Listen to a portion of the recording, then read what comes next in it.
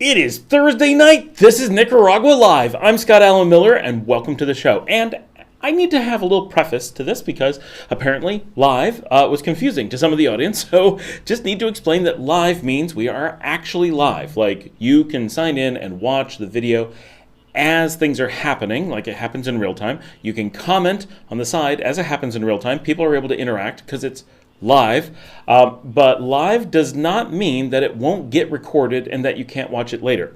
If you watch a live stream later, it's not live anymore, it's recorded. And live doesn't mean that you can hear other people's voices. That's called a call-in show. You can write in though, and we love it when our viewers do write in.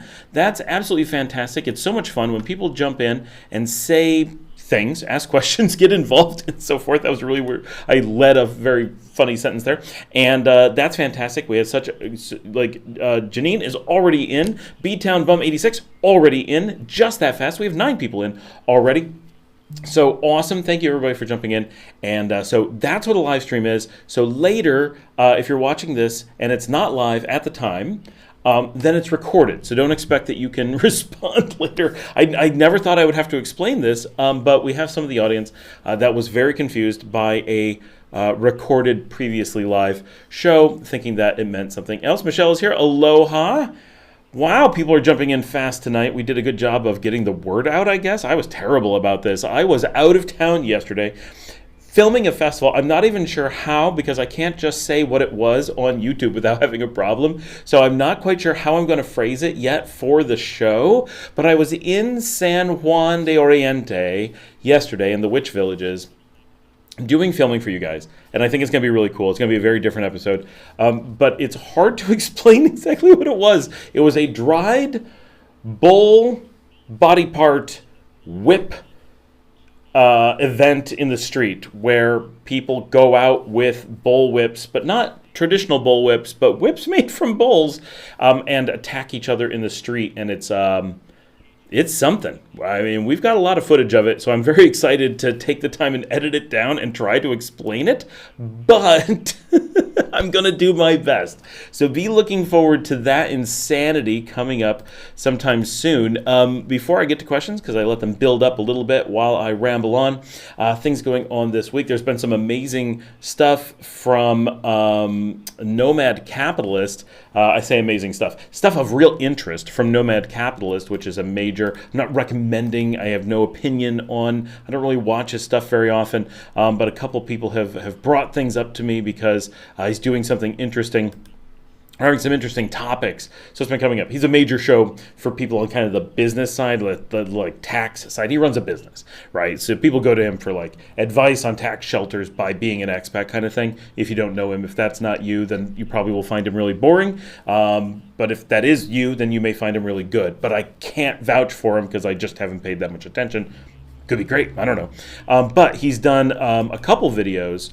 One about the belief by the Canadian government that they have civil unrest coming with a high degree of certainty, meaning like it's decently likely, when the youth of the country discover what the government has done to their future finances.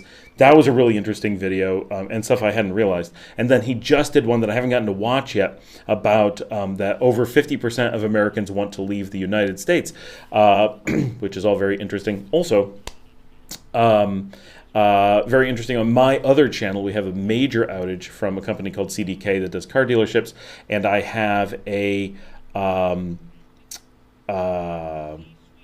couple videos about that, and that channel has been kind of dormant for a long time, and so I did this channel to kind of address this issue going on with a huge nationwide outage in the United States that they call an attack, but it's not really fair to call it an attack, because an attack kind of implies you were not expecting. Like, this is definitely something that was designed to be exposed and to make it very easy to steal data and to do the things, and like there's no backups. Like, there's all kinds of things that are like, in no way was this an accident, right? So I've been getting a lot of views as I expose both the vendor CDK for what they did, but also all the dealerships who either didn't listen to their IT and managed management overrode them, or they don't have honest IT who probably took a kickback or something. Who knows?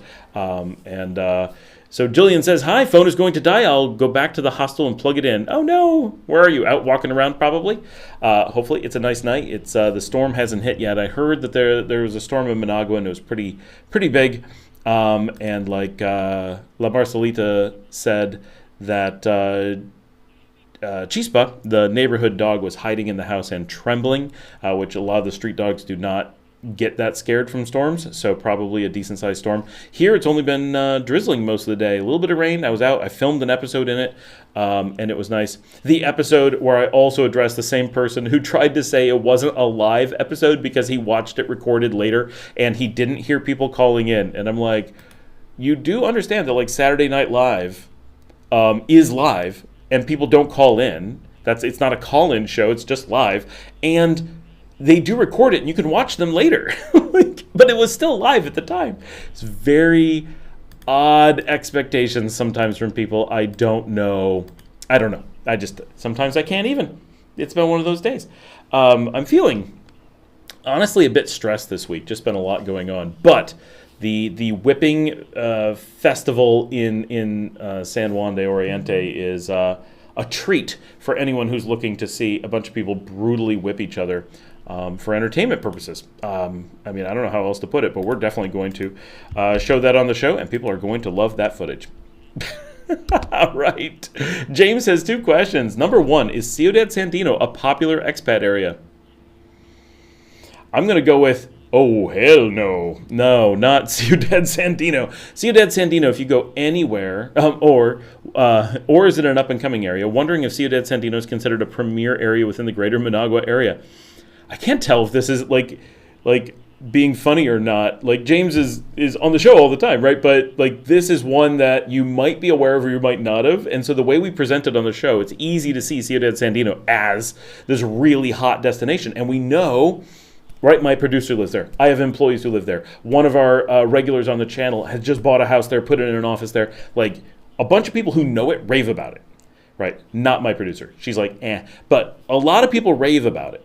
And so if you know people who are in the know about Ciudad Sandino, you would easily be like, premier location, absolutely fantastic, right? And multiple people on my channel are like, I'm considering it, I'm going there. And I go there, I like it a lot. If you actually go around Nicaragua and talk to people and say, hey, I was thinking about Ciudad Sandino, what are your thoughts? Everybody, especially the Managuans, are going to be like, that's a war zone. You can't go there. Don't stop your car. Everyone is terrified of it because it has a reputation as one of the most dangerous barrios in the country.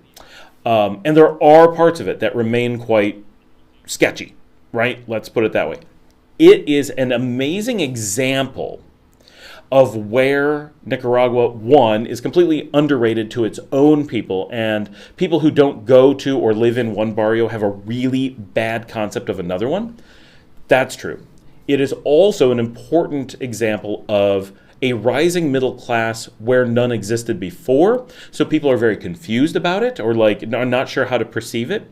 And 3, actual Nicaraguan gentrification happening in really, for the most part, I think, quite healthy ways. But things we can say about Ciudad Sandino. So one, just some hard facts. It is a massive city, right? It is in some ways a suburb of Managua, but in other ways considered its own city. When you see how close it is to Managua, you will be like, clearly that is a suburb. There is no way to call that an independent city. You can definitely walk between those cities. That would be a long walk. What it is there is a mountain and a lake, 2 mountains and a lake in between, right on the west side of Managua. And so Ciudad Sandino sits on the other side of those 2 mountains and the lake. But the lake is small, the mountains are small. There's multiple roads that connect directly. So Ciudad Sandino has multiple roads going into Managua, 3 actually. One is the main road, the Pista Gaza, that goes to the Capitol building. One is the Pan American Highway. The other is the Pan American Bypass, right? So 3 of the most important roads in the country go from connecting the 2, and then they weave between the mountains and the lake. But the distance is incredibly small. So if you were at, for example, Cuesta Lo Promo, which is where the Pista Gaza comes down and meets the Carretera Nueva, so the main road going to Leon and the main road coming down from the capital cross, oddly. Like they start and then they curve and they cross. If you start there and walk one direction, you'd be looking at a several-hour walk. So, I mean, you're not going to just do this casually, but you can easily do it. A several-hour walk from Ciudad Sandino's like main intersection on the outskirts. Like it's not downtown, but it's like the main place where you enter, and like everything's gathered right there.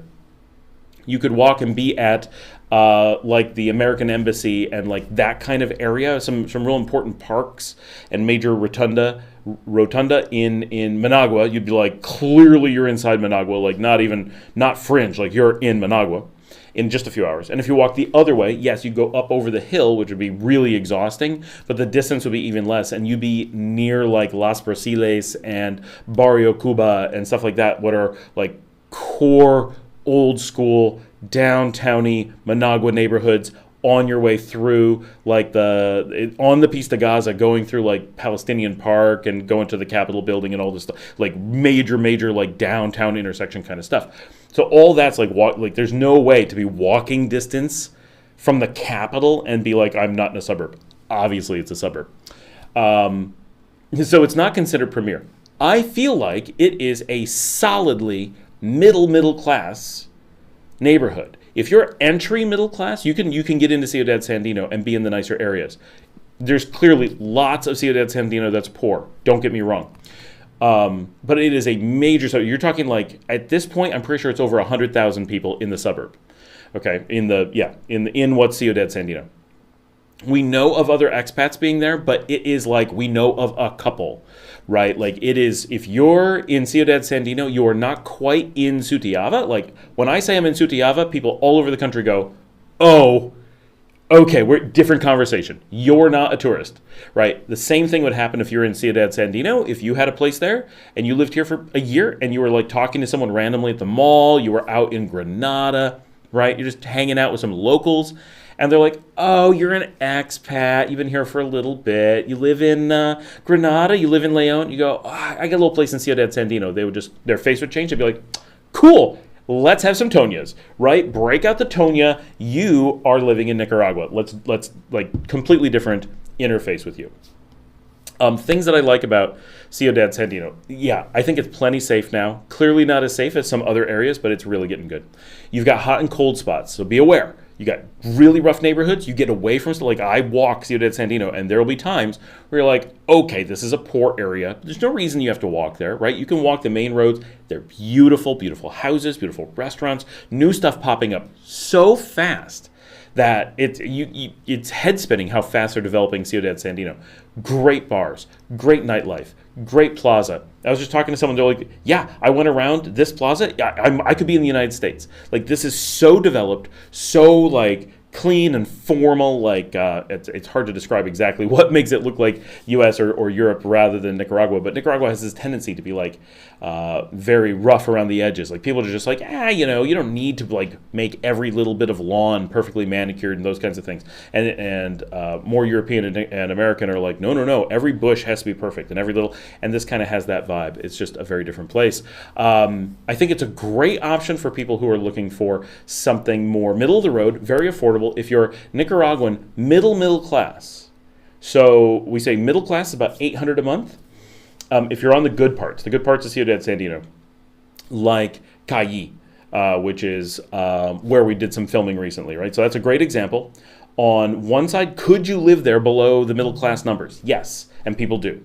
But in general, you're going to want to be either dual income, getting around that barrier, or single income. You're going to want to be above $850, $900 a month. You really want to be more like $1,200 a month, right? At $1,200-ish a month, which gets you into kind of middle class. That's about 50% over entry point to middle class. We had the middle class episode the other day. Maybe $1,600, right? Double the entry point. When you're in those numbers, Ciudad Sandino starts becoming this beautiful place where you can get upscale housing. You can get into really nice houses, really nice new construction in gated communities or on the main road. You can easily afford to go out to eat at the really nice bars and restaurants and make them a part of your everyday life. You'll probably have a car, right? Ciudad Sandino is an area where you can totally live without a car, but you're a little bit isolated. So because it's on the road to Leon, a lot of people who live there, but not everyone, right? Marcela does not have a car, but people will often live there with a car, and it'll be like, oh, I can go into Managua when I want. I can take a taxi when I want. I want to go out drinking in Managua, no problem. To take a taxi home, easy. But a taxi is going to be like 200 cord, not 30 cord, right? So it's a distance. But you have your own car. I'm going to go to Leon. I'm going to go to Nagarote for Casillas. I'm going to go to Chinandega. I'm going to go, far field in that direction. You have really easy access to that stuff. Or you want to go south, easy access, right? So Ciudad Sandino has a lot to offer, but be aware it is rough around the edges, and it's newly gentrifying in the last 2 years. 3 years ago, it was a really rough place where the very rare little gated communities were totally the exception, and you had to search for them. They were really hidden. Now they are everywhere, and you've got these pockets of amazing middle-class awesomeness popping up, but not expat. This is Nicaraguan middle-class gentrification. So it is a totally different vibe than, say, a Granada where you have expats doing similar things. So your neighbors are going to be Nicaraguans. Your activities are going to be Nicaraguan. Your food is going to be Nicaraguan. But it also is so much more interesting because of that. All right, ballpark. Also, James, what is an average price for a 3-bedroom house in the Managua area? I keep seeing videos, what I consider exorbitant homes in Nicaragua market to foreigners for 500 plus. Yeah, good luck finding 500 plus in Managua. Like, they exist, but holy cow. So, if you want a Nicaraguan 3-bedroom house in the Managua area, but not the Carretera Messiah, if you want the Carretera Messiah or its immediate surrounds, you're instantly doubling, tripling prices. That's probably an exaggeration, but it's a lot more. So, like, for example, I remember when an entry house was like 28 to 35,000.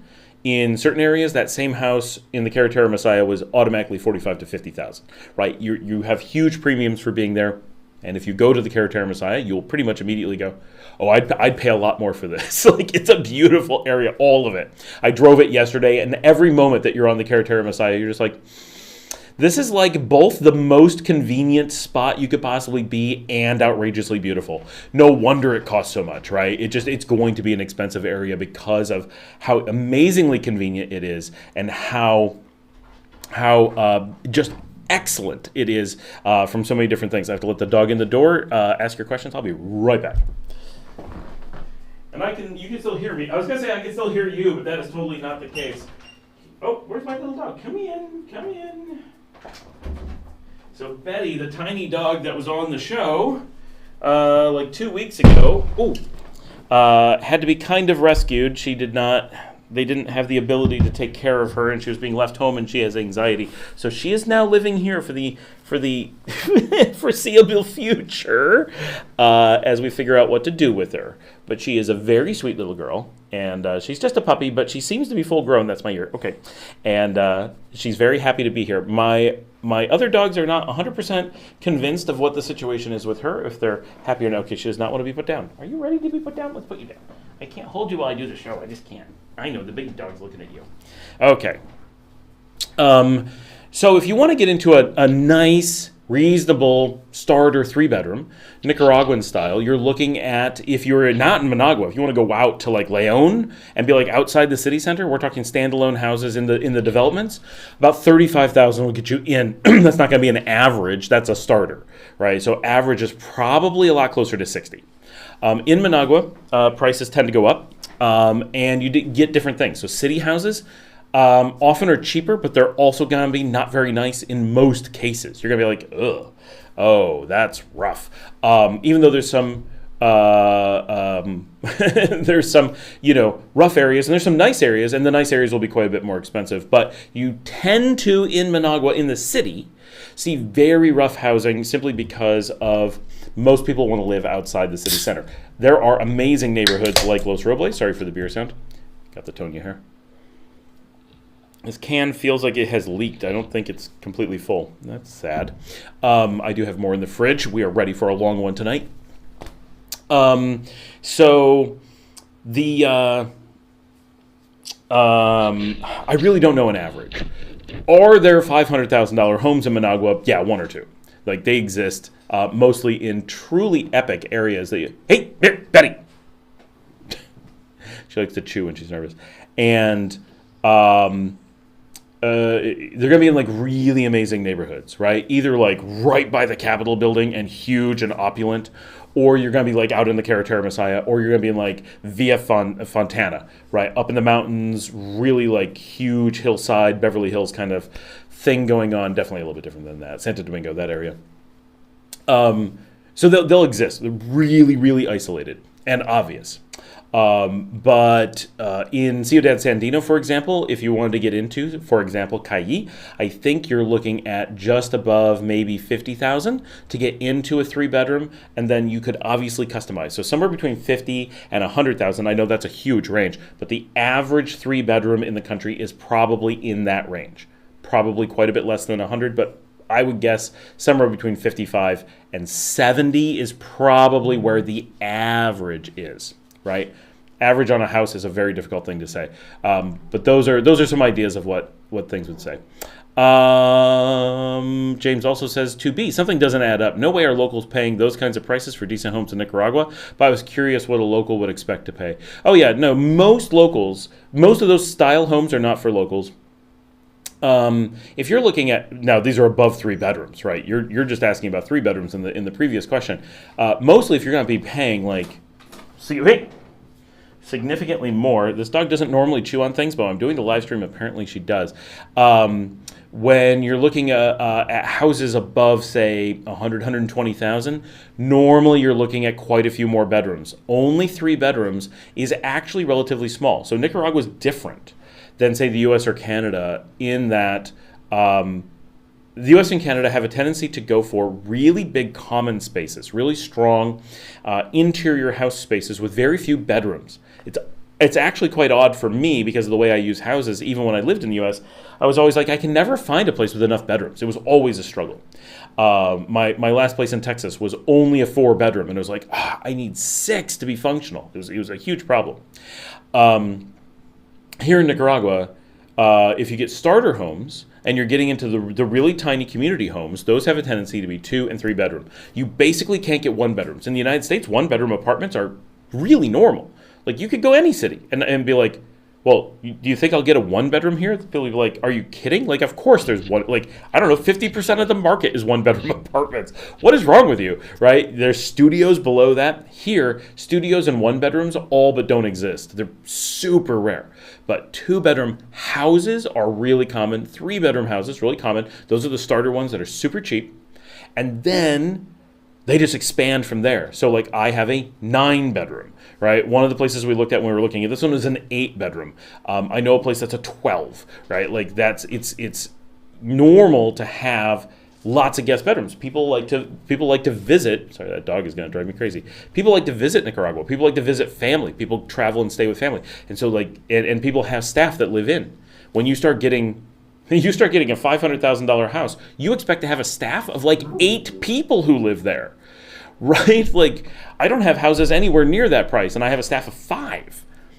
So it's a completely different animal, right? So you have to look at the world in a different way when you're looking at Nicaraguan prices and sizes and how to consider what normal would be. So the one of the hardest things, though, with Nicaragua is that you're either likely going to be looking at super Nicaraguan homes that you're going to be like, oh, this is not bad, but not what I'm used to, and you're going to have a range of very different style houses, which could be the cheap ones in the developments. It could be country houses that are just not what you're expecting, or really expensive expat housing, or people who want something that looks like expat housing, and then you're going to have this huge leap in price. But still should be affordable in most cases. And normally when you're seeing 500,000 plus prices online, they're still double what the actual prices are, right? They're not actually those prices. Nothing online is going to show you the actual price, but there will be these isolated super expensive homes. They're very rare. Larry says, No Bad Capitalist is excellent company. Yeah, I'd like to know how much of a percentage of viewers will leave the debate tonight to view your live stream. Oh yeah, the debate. I don't imagine too many of my viewers are watching the debate just because They're more looking to just get out and not have the problem anymore. I forgot that I was not aware that the debate was tonight, but I do hear, some amount of news and am aware that stuff goes on from time to time.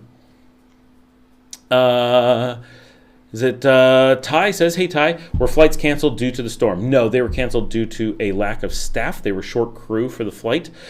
This is amazing. We know of, think about what it requires for me to know of.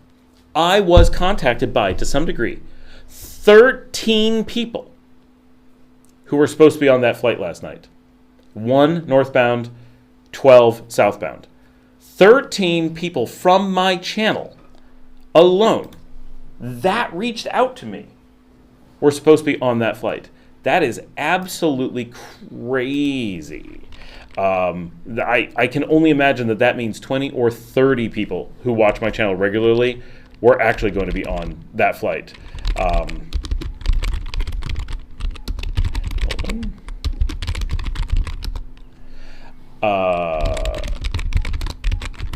Sorry, telling my kids that someone needs to come take the dog because she's losing her mind.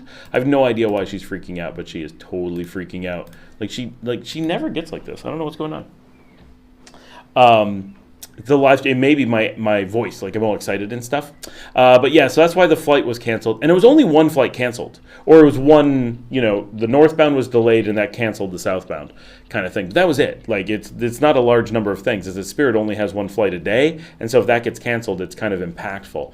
But to the best of my knowledge, that's all that's going on. We're expecting to see all those people tonight. They'll be flying in a few hours, so fingers crossed for all of them. Jeff asks, how wet is the wet season? Wet, let me tell you. Storms every day. Not so much storms every day, but rain every day. Storms many days, but rain every day under normal conditions. This year is El Nino, so it's drier and it's more delayed, but yeah. But then we had triple tropical storms, so it's been really dramatic. I feel like the camera's really focusing differently tonight. I am on a different lens than I normally use, but I do use it. I don't know. Is it hit or miss? Morning showers, then nice day? No, it's dry mornings under normal conditions, not now because of the tropical storms. It's nice during the day, and then normally about 3 o'clock to 5 o'clock in the evening. So that is 3 o'clock evening. That's not really accurate. You start to get rain, typically. So right now, it kind of drizzled a lot of the day, but it was more like 1 o'clock we started getting rain, so it was not that much off from normal, and then it kind of ramped up. And right now, we had a lightning strike, but there's nothing, so I don't know. That dog. James says, I was being serious, your videos of Ciudad Sandino. Oh, it scrolled past. It looked nice, so I was just wondering. Thanks for sharing your thoughts. Yeah, absolutely. My videos do make it look nice, because when you're there, you're like, this is beautiful. Right, I love the road going through it, and they just upgraded the road. So the Carretera Nueva, the new road, it's literally the new road to León, but the new road coming through that connects Ciudad Sandino to the middle of Managua is they just tore it all out and completely redid it. We have a new rotunda on it because there's so many new communities popping up as part of the Ciudad Sandino greater sub-metro area that they had to put new rotundas on it to connect them. There's new bars and restaurants popping up along it. They needed to widen the whole thing. It's so much going on because the whole Managua, Ciudad Sandino, and all the connecting cities to León thing is such an explosion of activity that they're really just ramping things up in an interesting way. Hold on, we're gonna let the dog out now because it's become a problem. Eat your food.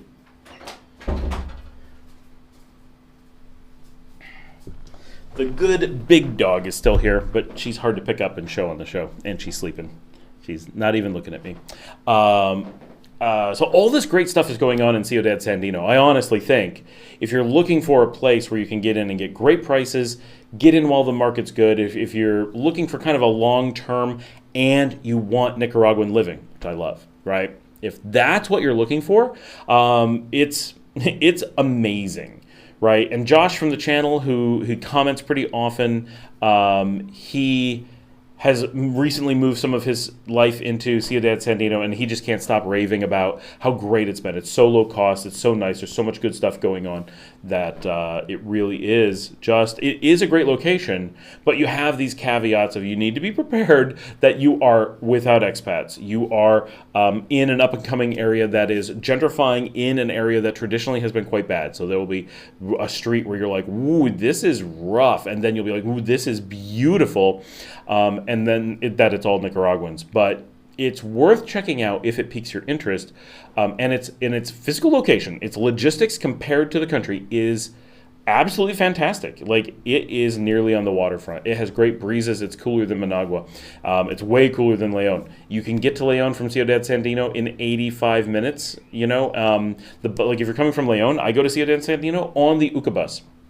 And I say, Puesto Lo Plomo, and they go, yep, and they just pull over and drop me off right at Ciudad Sandino at Plomo, and I can walk right in and go to the plazas, go shopping, whatever I'm going to do. It's really, really nice for that everything is so accessible, and now that it's got so many pizza places and cafes and bars and live music and fritangas and AMPMs and super expresses, like, you just have so much stuff in such a condensed area that it could be great, especially if you're looking for a very casual nightlife. You're not going out to the big famous places. You're going to this amazingly vibrant little city community, but you feel like going to big stuff in the city. You want to go to the far side of Managua, just call a taxi, and you can go out, drink, dance, whatever, and that can be great too. So I wouldn't just jump into Ciudad Sandino. It is definitely not a place you go to without preparation, but it can be a place worth investigating. It may just resonate with you, for sure. Tom Mathers, yo, Scott from British Columbia, Canada, future expat. Awesome. Hey, Tom, great to have you here. Due Diligence says, do you have any videos on any vaccines needed to enter, if any? I'm reading you will need proof of vaccine upon entry. Not sure how accurate this is. There is no... due diligence, it depends where you're coming from. I don't want to say blanket. If you're coming from Central South America, that's Bolivia, Brazil, I think Venezuela, I think Peru, Paraguay, don't know. They are in what's known as the yellow fever belt. Those countries for sure, and maybe some that border them, you have to have, and this is for every country. This has nothing to do with Nicaragua. Every country has the same requirement. You got to have yellow fever if you've been there. If you haven't been there, people get scammed about yellow fever. People get scammed about COVID, but they're not requirements. If you're coming from, say, the U.S., Canada, Costa Rica, Panama, Mexico, Europe, most of Asia, there are places in Asia that will have yellow fever requirements, and definitely big swaths of Africa. But most people who are asking are coming from North America, Europe, maybe Mexico. There are no vaccine requirements. There's no test. There's no questionnaire. There's nowhere to tell vaccine requirements. Like, that doesn't exist at all. There's nothing of the sort. Only if you trigger the yellow fever. And this is not determined by Nicaragua. It is the World Health Organization list countries at risk for yellow fever. If you've been in those, you got to have yellow fever to go basically anywhere in the world. It's just how it works. You get used to it. And yellow fever is one you only need once in a lifetime. I have mine, so I can go anywhere. I was in Bolivia, so I had to have it. But if you're going to one of those countries, trust me, you want it. Yellow fever is no joke. It's got a death rate of 50%. You don't play around with yellow fever. Everything else, I'm like, whatever. Dengue, malaria, I don't care, right? I had dengue 2 years ago. It was chill. I slept a lot. It hurt, but not that bad. But due diligence, I do actually have a video that says all of this as well, but I keep looking because the focus keeps changing. It's driving me nuts. Let me know if the focus is a problem. I can go change something, or if it's just me imagining that it's a problem. Because I think I'm doing stuff and it's focusing really fast, and then it comes back to my face. Maybe that's cool. And it's got see, right now it's out of focus. Why? Why are you searching? What are you doing, Fuji? Never has a problem. But you don't need it. There's just no vaccines that you need. It's that simple. People may be referring to, there are things that there's some discussion of COVID vaccines here. They have nothing to do with visiting, nothing to do with getting off the plane, nothing to do with it's a very deep discussion of people being confused in most cases. Kevin's here. Kevin and Kevin in the feed. Hola todos. Hey, Kevin and Kevin. Scott and Mia are here, but she's sleeping as always. Mimi is here, but redacted her message. Luke is here from Fat Point, Florida, present for duty. Hey, Luke, how's it going? And I don't know why your stuff is constantly being disappearing. Mimi, oh, there's Mimi. How you choose to live in Nicaragua versus any other Central American country? Well, Mimi, the number one thing to do is write all the names of the countries on a 6-sided piece of die because there are 6 of them, and just roll it and see what happens. That would be one way to go. And honestly, Central America is fantastic, so that wouldn't be the worst thing in the world, believe it or not. For us,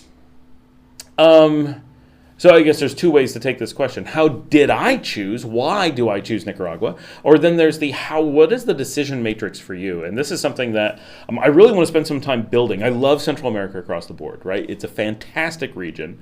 And Nicaragua, I think, is just the highlight of it. But there's other highlights. For example, I'm going to come and go to this question because I want to catch up on some people's other stuff too. But some real quick things. Reasons that Nicaragua stands out in the Central American region.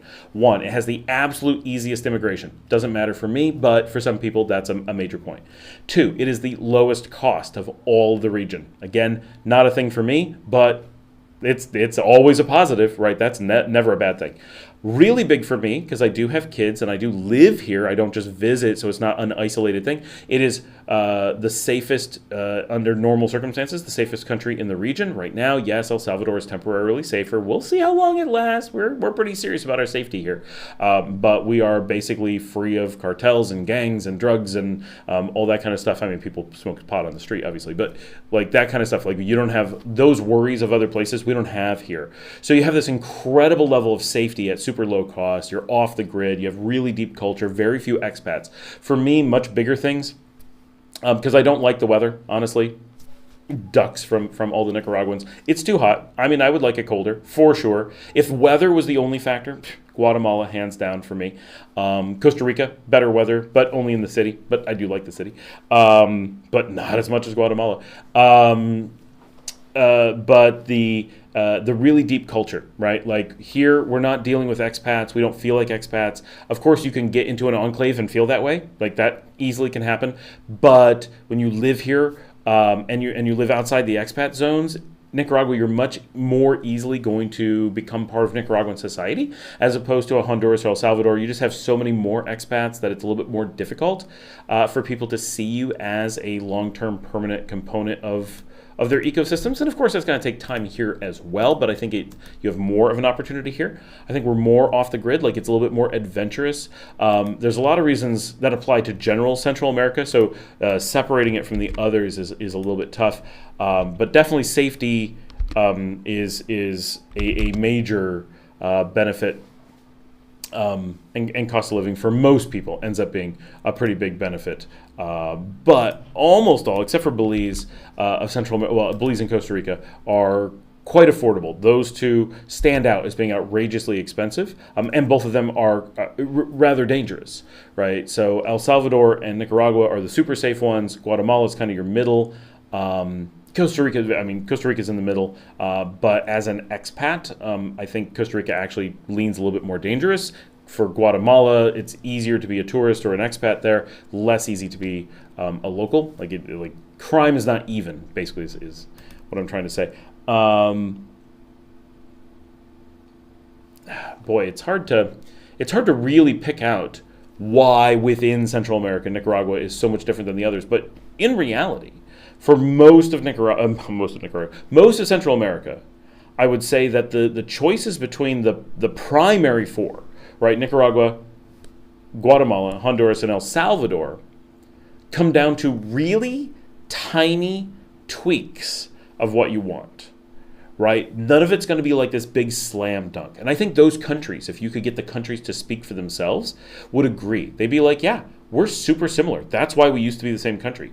Belize is a completely different animal, different language, different culture, different history, different landscape, different everything. Like, it is a different place. And I like Belize. I work in Belize. It's nice, right? But it doesn't have things that I want, like Spanish and low cost of living.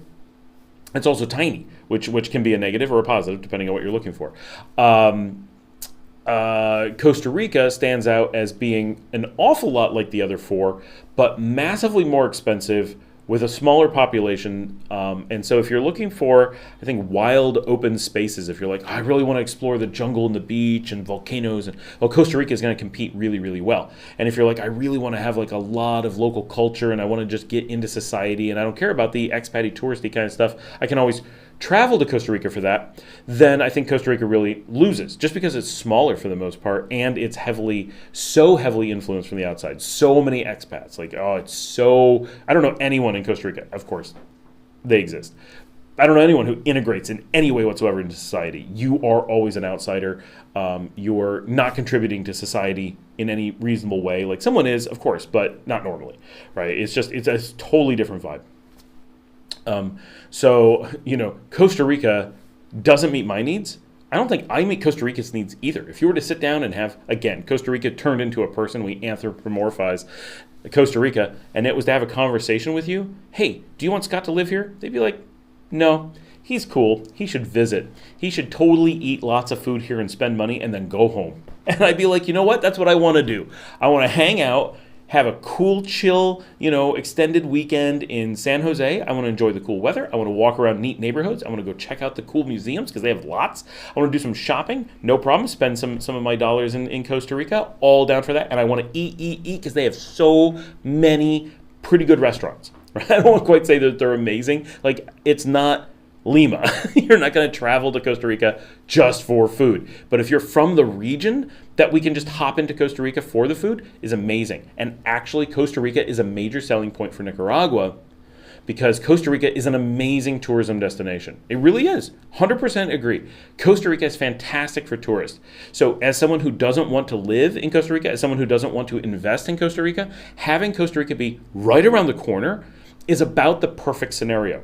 I can go do the best thing possible for Costa Rica. I can go be a tourist there. They don't need me to stay there. They don't need me buying property. That helps no one. Not me, not them. But if I go and eat lots of slightly overpriced Indian curry, because I can't get that here, and then pick up Taco Bell to go as I drive back over the border, Costa Rica's like, you're awesome. That's what we wanted. And Nicaragua's like, come back home, bring your Taco Bell, reheat your leftovers here, enjoy real life in Nicaragua, buy and invest here, but visit Costa Rica. Like, everybody wins. That's perfect. And living in Nicaragua gives me this amazing life of Nicaragua and this easy access to Costa Rica and quite easy access to the Northern Triangle, right? A little bit harder. I do wish I was a little bit easier into those. I'm hoping for trains. I'm hoping for flights that improve. That'll take time, right?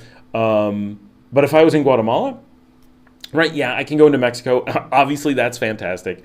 But I think kind of reasonable everyday life from here is just so good and so accessible, and its access to other things is such a big deal. Now, why the others? Why would you pick Honduras? Honduras has a tendency to win because you want to be island based. It's the only one of us that has like really good island options. Yeah, we've got the Corn Islands. I can't tell you how good they are, but they're definitely not competing with like Roatan and that area. Utiva. Is that right? Did I get that name right? I know that name also exists in Costa Rica. Do they overlap? It's something really close to that. Honduras has, so the other three are primarily Mayan zones, and we're primarily Nicaragua. So you get a little bit of different food and like culture and history. And Nicaragua is just, as a non-Mayan Nicaragua zone, I'm going to do a thing on Nicaraguan history, but we're basically the Southern Toltecs. Right, so this is the farthest extent, along with Costa Rica, because we're one place traditionally, of the old Mexican culture before the Aztecs. This is how far they went. And so there's a different feeling down here than there is in the Mayan zone in between. And so it's neat that we can go up there, and there's just a feeling that's different between the Mayan zone and the Nicaragua zone. Different vibes, different language in the past, right? That stuff. Which one are you looking for?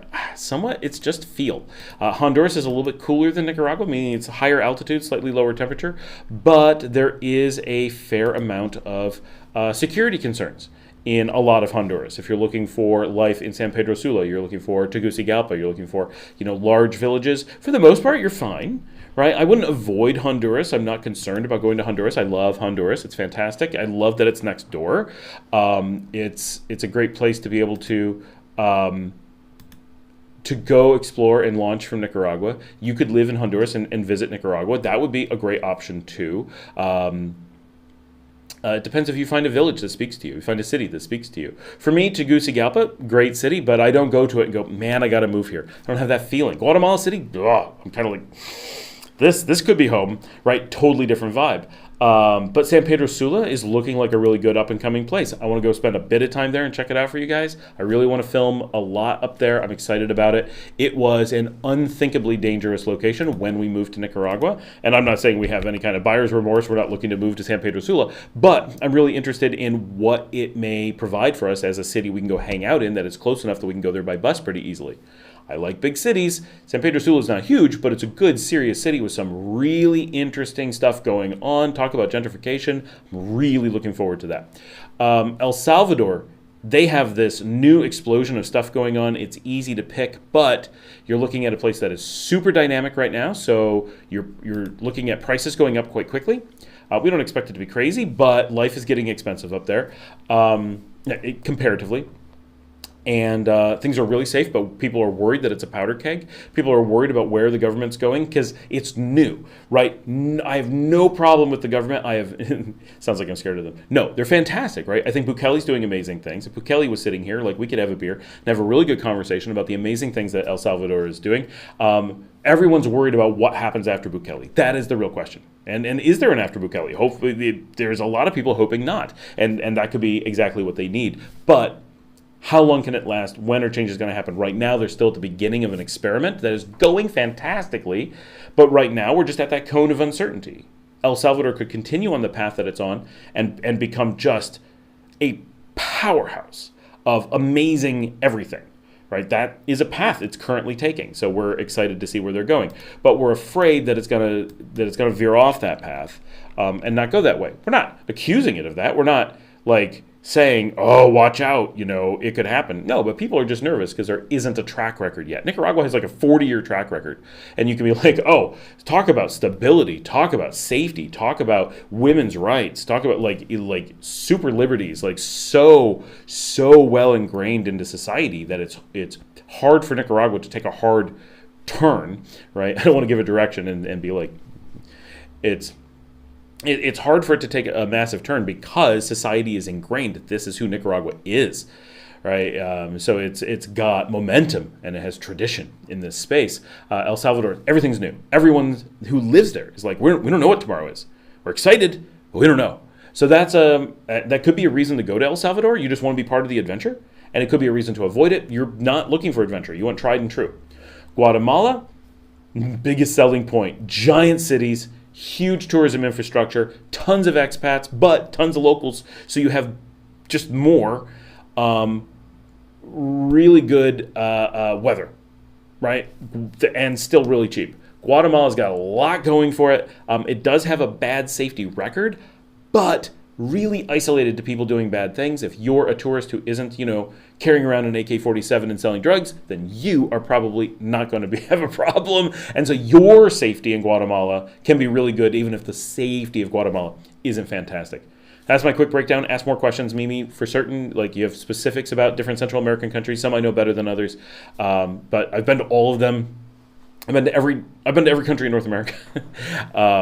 MM says, if I live in Nicaragua, how do I keep my American bank from freezing my account? Under normal circumstances, American banks don't seize your account for traveling. That's very, very rare. And living in Nicaragua to the United States counts as traveling, just to be clear. If you're an American, assuming you're American because you have an American bank account, that's an assumption, but it's probably true. So I'm an American. And under American law, I am a indefinite traveler in Nicaragua. I live here. I live in the United States, right? Officially, according to the U.S. According to Nicaragua, well, at the moment, according to Nicaragua, I also live in the United States, but that's going to change any day. But it's I'm an indefinite traveler, and so from a bank's perspective, I have not left the United States. It is none of their business that I am not there. That is not something that you disclose to your bank, and it is not something that your bank should detect, because how does it know the difference between you being on vacation and you living somewhere, right? How do you determine the difference? How do I determine the difference? If you told me what you were doing, how would I decide one thing is a vacation and one thing is living? They're the same thing in many cases. It's an odd gray area that we think in one way, but if you think in another way, it really does free you up. For certain, you say, please make a tutorial video on banking online internationally. I certainly will. That's a good idea. And I do have some that touch on it, and obviously we talk about it in a lot of places. But if you're not living in the U.S., so the biggest thing is sometimes, so banks, U.S. banks are under no obligation to be good. I mean, it's just welcome to America. So some U.S. banks are going to treat you badly because they think you live in Nicaragua, right? It doesn't matter if you do or not. If they don't like your behavior, they can just stop having you as a customer. And that's a very real thing. A lot of American banks want to shed customers. I don't know why, but they do. And they'll lie about it. They'll say it's because of, Patriot Act, blah, blah, blah. We've looked into all that stuff, and that is not true. The Patriot Act does not require anything of the sort. That is complete fabrication. However, it doesn't matter. They can just drop you as a customer because they're a private company. Even though they act as an arm of the government, it's welcome to the U.S. So, one of the tricks is simply have a good bank that isn't going to do that. And one that a lot of people have good track records with is Charles Schwab, partially because they're actually not an American bank. It's a U.S. bank account. It's a Swiss bank. That's one. I use Wells Fargo. Isn't a problem. But again, I technically live in the U.S. I have a U.S. address. I have a real U.S. address. So for me, and I'm an extreme case, I have businesses in the U.S. I work in the U.S. I'm a U.S. employee. Like, a lot of things are going on. For me, it makes sense to maintain a absolutely complete U.S. presence in every possible way, short of actually owning a house. I have multiple ways. One, I have family in the U.S., so I can use their addresses. I never do, but I can. Right? If I need to, no problem. I can produce bills. I can produce anything someone wants. I might need a few weeks, but I can come up with anything to show I live in the U.S. Not a problem. I don't need to do that. I have an address in the U.S. That is not a standard big box like UPS kind of thing that my mail goes. And a real person opens my mail, and you can stop in and you can actually go and visit that location and speak to a person. So if a lawyer had to show up in person, they can. If you had to send a letter, you can. If you need someone to open something, it'll happen, right? So all those things. That's not free, but it's also not a huge deal. Depends on your finances, depends on what you need to do with your bank. But most people that I've talked to don't seem to have any concerns about banks freezing their accounts. I know of one person who's had this happen, and he did a bunch of things to trigger it, and he's probably fine now. It just took a little bit of paperwork. Every situation is a little bit different, but in general, it is not something you have to worry about. But it is good to be aware of it. But normally people move to Nicaragua, do nothing, and nothing happens. It's just, it's not the expected case that your bank is going to decide that you are too much of a tourist and they don't like you and they don't want your money anymore. It does happen, but it is not a logical thing under normal circumstances. So even though there's horror stories of it, and it does happen, I don't want to downplay that it happens. It is not the expectation. It is not the norm. That is still anecdotal, statistical, non-norm situations. But does it happen to some people? Absolutely. Can it get complicated when it happens? Absolutely. So you may have to be prepared for it, and just being aware that it could happen is definitely the first step, right? To protecting yourself is just having it in your mind, being prepared, not being shocked, and being ready to take whatever action is necessary to deal with it. TJ says, hey, Scott. Hey, TJ, how's it going? Faka117. Scott, were there any direct flights from Dallas to Managua? There are not. Nope. Sorry, that'd be great, or would have been great back when I lived in Dallas, but not anymore. No, but there is from Houston on United. American goes through Miami. So if you want to fly from Dallas to Managua, the only two choices I know of, I'm sure United does it, but hops through Houston. And Southwest, I believe, does it and hops through Hobby in Houston, the other Houston airport. But they don't go to Managua. They're going on to Liberia, but that's how they do it. And then both Spirit and American, the other options that come from Dallas, both hop through Miami. American goes through MIA, and Spirit hops through Fort Lauderdale, obviously still in Miami. So those are the options there, unfortunately. However, while there's a layover in Fort Lauderdale with Spirit, coming from Dallas lowers the cost of your ticket than if you flew directly out of Miami. There's just a tax difference that it's like originating airport tax is lower. So it actually, while it takes longer and we all hate layovers, isn't the worst thing in the world. Give it a try. And that's what I used to do before I started flying just directly to Fort Lauderdale. Way up north, was interested in the North Mountains. Wait, I missed something. I hate cities. Any advice on rural living? Was interested in the North Mountains. In between, TJ said to Foxa, misspelled it, Foxa117, no direct flights from Dallas. That is correct. So way up north. Yeah, I mean, there's a lot of rural living up north, like a ton. All of Matagalpa, all of, including its hinterland, right? Sabaco and that stuff. Gorgeous, depending on if you want mountain or like high plateau, like flat mountain, like whatever. All of Jinotega. Half of Jinotega. Half of it starts to get kind of jungly.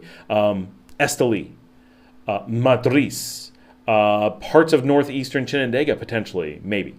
And Nueva Segovia. All of those regions, like all of it, is going to be fantastic, and just avoid the cities. So Matagalpa is a pretty big zone, but it has a really big urban footprint. So that one is famous for how cool its villages are, but you said rural, so it's hard to say. Do you want village living or like country living?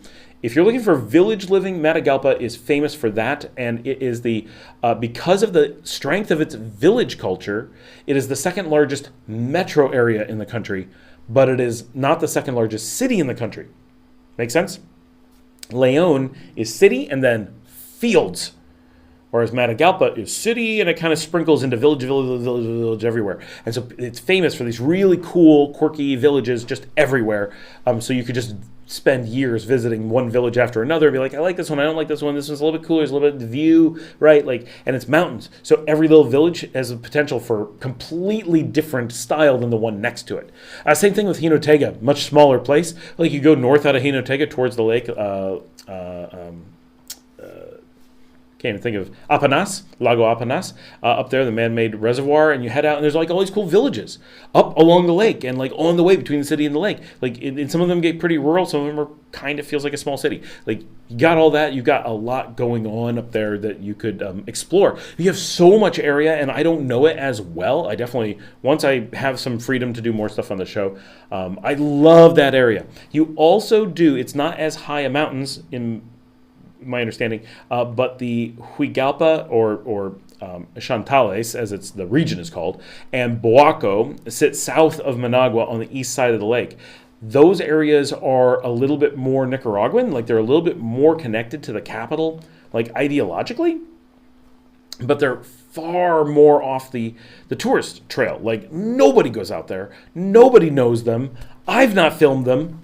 Like if I've not filmed them, no one's been there, right? Like those areas do have elevated communities. Those cities themselves are not that high. So you're going to be like, oh, as cities, but you don't like cities, right? So you're fine.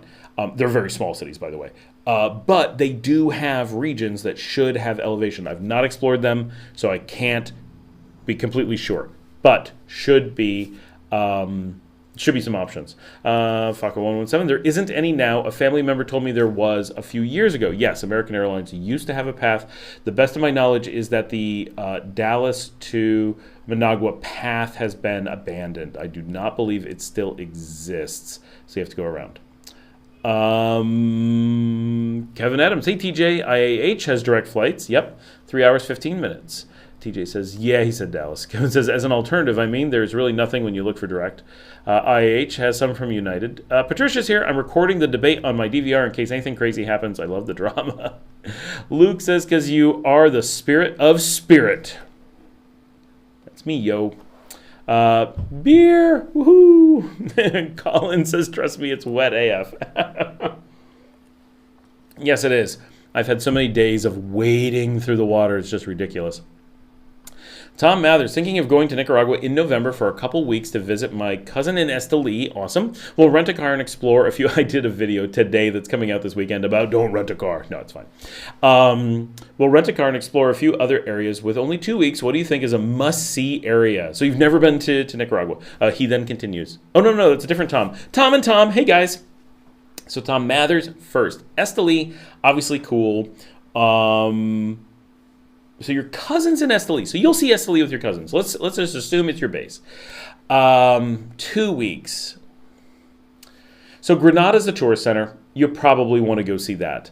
The only thing, okay, so I'll preface this. If you want to go see San Juan del Sur, you're talking about a lot of driving. It's the farthest point of the country. More or less, Bluefields, I guess, is farther, but ridiculous. Corn Islands you could get to, but again, you're going to burn lots of time, really far distance. Go see the stuff you can see. Enjoy your time, right? Atlantic coast, all of that. It's going to be really hard. You got a car, you could do it, but I wouldn't spend the time doing that stuff. Things that are worth it from Esteli. You're going to be able to do Jinotega and Matagalpa as like a day trip. So do those maybe in a loop. Do morning in Jinotega. I don't know what it is. I love doing breakfast in Jinotega. It's just, I don't know. It works for me. Do a little walk around. Give yourself till about 11 o'clock in the morning, right? Leave early in the morning from Esteli with your car. Zip up to Jinotega. Do early breakfast. Hopefully the road is repaired by then. We just had a huge washout. And then the Jinotega to Matagalpa road is possibly the most beautiful drive in the country. It is our epic road trip. It's not very long. It's like maybe 45 minutes. Every inch of it is just beautiful, right? Crazy. Got to do it. Then you come into Matagalpa. Then you can spend the whole afternoon in Matagalpa, walk around, have some plans for dinner, research some restaurants. I know a little Italian place I like. It's a good city with good nightlife. Stay there decently late. Plan on so if you're like me and you don't, if you're not going to spend the night, if you want to like party, Matagalpa's got you. But so does Esteli. Go back to Esteli, party in Esteli. You're not here to explore probably the clubs, but if you were, yeah, Matagalpa's okay. Jinotega is not. Esteli, I'm told, is pretty good, but I've never done it. But good restaurants in Matagalpa, certainly for 1 or 2 days, can't go wrong. Walk around the city, gorgeous hill town with like all kinds of just views and stuff going on. Go up to the Mirador and again, jaw drop. Wow, it's gorgeous.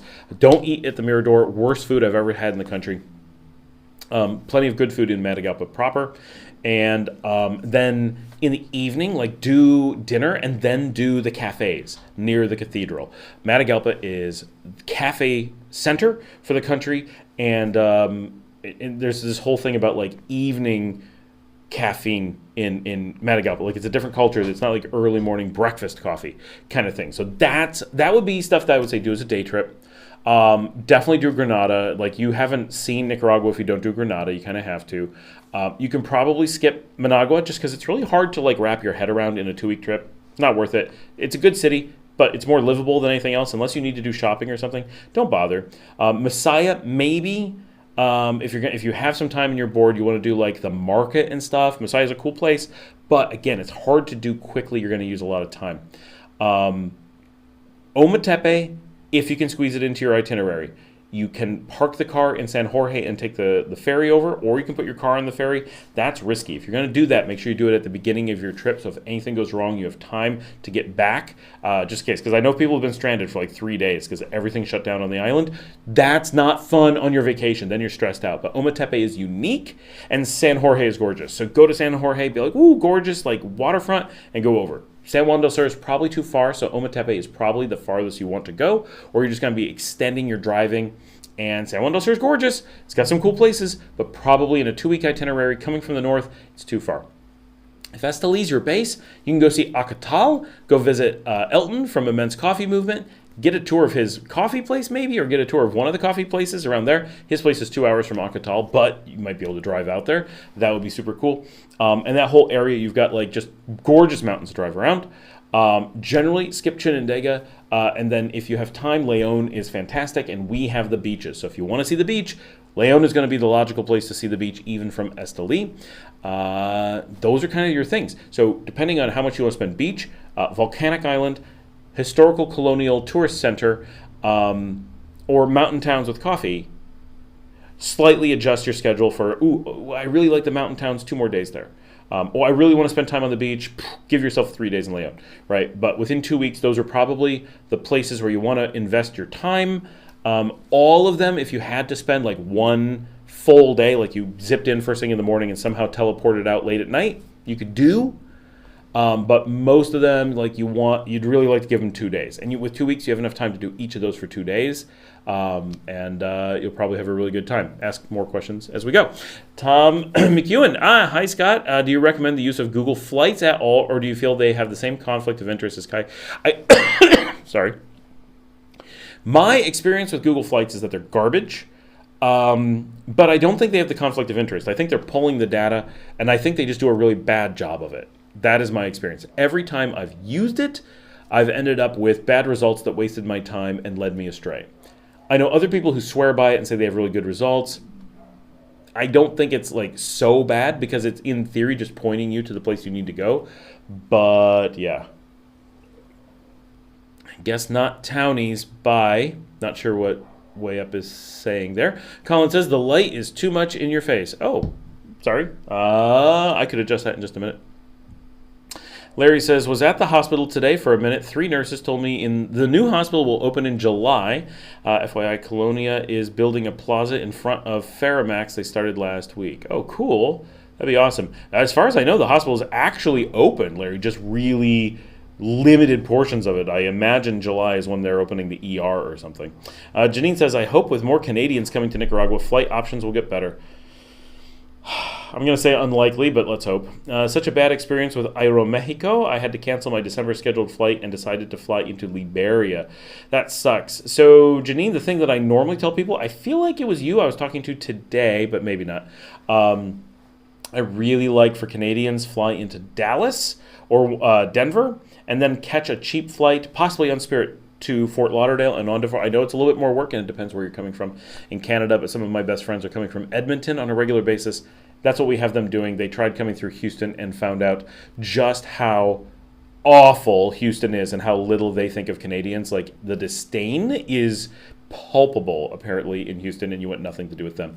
And in their defense, no one likes Houston either. Now there's going to be comments. That is where I go when I'm in the United States, and it's the worst. Ty says, thank you. thank you.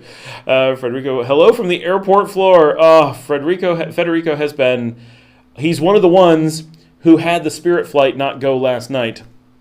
So he's trying to get here tonight. So he's on the airport floor in Fort Lauderdale trying to get to Managua. Flight should be leaving in 4 hours, 3 hours? Shouldn't be too much more, but so hopefully boarding in 2 to 3 hours.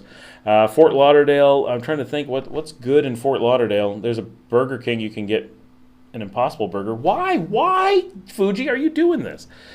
Lana Noble says Google Flights has worked great for me and lots of info. Good. Federico says, Luke, more like the Dregs of Spirit.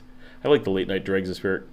Moctalo Dos. Why Nicaragua versus Mexico? All right, let's talk about that right after I let the dog in. Drink him if you got him. And I'm going to see if I can fix that focus in that light. Let's try a few things all at once. Letting in the dog, letting in the dog. What a little pain in the butt, a tiny little dog. Here she is. Why are you jumping? You got food, you got things, you got people. Will no one come hang out with you? What are they doing? Why are they not hanging out with you? Right, we're moving this light a little bit to the side, and we're going to turn it down a little bit. We're on 91%. We're going to bring it down to 75. Let me know what you guys think. All right, that's been adjusted. We're going to switch this camera over. So it was on regular camera mode. We're turning it over to vlog mode, which is what I normally use, honestly. Oh, this dog is a problem. I've got to turn this down to HD. Perfect. Nice. All right. Trying a few different things. Hey, stop trying to eat stuff. All right, I am back. We're going to pick up the little dog. Tell me if it looks better, worse, whatever. We switch modes, so I think it's going to stop with the focus stuff. I think that's something I was able to fix. And the light has been adjusted I can't tell. Okay, so why Nicaragua versus Mexico? So these are very different regions. So from that perspective, there's just a lot to dig into. It's not like Mimi's question was like between the Central American countries where you're like, they're so similar. So first of all, Mexico is super expensive right now. The peso has gotten ridiculously strong, and that is making everything in Mexico very expensive. Even Mexicans are like, I got to move somewhere else. Like, it's so expensive. A lot of the areas that famously are really nice in Mexico have become overrun with expats. They're everywhere. Like, it's become a major problem. So that is something that you need to be aware of. Mexico also has... Obviously, there's lots of Mexico that's quite safe. Lots of Mexico that's absolutely gorgeous. I've got videos on Mexico coming out relatively soon-ish. And I really like Mexico. Like, it's a great place. But it has its limitations and major difficulties in being able to live there. They're really not interested in expats long term. Right now, they have in the past, and they've changed that. Like they're really looking to thin the herd as far as that's concerned, and they are. Right, people are leaving Mexico in droves just because they find it logistically difficult. Still a beautiful place. People who are really into Mexico are staying. People who are there because it was like the cheap, obvious location are like, oh, it's not the cheap, obvious location anymore, so they're leaving. Same thing that the 2018 situation in Nicaragua really took the people who, and the people who live here now are like, oh, it is so much better now than it was in 2018. Because in 2016, so I lived here in 2015 and we didn't have this problem. 16, 17, 18, just swarms of expats came in because they thought it was the next Costa Rica. So all the get-rich-quick people, all the fair weather people, the people like, oh, I saw it on some travel channel and now I've got to move there because that's where the cool people are. I always move my hat the wrong way. There we go. They left. They're like, oh, it's not perfect. I'm out of here. And so the people who are left are like, we're the people who like Nicaragua. Like, it's the culture we like. So Mexico, Nicaragua, totally different food. Like, totally different food. Other than the fact that we both call things tortillas, that's about where the similarities end. So if you like Mexican food, you're not going to like Nicaragua. If you like Nicaraguan food, you're not going to like Mexican food. That's not probably true. You can like both, but they're very different. You're just getting different experiences. Everything, nightlife, street life, culture, they are so different. Mexico has a tendency towards so European and urbane, and Nicaragua is so not European. It's so traditional, New World, and rural, agrarian. Those things are just wildly different. Nicaragua is core Central America. Like, this is everything people picture of Central America. That's Nicaragua, probably. And Nicaragua is super welcoming right now. Obviously, Mexico's a giant place, right? So do you have like 1,000 truly epic possible locations in Mexico you could go to? Yeah, Mexico's fantastic. So in no way is it like, much like the discussion of Central America, right? Are the other places bad? No, they're all fantastic.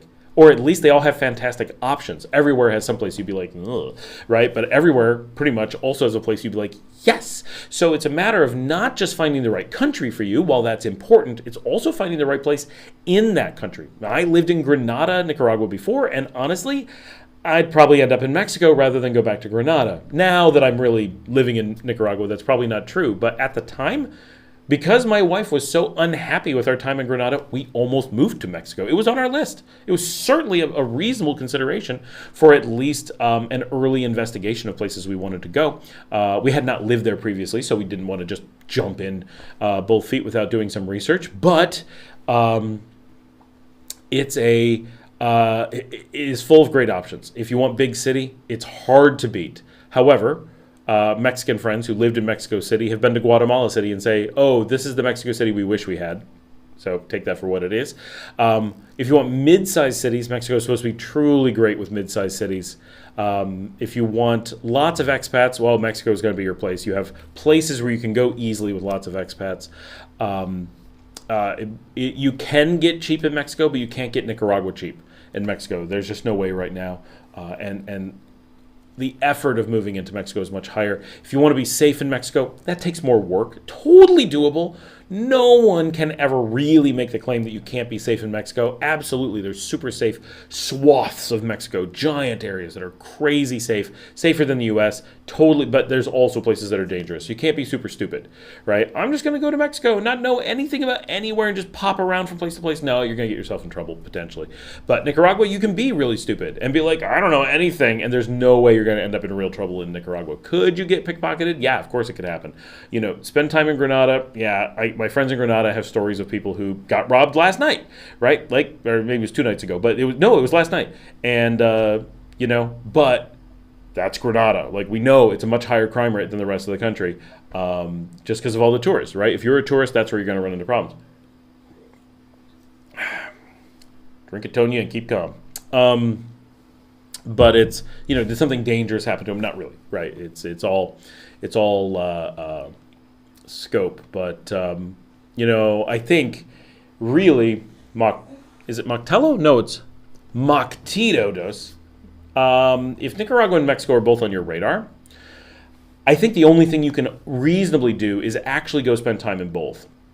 Because they're not going to be, once you put in, say, 2 weeks to a month in both, which is very doable, they're very approachable countries, then I think you're going to have a really strong answer really fast, right? If you do both and you compare them directly, and carefully try to evaluate them in a reasonable way. If you're going to do big expat enclave in one, do big expat enclave in the other. If you're going to do remote village in one, do remote village in the other, right? Try to make it a reasonable comparison.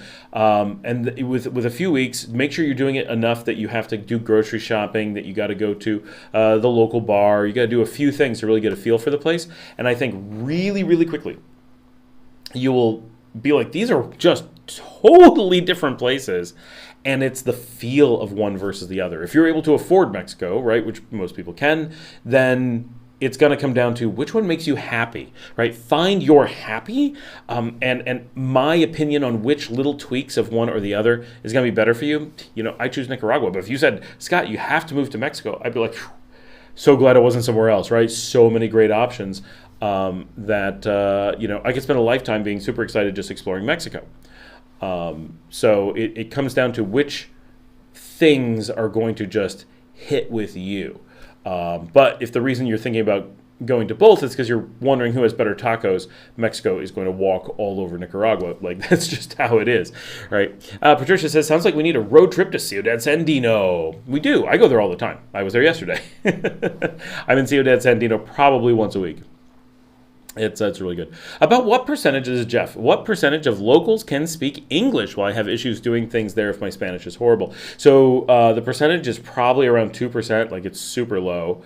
You do run into people who speak English on a regular basis, but seriously, it's very, very few of the population. Even out on the beach, here in one of the main beach zones, you're going to all the restaurants, it's really rare to find a restaurant manager, hotel manager that speaks English. That's the exception, not the rule. And when you do find people who speak English, quite often it's the owner or, the owner's boyfriend or something like that. So that's often the case. But will you have issues doing stuff there if your Spanish is horrible? You'll certainly have challenges. That goes without saying, I think. But most people who move here have pretty bad Spanish, just kind of the nature of things. And most people improve really quickly once they get here. And for the most part, you don't have problems. So I wouldn't be... Certainly you want to spend time getting into your Spanish. That will be much better. But in general, I would say, very importantly, unless you're just I just don't want to deal with Spanish, just come. Don't let Spanish be a barrier for you. You're not going to have a problem at the grocery store.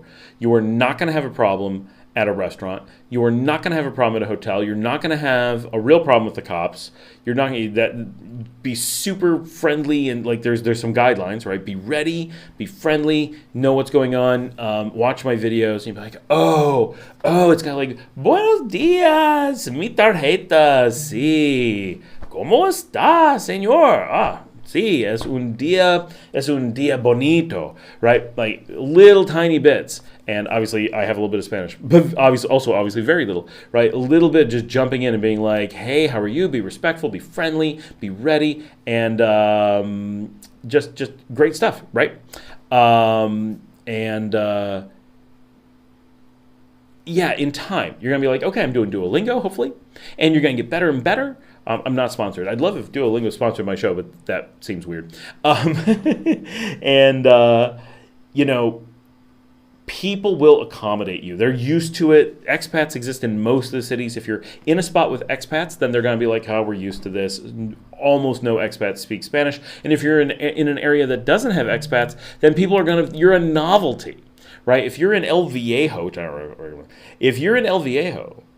and you go into a restaurant and you try to speak English, they're just going to be like, wow, change of pace. This is different. Let's do this, right? They're not going to be like upset. They're going to be like, wow, interesting. Why are you here, right?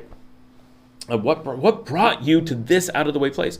The times you run into the biggest problems is like, oh, you've got a thing you got to deal with. You got to extend your visa. That's annoying. That's only in Spanish, but it's also very straightforward. It won't be that big of a deal. There'll be a few things that you'll want to get over. But I moved here without really speaking Spanish, especially the first time, and not a big deal. I moved to Spain without speaking Spanish. Nobody spoke English where I moved. It feels like it'll be a scary thing. I've lived in a lot of countries where I can't even read the language, like Greece, Romania, and Ukraine. And, even there, you're able to get by. Numbers are numbers. Things are logical. And it's amazing how little you actually have to talk to people. But you'll want to. You'll be like, oh, if I learn some Spanish, I'll know more what's going on. If I learn some Spanish, I can have more conversations. I can do more things. So I don't think of it as a problem, but it gets better the more you know. No problem with camera focus. It went flying away. There's so many people talking that I can't keep track. This is awesome. Love it when everybody gets so involved. This is KL7RRC. No problem with the camera focus. Awesome. Luke says, spoke to my rheumatologist today about the yellow fever vaccine to visit South America. Discontinued Umeria meds for 6 weeks. Take live vaccine. Monitor for 6 weeks. Restart Umeria. Wow, that's a lot going on. Chris says, howdy. Hey, Chris. Buddhist says, evening all. Hey, Mario. Brian Suppin. Utila Roatan. That's what it is. Utila Guanaha. Kevin says, hey, Buddhist. Michelle says, aloha, Buddhist. Patricia's back. Bukele needs to move to Ecuador and get them straightened out. Yeah, he's probably pretty expensive to hire as a consultant. Kevin says, has anyone in chat been to Kalali in the far north? I've never been to Kalali in the far north. What? Where is that? We're going to look that up on a map. All right, we're going to take a virtual road trip, everybody. Hang on. Here we go. I really need to get a laptop with an output into the thing so I can do like live stuff and you can watch my screen. That would be so cool, but Marcella is not here. She should be here for next week's show, though. She is coming out to Leon, that's where we are, and house hunting this week. So we're hoping to film a number of things. Hopefully we'll get to film some of her house hunting.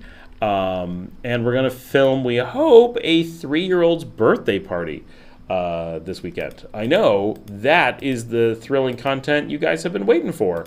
Can't believe we haven't gotten to the 3-year-old birthday party events yet, but it's really close to Wee Willie. Okay, but on the Nueva Segovia side.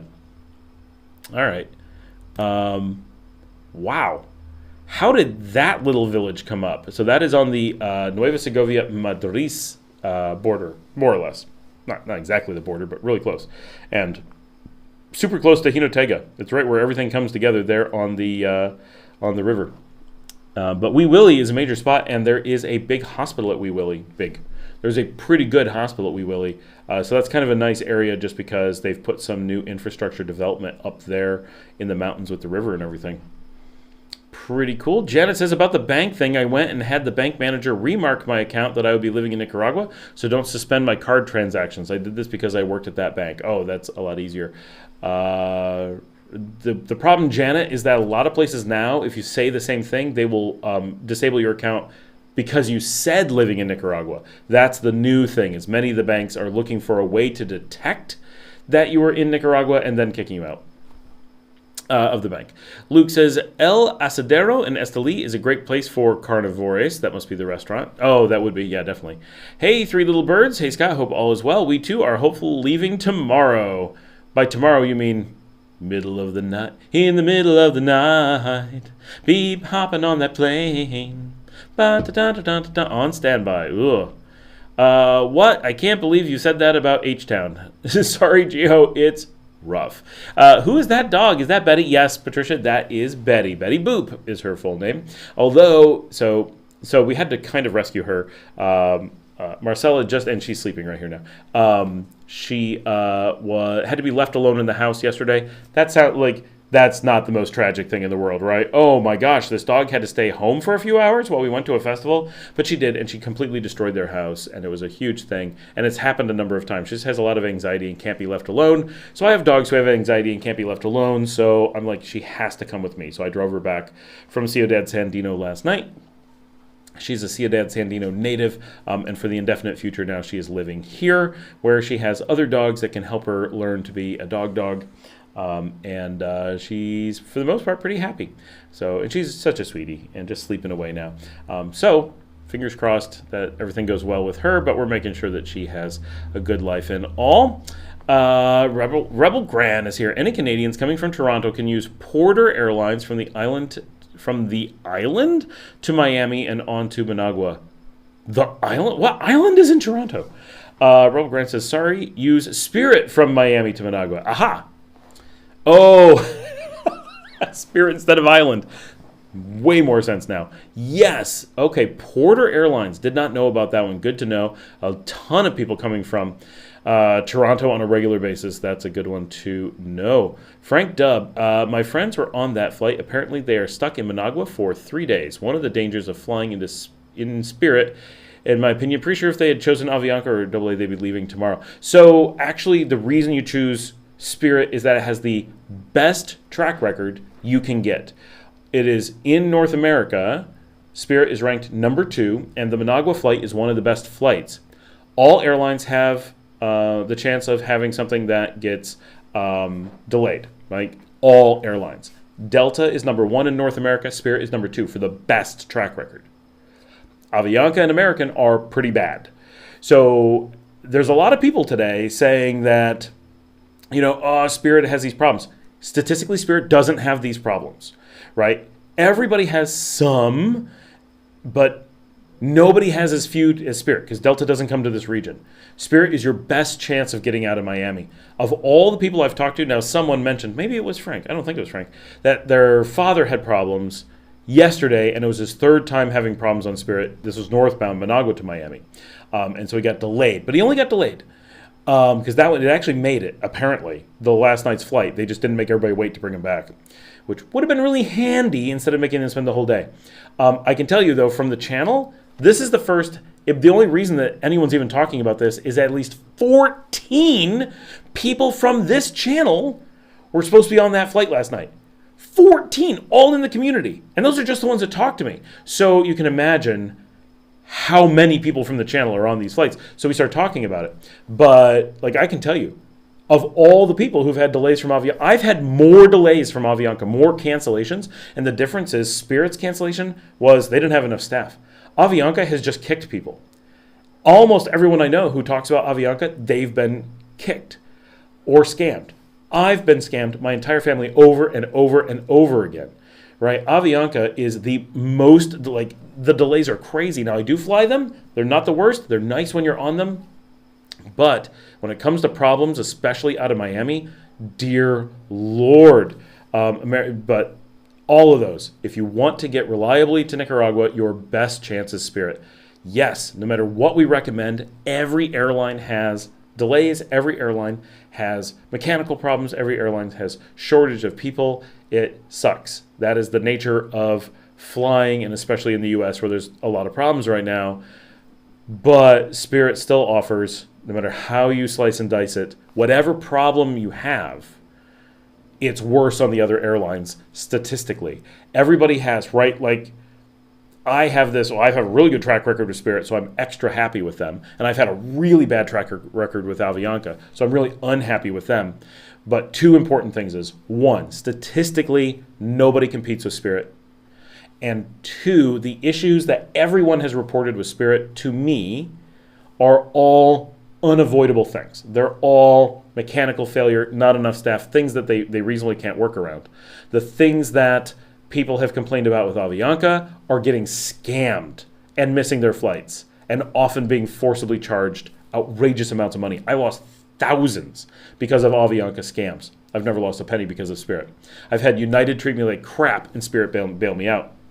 Everyone has their own experiences. Everyone tonight who's on Spirit is going to be like, Spirit. But Spirit didn't leave them and be like, screw you. They provided other flights, and it wasn't it was a staffing issue. It wasn't like we just decided not to fly this flight tonight. Whereas I've been left by Delta along with a whole bunch of other people, and Delta's like, we just didn't feel like doing it tonight. And that was it. They just left. They didn't wait for their connecting flights to come in. We're standing at the gate on time. They had no people working. And that was just their policy. And then when you finally got a hold of someone, their policy was all the men got hotel vouchers and all the women didn't, right? 100%. Every man who was supposed to be on that flight got a voucher. 100%. Every woman that didn't get a voucher. And that was it. They were just like, no. And they're like, what are you going to do? Sue us? Good luck. That was Delta's approach. Right now, that was years ago, but I've never heard of Spirit doing that stuff. Avianca and Delta, that's how they operate. Delta still has a better statistical track record, but people not being allowed onto flights don't show up in the statistics. So when Spirit's having problems, as far as we know, they're in the stats. When Avianca and Delta are having problems, often they're not even in the stats, and their stats are still worse for Avianca. Delta doesn't come here. So Frank says, my friends were on that flight, apparently stuck. How do you like micheladas? They're okay. I'm not a huge fan of micheladas. They're, sometimes I like them. I generally prefer just a beer, but they're okay. I've been drinking micheladas for 20, 30 years. When I lived in Baltimore, in the Baltimore area, oh my gosh, 2000, we used to drink them. So I'm used to them. To me, it's not a Nicaragua thing. Any places in Leon you recommend? I've had some at Sua in Las Bonitas, and they make them fairly well. I just hate Lozano sauce, and San Juan del Sur, a lot of places use it. I actually like Lozano sauce, but I don't know that I like it in a michelada. For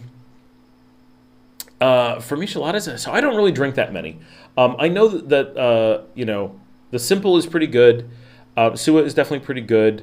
The place I would expect to be really good is like Barbaro and NL Vivaro. They feel like the places that would really rock a michelada. I'm kind of guessing, but that would be my starting point. Mr. No Good, just booked my Spirit flight. They nickeled and dimed me to death. Why is it extra for a seat? I haven't flown in a while, but holy cow, it's bad. Well, it's because you pay for each little thing so that people, like for me, I don't get nickeled and dimed on Spirit because I don't do all those extra things. And so people like me love it because it's so cheap and we're not paying for everyone else who's doing those things.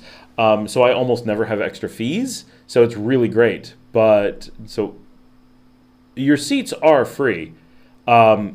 If you saw the thing where you have to pay for a seat, that's only to change your seat. There's always a free seat. But they do make it look like you kind of want to pay for a seat, so people often do, but you definitely get the seat for free. But it'll probably be a middle seat in most cases. I often don't pay for sometimes I pay for the seats because I'm like, this feels like it's going to be really packed. But most of the time, especially a short flight, like I don't care. I just take the middle seats because someone has to, right? And then there's probably going to be like some crying kid on a plane. People need to shuffle around. And I'm going to be the guy who gets up and takes the middle seat anyway for someone. So I'm like, I just take the middle seats. I'm a big guy and I'm like, whatever. So that's my approach to flying. I'm a very frugal flyer, but I do find that it's Frank says, what I meant is that there are more flights from the other airlines, so more options to get out on a new flight. That is true, Frank. That is definitely true. So Spirit only has one flight per day, which means if they're 90% full today and something goes wrong, tomorrow they can only take so many of the people from that original flight. Obviously, they stopped taking new bookings so they can take those people, but that only helps so much, and they only have one flight per day. So yes, no, that is definitely true, Frank. It's much fewer. How many does Avianca have, though? I think it's only 2, but 2 is a lot more, right?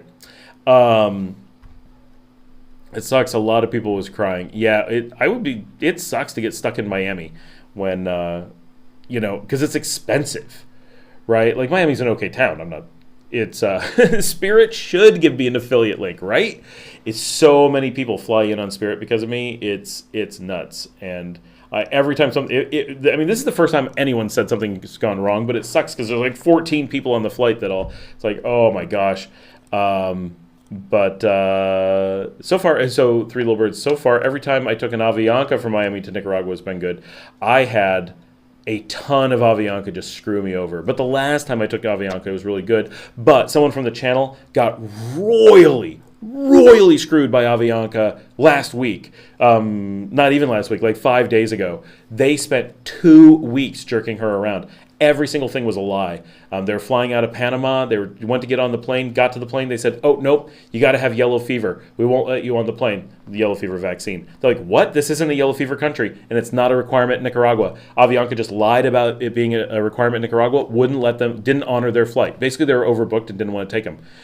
Sent them back. They got the yellow fever, came back. They had the doctor's thing saying they could fly. Avianca went down to the thing, said, nope, we decided this yellow fever that Panama gave you isn't sufficient. You just have to wait. And they just refused to fly them for a while. Then they finally went to fly them, and there were 2 more things that they did. One was just the return ticket scam, which apparently Spirit did to people last night too. So Spirit has joined the club of that. I don't know what's going on with that. That pisses me off. But that one, at least you can solve on the spot. And airlines do it worldwide everywhere. It's almost always fake. But it is a thing that tons and tons and tons of airlines do. And I don't understand. And I don't understand why governments don't provide recourse for that. It's become such a standard airline scam. And all these governments are like, oh yeah, no, that's what you get for flying in our country. And not the one you're going to, the one you're coming from, right, doesn't protect you. But Avianca made them wait over 2 weeks in Panama, would not let them take the flight they had already paid for, and not one reason was legit. It was all fake. 2 weeks. So when you think about like some places that are like, oh, we didn't have a flight today, right, we're going to make you wait till tomorrow. They did. You just don't get to fly. Tough. And they can say anything they want, and you're in a third-party country. How do you sue them in Panama, right? It's a Colombian company that went defunct, moved their offices to London, dropped their investors, runs an affiliate out of El Salvador, flies it out of Panama, and the person is an American, Canadian, who's heading to Nicaragua. What jurisdiction do you have to sue someone over false information? Because they just go, how are you? You can't prove that that's the law in Nicaragua, although you can kind of prove it. You can't prove it to the point where it'll stand up in court. And what court do you take them to? This is why airlines can get away with anything, right? It's a significant problem. So that's just a big problem. It was crazy. James says, there is a downtown airport. Porter just got small jets, was only turboprops. Oh, cool. That's why I don't really know them. Because I grew up just outside Toronto, but if they're newish and only turboprops, I wouldn't have used them down there. Three Little Birds, I was hearing those rumors about Avianca last night, Airlines, that they'd had so many problems. I took the flight because you said it was cheaper, and that's always a good deal. It is. It's definitely cheaper. Thank you. Appreciate you heading to work. Oh, bye, Michelle. Three Little Birds, that's for sure. James says, what's the story on Naked Guy? Last time I saw him, I saw him in the last 3 days. Just wanders around town. Do you want the latest story or the general story? Like, why is he naked? Or, like, how's he doing this week? Frank says, Avianca has 3 flights per day, a 9:25, a 10:35, and 11:35. Why are they all bunched up together? That's weird. It should be against the law. So the thing is, it is actually against the law. It's just whose law and how do you prosecute it? Do you have to have lawyers in like 5 different countries to do it? I think that's the actual thing. Like, you'd have to have a lawyer in Nicaragua that actually gets an affidavit from Nicaragua to say, we didn't require this. And then you have to have, because what do? Like, you go to the U.S. State, this is for a different scenario, but let's say you're flying to the U.S. and the U.S. State Department has a website that says we do not require yellow fever from this country or the whatever. All the airlines has to do is say, well, they require it from us.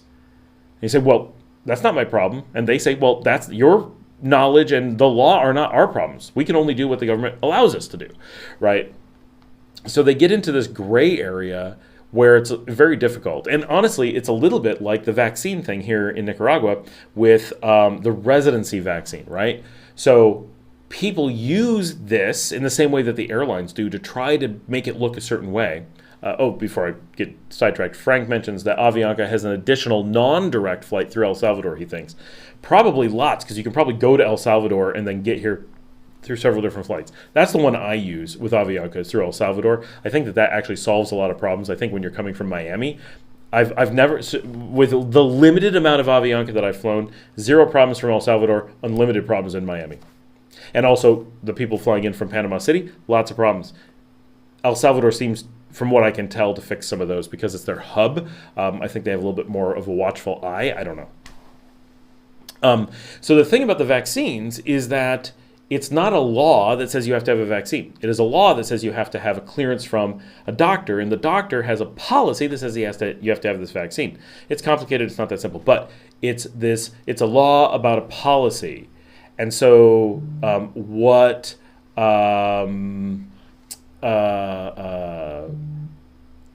on, I have to answer something.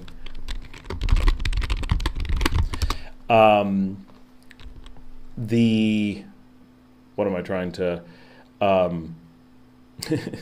Always someone texting me while I'm doing the live stream. How do you, as an airline, defend the idea that it's a policy, right? You say, well, the law says I can come in. They say, well, we don't answer to the law. There's a policy at the airport. Now you have to say, okay, now we have to go to the airport and get this thing. Is the airport going to tell you what the policy is?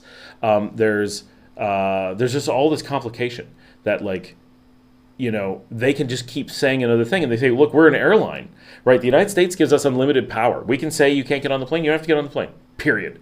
Like, that's the end of the story. We don't want you to fly. You don't fly. They have to give you your money back, but it's really, it's not great.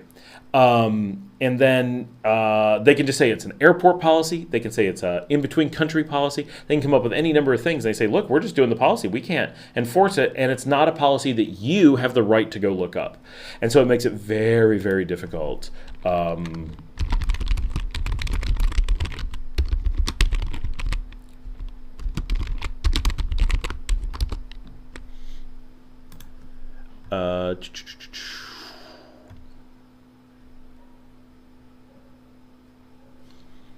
Okay.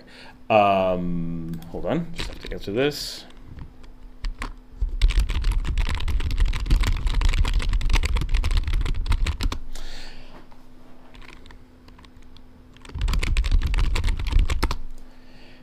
That's weird. Apparently money showed up. We're short some money that we're supposed to have, but then have other money that's in a rubber band. How did it come in a rubber band? We don't know. Maybe it's that money, but where did the rubber band come from? That's the real question. Rebel Grand. Good night, everyone. It's my bedtime. I have to work in the morning. These shows are so late. I know.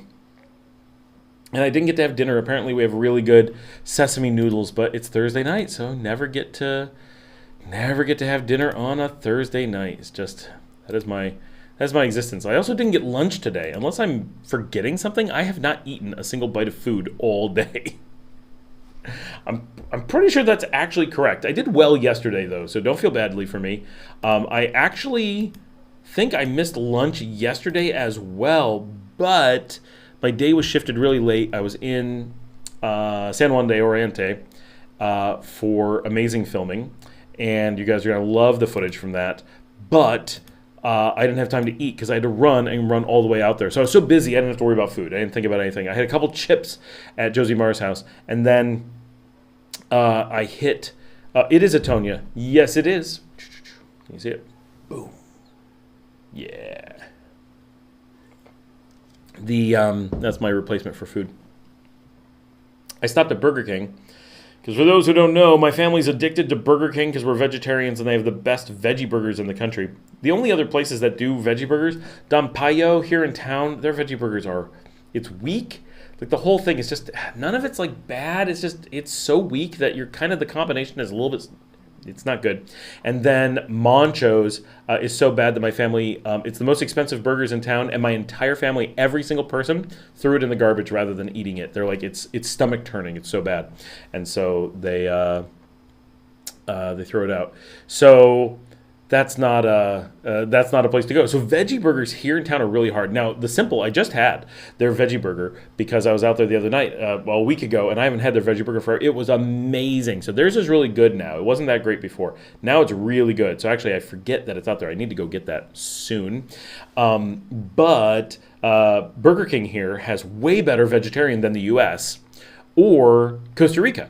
So they not only have the veggie Whopper, they also have veggie nuggets. They were out of yesterday, chicken nuggets, and veggie chicken sandwich. The BK Big King veggie, that's the piece de resistance. It's so good. It's just like getting the chicken back, I don't know, 25 years ago, and it's back when I ate meat, right? That's stuff that we miss, like just being able to have a good solid sandwich, like fast food takeout sandwiches. We're Americans, right? Like that's stuff we miss. We don't get it that often. There's no Burger King in this part of the country. There's no Burger King in Occidental. There was apparently 6-7 years ago. I don't remember ever seeing one, but the story is that there was one, and it went out of business. We just got Carl's Jr. back, but the rumor is they did not bring the veggie burger that maybe they have in Managua. I need to investigate that. Carl's Jr. in the U.S. has amazing veggie, like so good. And here I'm told it's bad, but not by reliable sources, so I need to check it out. And I just haven't gotten around to it because every time I'm at a Carl's Jr., there's a Burger King next door, except for the one here in town that supposedly has nothing. It's next to the Tip Top. So that is the story. So I stopped at all that to explain why I'm at Burger King. I grabbed Burger King while I was in Managua, fed the people I was with, ate a veggie Whopper, and then drove a whole bunch of veggie chicken sandwiches back. And it was a 4-hour drive because of the storm. It took forever. Got back home and then had veggie chicken for dinner. So my Whopper at like 5 o'clock at night, 5:30 was my lunch. Skipped breakfast, and then that was my dinner. So I had that. So I ate a really late dinner last night. So that I haven't eaten today is not the end of the world. And I have Tonya instead of food. Good enough.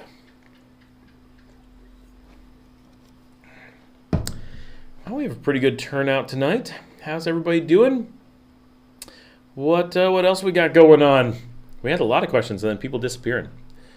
Oh, this is funny. So the RadPad stuff, I know that's always popular on the live stream. I was hanging out with Josie Marr last night, and I said something. I sent him a link because I thought he knew the RadPad guy, and apparently he did, but not through me.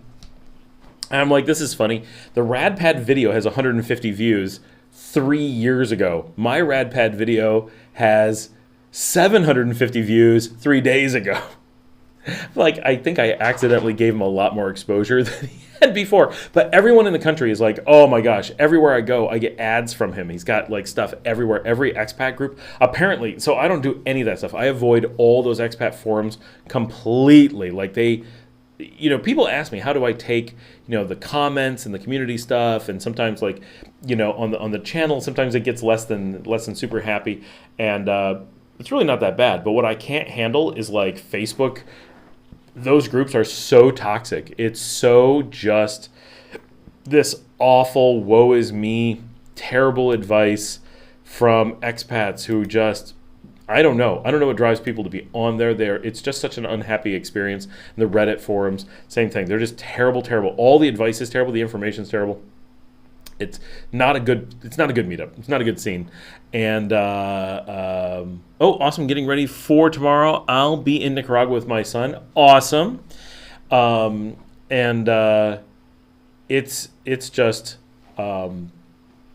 it's not good. So those I avoid. So I don't know about all this insane amount of crazy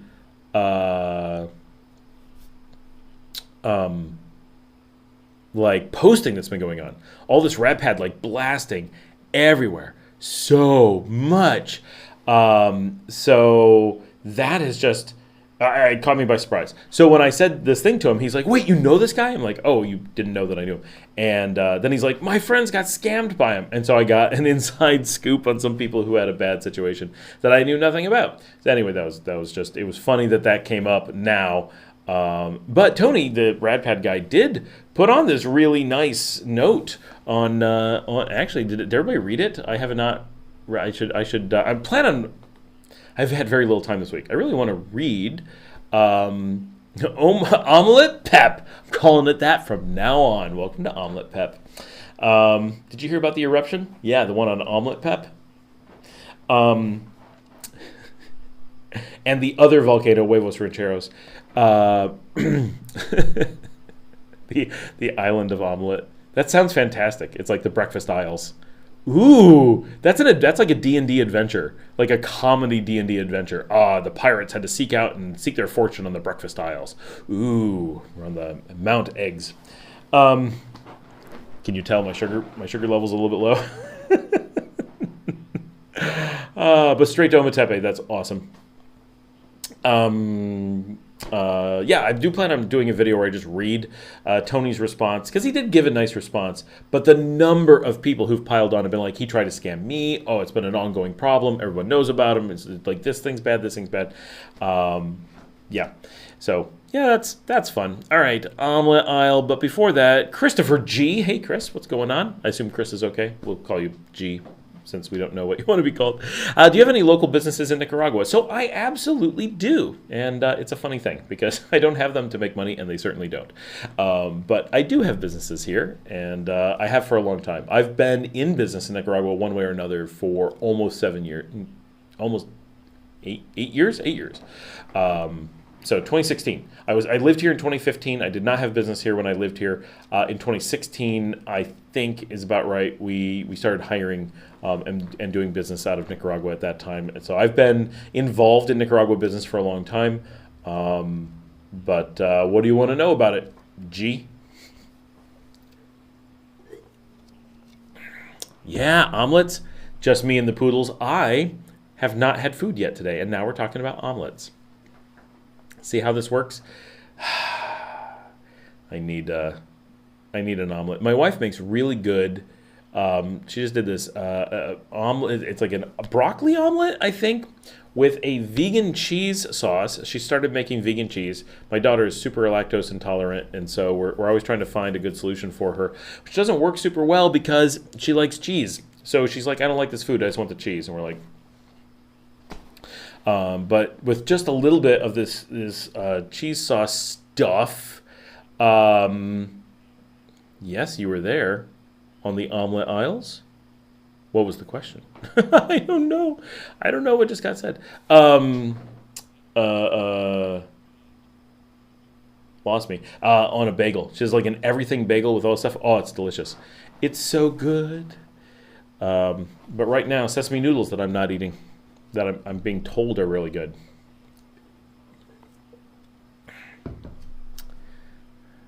Little high. No, not me. I'm just sugar crashing. That's all. I need like a canister of honey roasted peanuts so I can like grab a handful and give myself some energy as we go. It's been a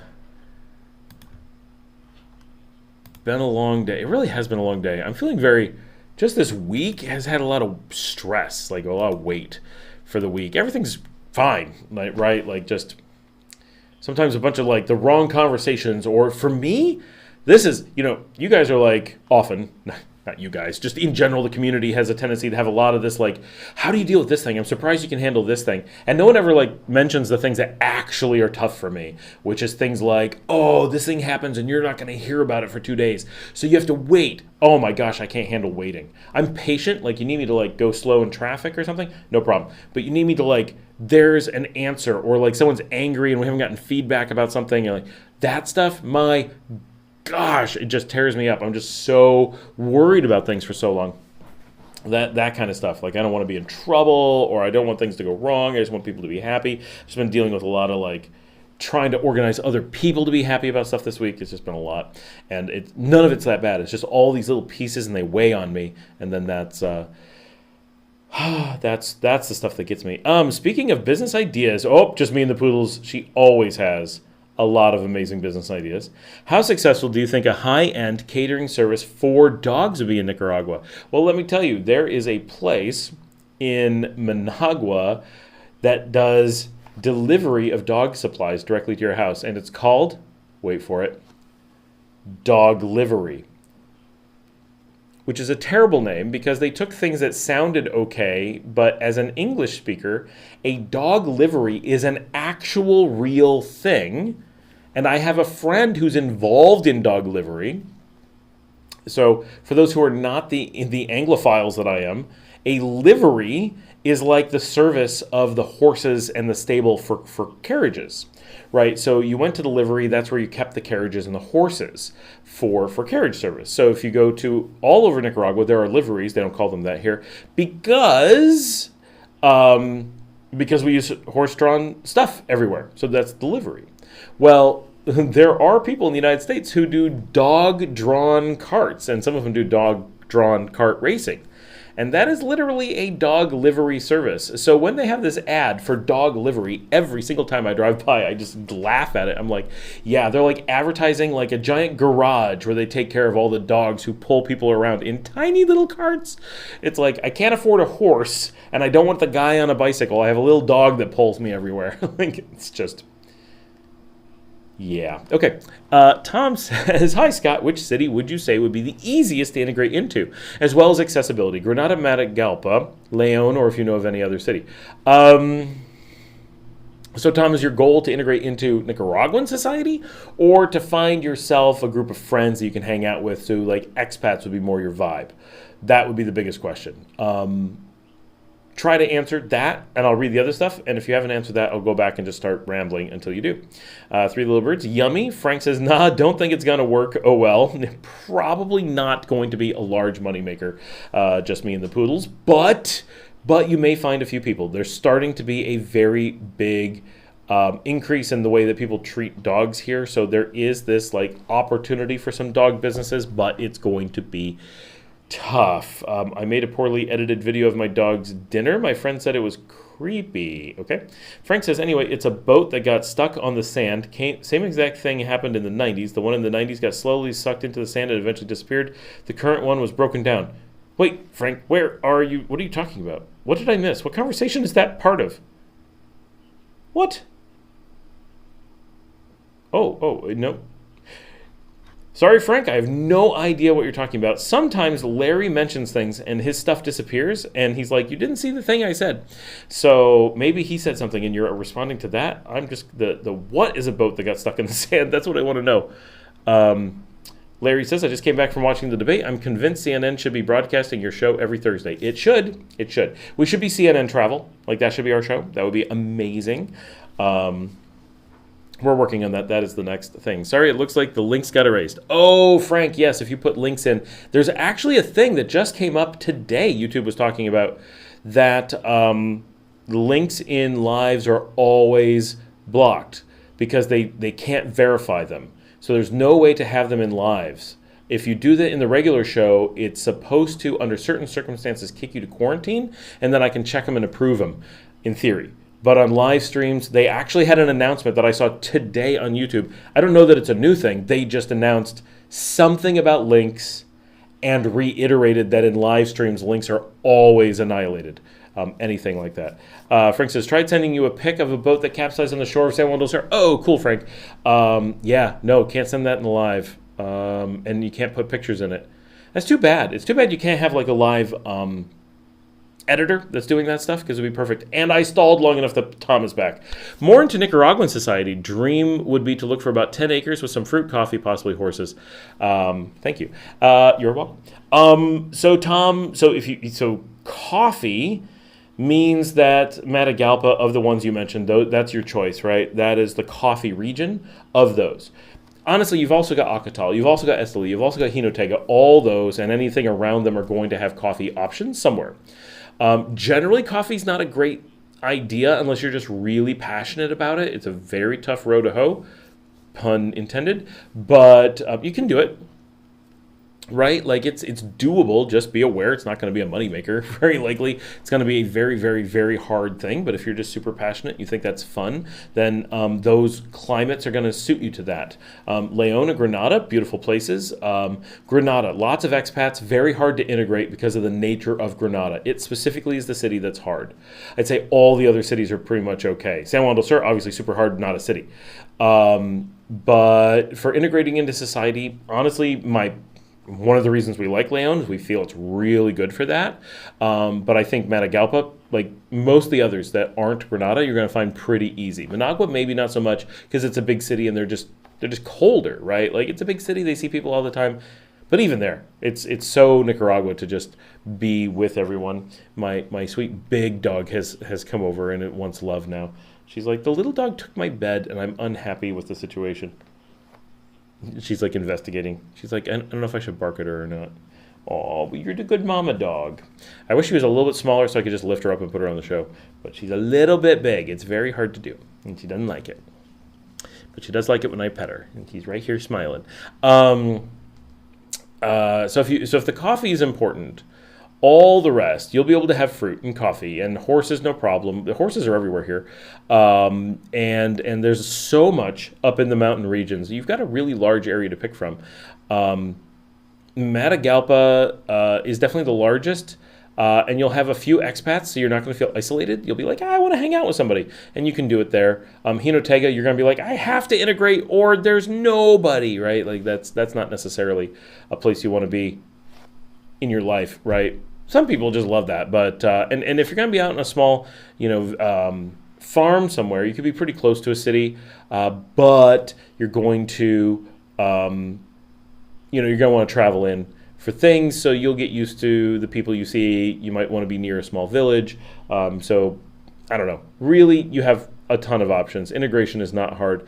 Leon in the city is specifically just really good for that. I think partially because it's a university town. There's just enough expats. We have like just the right number that everyone's kind of used to them, but we're still just a little bit of a novelty, so no one's like tired of us yet. That's a great place to be.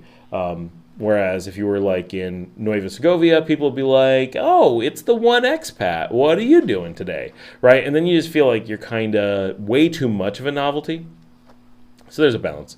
Gio says, thank you for your broadcast of lots for sale, I bet. Not forsaken lots. In some case, they are both for sale and forsaken. Yes, for sale. And what is middle class up in the neighborhoods? Oh, you're welcome. So just to touch on that neighborhood is so awesome. I love Veracruz, both the Reparto and the Residencia, which is inside the gates. It's just a great area, generally safe. All of Leon super safe, right? It's even a little bit safer, surrounded by lots of middle class, lots of nice, quiet professionals, decent number of houses currently available, but, always some rentals, always some stuff going on. Just a beautiful neighborhood, right? It's a little bit elevated, so you have a little bit of a breeze, which is nice, so it stays pretty cool. All the houses are like pretty, so like if you get in the right spots, like that one I showed, you're just like green across from it, and you're like, okay, cool. A lot of bugs because it's the jungle, but it's like a little jungle patch. And in other spots, you have like beautiful houses across from you, and it's like, oh, this is nice. It's so nice to be able to just, there's so much of Nicaragua because of the culture that everyone does everything inside and the outside of the house isn't a big deal. There's a lot that you're like, the view out my window of other houses is a little bit kind of blah, right? And in Veracruz, there's a lot of like, at least for me, when I walk through, I'm just like, I like looking at this house. I like looking at that house. These are beautiful houses with different styles. They're not all the cookie cutter. And it's just really attractive. In general, I really like that area. And Fatima is similar, that it's like that. But I find Veracruz just a little bit more Nicaragua eclectic in a way. I don't know. Yeah, it's good like that. Mr. No Good, is it better to use Airbnb before I get to Ometepe, or should I wait until I get there and look around for something cheaper? Ooh, I'll have my two daughters with me. Ometepe is one of the few places I don't recommend just looking around because you are trapped on an island. It is a very small island with a very limited population, and so when you're there, you have this very real problem of if things are full, what do you do? And I've gone there and been like, this hotel looks like it'll be good. Hotel's closed, like went out of business. Go to the next one. Oh, there's no one working there tonight. It was slow, so they just locked up and left. And you're like, crap, it's not full. It's just closed. Like, that's not good. And then the places that are left over are busy. And then any place you do find, super high price because, what else are you going to do? So generally, Ometepe, I always book. It's really unique that you're absolutely trapped, right? There's no possibility of I'm going to call a taxi and go somewhere. Um, uh, Gio, do you mean in Veracruz? I think the neighbors would complain if you had a horse in there. Horses do go in there, but they're just loose and wandering around. I wish I had just a little bit better straight on. I cannot see the straight on, so I'm always looking at the side, and I'm like, wait, is my hat crooked? Yeah, I'm pretty sure they'd be upset. You may not get in trouble. People would be unhappy with you. You would not be the good neighbor. But nearby with a horse, for sure. The horses that get the garbage at my house live nearby to there, very, very close. So it's not, you don't have to be very far away, but not right in all that. But yeah, Mr. No Good, you really want to be prepared on Ometepe. It's just way too easy to end up homeless on Ometepe. It is so isolated and so small. Anywhere, like if you're on Lago de Atitlan in Guatemala, it's like got a similar vibe to Ometepe. But if you ever get stuck and you're like every place is full or every place is $1,000 a night, then just call a taxi and go on to a nearby town. And if they're not good, just go on to a farther town and just keep going until you find something. There's always an option. But when you're on Ometepe, until that ferry comes in the morning, that's it. You're done. And so you want to be really careful about that. And normally you'll find something. Just it's very hard. Ooh, James says, have you heard of A2 milk? Quite a few people that had lactose issues switched to A2 and perfectly fine. They have dairy herds now that cows only produce A2. Okay, I need to know what this A2 thing is. So believe it or not, James, literally 2 nights ago, I took my kids to the grocery store, and there was this normal milk that we get all the time, and the one below it was A2 milk. And we said, what the heck is A2 milk? And we all said, I don't know. And we compared everything. We couldn't find anything different, and that was the end of that. So we didn't get it. But yes, I've heard of it in that I've seen it at the store, and it's available from our local milk producer, the one that we use. So I just didn't know anything about it. But it's also lactose-free. But I think the one that we get is produced in Costa Rica, as most things here are of that. A2 milk is a variety of cow's milk that mostly lacks a form of B-casein proteins called A1, and instead as mostly the A2 form. Cow's milk like this was brought to market by the A2 Milk Company and is sold mostly in Australia, New Zealand, China, and the United States. It was sold in the United Kingdom between 2012 and 2019. This is interesting. Some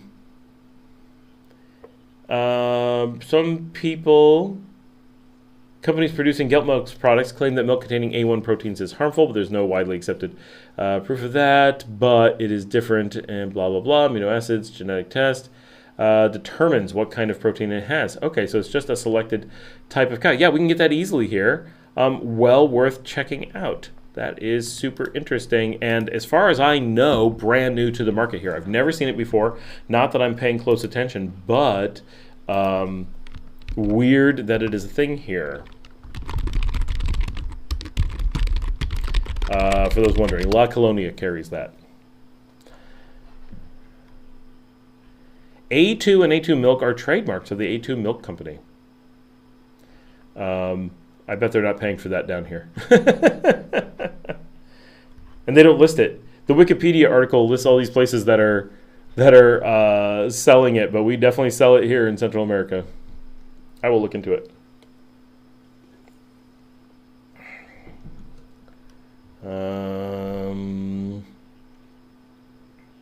Milk with predominantly A2 protein is not a milk substitute for infants with cow milk protein allergies.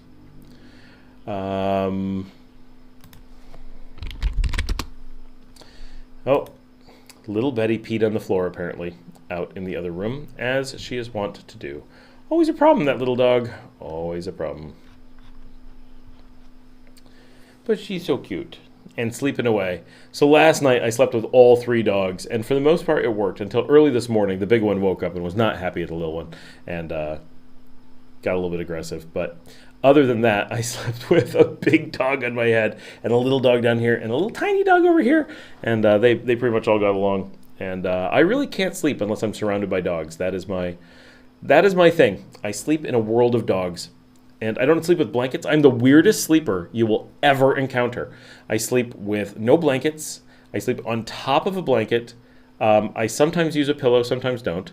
Every single thing that people say you should do for like feng shui or whatever for how you're supposed to sleep, and you read things, people don't like to sleep a certain way. I like to sleep all those ways. I have no particular direction on the bed that I like to sleep, and I wait for the dogs to like pick their position on the bed, and then I work my way in between them. I keep a Apple HomePod plugged in and under the bed so I can listen to whatever I want, and I have my phone with me, but I really don't use my phone in bed. I use it for a couple seconds, just make sure everything's good before I fall asleep, and then everything I do is about sleeping around the dogs. So I will sleep completely upside down, sideways. I almost always, from about my shins down, hang off the bed. Like, every single thing I do is like by the book, what you need to do. It's crazy the way that I sleep, and everyone's like, what? No offense, but I have no intention of watching you sleep. No, I need to have a video. It'll be great. Three Little Birds says that you like my hat. Thank you. I love this hat. I was with Yvonne and Valentina in Ciudad Sandino in Guatemala, and they had the Gallo store. We're walking around looking at stuff, and I'm like, this orange hat is perfect. And Yvonne was like, no, you have to have that hat. So I bought it, and that was the beginning of my buying cool hats everywhere I go. Now I've got a great Imperial hat. I've got my Belkin hat. I've got like all these different ones from all the countries, and I had a new one sitting here, but it must be hanging up. Where'd it go? Oh, I see it. My new Flor de Caña. So now I just collect all these hats, and it's become like a thing. This is the one that kicked it off a couple years ago, and I love it. I love the color. I love the Gallo emblem. Like the whole thing. It's just perfect. It's like, I think it's my favorite hat. Just me and the Poodles. How's your bird doing? I haven't seen him around lately. That's because we kicked him out. He's a bad roommate, and he had to go. The person whose bird he actually was moved back into his own house and was able to take him back. So we don't keep him anymore. Where does the wife sleep? We actually generally sleep in separate rooms. We have 9 rooms, so we have plenty of rooms, and I like to sleep in. So we have, our biggest thing is not that we don't like sleeping in the same room, but we both need a lot of space. And currently, our king bed is really soft, and we hate it. And so she has a room of her own that is not our room that she likes to sleep in. And I have a room of my own that I sleep in with all the dogs. And both of them have better air conditioning and smaller but better beds. And it just works out better. So we have our own room when we're going to sleep together that we use, but neither of us like the bed. And we're in the process of giving that one to the hotel and getting ourselves a new bed that's going to be really nice and has enough room for both of us and all the dogs. But until we do that, it hurts her back to sleep in there, and she doesn't sleep as well. And she can't handle dogs all over the place. Like, she likes sleeping with dogs, but if it's too much, it really affects her ability to sleep. And for me, I really need, and she has to be under the covers, super cold, bundled up, and I like to be in a warm room on top of the covers and just with the dogs. Like, we're polar opposite sleepers. And so most of the time we have discovered that after being together for nearly a quarter century, we generally sleep better in separate places. Plus, probably the more important thing is we go to bed at vastly different times. She often goes to bed between 9 and 11, and I normally go to bed between 1 and 2. I never go to bed before midnight because my kids always come and we do not video games, we do puzzle games together at midnight because they reset for the day. So we do that as part of a thing. So every night at midnight, I've got stuff to do with my kids. And before that, I've got Duolingo. And so I do that every night. And then I normally work until 1 or 2 in the morning, and she normally goes to sleep. But then when I go to sleep, sometimes she has problems with insomnia. I never do. So if she's having insomnia problems, then it affects my ability to go to bed at 1 or 2. And I'll be like, I need to go to bed. And she's like, no, I got to have the TV on. So we're super not compatible sleepers, but both of us like sleeping on our own. So it really works. Guess wifey didn't get deported. How did being late? Oh, yes, the visa. She did not get deported. She had to pay a lot of fines, though. That was a significant number. It was like $60, which is a lot here. So that was 3 Little Birds, 9 rooms. Wow, you live like a king. I kind of do. I have a 9-bedroom estate. It's freaking awesome. In my baller defense, 1, it's cheap. 2, we live in a rural area. This is all funky. I live in a rural area, so it's not like we're in the middle of the city. So that makes it a lot more, we have a lot of space to work with. And I work full time. Like I work a full time, like you guys see me doing this stuff. This is my hobby.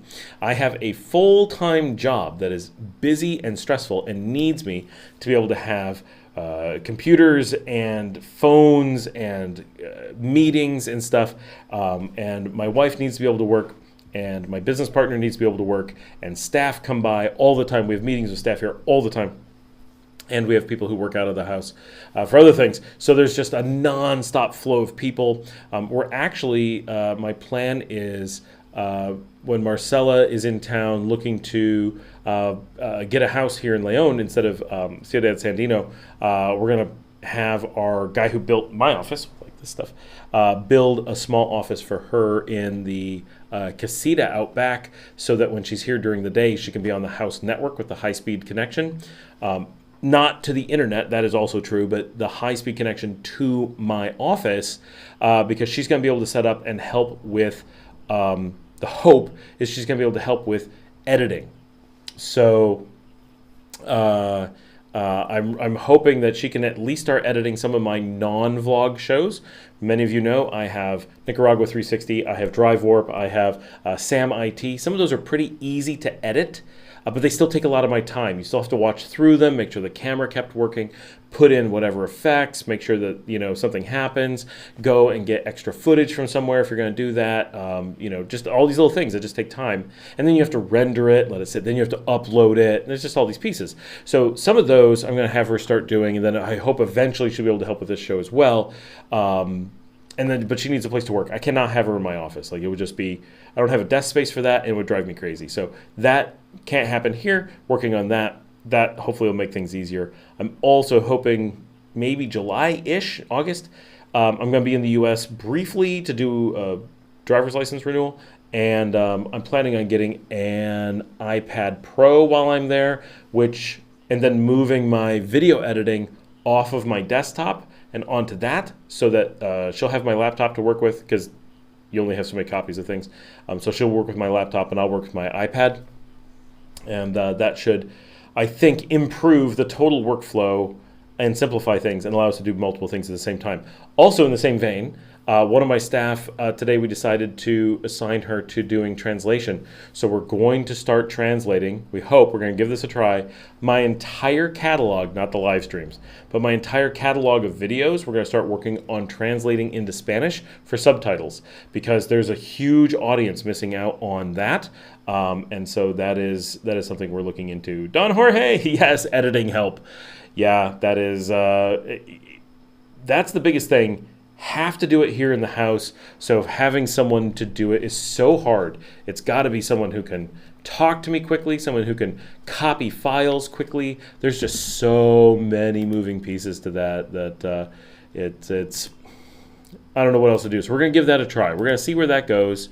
And see how she does with that, and if it ends up working, or if I just feel like I need to have so much control of all that stuff that it ends up being impractical and I can't actually take advantage of having someone help with that. I don't know. It'll be interesting to see how that works, I think. And I've never worked with anyone editing my stuff at all, other than my daughter, and she's just doing it by formula. And I'd really like to get enough time that we can get the shows a little bit less formulaic. I mean, I know it's cool that I have a show that's very different than most, in that it's just this free flow, straight, like, I'm just talking. Like, there's no jumping around stuff. But they would be interesting to have it be more traditional as well, right? And not completely just that. So we'll see. We'll see how that works. It's an experiment, but I think the translation into Spanish will do a lot. We really have an audience that could be a lot more broad. I know we have Spanish speaking audience who's like putting up with it in English. So you can imagine if we had Spanish subtitles, that would potentially really help. The English ones are automatically generated by Google. Obviously, they're much easier. They don't have to be translated, so it could accidentally translate things in a really bizarre way and end up with something really insane. So I can understand why they don't automatically generate foreign language ones, but it would be nice if it did something. It also is supposed to do automatic chapter generation, and it rarely does. I've found one or two videos where it did, and I'm like, whoa, what's this? But I've never really had it do it on most. Like I go to most videos and like there's no chapters. I'm like, well, I have it turned on. And my thing's an hour long. How did it not find a chapter in all this? But it doesn't. So I don't know. Yeah.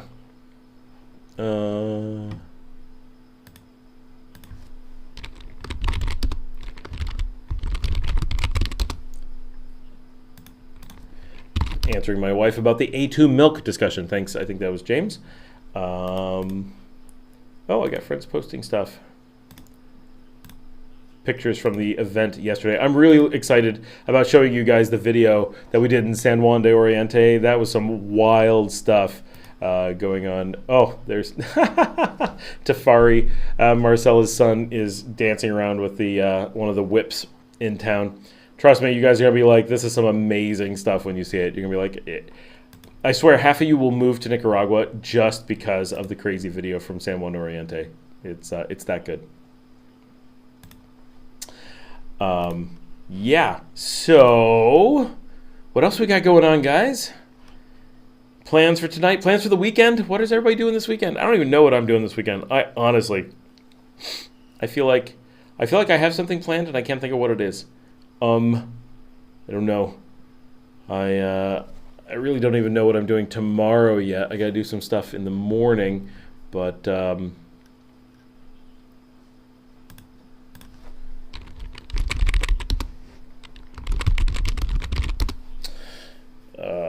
lots of errands to run. Took the kids out to dinner to Desayunazo the other night. That was really good. If you guys are in town, you're looking for like the most mundane thing, it's funny.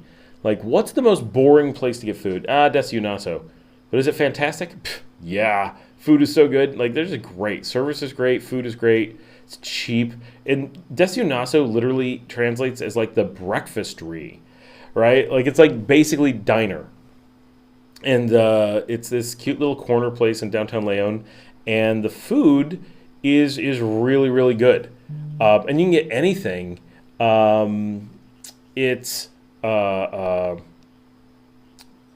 have, Caesar salads. They have pasta. They have cinnamon rolls, fresh baked. They have their own bread, which is a big deal. They have my favorite thing's a breakfast sandwich. They have shrimp. They have fish. They have burgers. Like, they have everything, every comfort food from the U.S. or Nicaragua. Waffles, pancakes, French toast, I think.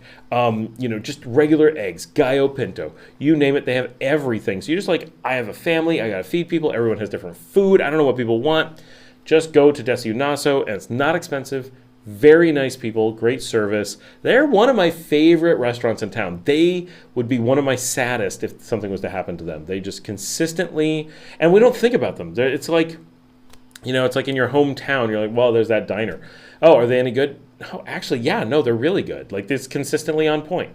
Like, all the food's good. There's good service. They're really nice. You just don't think about it because it's a diner, right? It's like that. But my kids are like, we want to go to Desayunazo. They're always asking for it. And every time we go, just super happy, and it's cheap. And last night, 2 nights ago, I got the Caesar salad. It was a really good Caesar salad with garlic bread. So good. It would be nice to hear from your Nicaraguan viewers about their thoughts of the info you give potential expats. No, we don't want them to talk about it. We trust Scott. Canada Day long weekend this weekend for all your Canadian people starting July 1st. Oh, this is Canada Day weekend. It'll be Nicaragua weekend next weekend. So this weekend, I'm just hanging out. Next weekend, I'm marching up the mountain to the fortress. So expect footage on that. That is July 7th. I will not be live. I have to record it, but I'm told I have to march up the mountain. So about 4 kilometers up a mountain. It's on a road. It's not like rough terrain, but it's a pretty good hike. I saw a short of the restaurant De Umo, and they had the same wall as me. That's hilarious because I have this wall because of De Umo. I was at De Umo, and I'm like, I want that wall. I used to live right behind De Umo. Janet, who was on the thing all the time, we met at De Umo one time. I was in there getting dessert, and she and her husband popped in, and she's like, hey, you're that YouTuber. And I'm like, I think she may be... I'm pretty... That's my dog moving the chair. She's such an oaf. She's the sweetest, snuggliest oaf ever. I think Jana is actually the first person from the channel to ever recognize me. I think that's actually true. And we were at De Umo, and she came in. This is years ago. We had just moved into La Barrio. So this is when my show was like sporadic and crappy and unplanned. It like made no sense. And we had just started trying to make real episodes. And I took my kids out for dessert. We would just walk up to De Umo. It was so close. And Janet ran into us there, and she's like, "Hey, you're that YouTuber." And we're like, I was recognized. My kids are like, "You've been recognized. What is this?" I remember going home and talking to my wife and being like, "We got recognized. Like, that's crazy." And she's like, "Oh no." But that was a really big deal. But that's funny that De Umo is the inspiration for the wall. So that's hilarious that you spotted that from afar. And that's where I met Janet. Frank says, "We got a band called Siglo de Luna coming to play in San Juan del Sur. They're from Managua and play rock. Besides that, we have the normal band that plays on Fridays at Casa Oro. They play Portuguese-style music like Girl from Ipanema? Like that kind of traditional? Oh, no, that's Brazilian Portuguese. Portuguese. That would be cool. Weird. I feel like Siglo de Luna I know. I'd have to see their stuff. Saturday, we have a drag show at a place called The Wave. I know The Wave a little bit. Should be interesting. Lots of drag shows in Managua. It's super common. Not in the other cities, but very common in Managua. Sunday is Sunday Fun Day. They're doing a Pride Day, so that should be interesting. Oh, hence the drag show. Oh, that's cool. So every Sunday is Sunday Fun Day. Little birds. We'll be riding a dirt bike in Nicaragua. You can do that on Ometepe, obviously. You can do dirt bikes in Playa Tesoro, I'm told. That should be interesting. At some point, I'm not a dirt bike guy. That's not going to happen. But I might go out and do something, ATVs or something out there. I do like that stuff. It's just not I'm not super big. What? There's some sale going on at, I don't know. 40% off at La Colonia. Someone just posted a picture. I have to look at all the news going on around the country to know what to report on. The funny thing here is just the enormous amount of Instagram. You have to have Instagram for everything, and it's where the news comes up. It's where all the events are shared. It's so weird because everything's so disorganized. You kind of just have to pay a little bit of attention and guess in many cases as to what is going on and where it is and how to find it, and just, yeah. Yeah, there's stuff going on in Leon this weekend. I don't know what I'm doing. It might be chill, might be wild. It's hard to say. And there might be something scheduled for me this weekend, and I just can't remember. I know Marcella's coming out this weekend. Oh, there's a band I'm supposed to go. I have to go to Food Rock on Saturday night. That's where I'm going to be. Couple bands playing Food Rock on Saturday. So that will mean pizza, because that is the only thing I can eat at Food Rock. Otherwise, they have a lot of meat.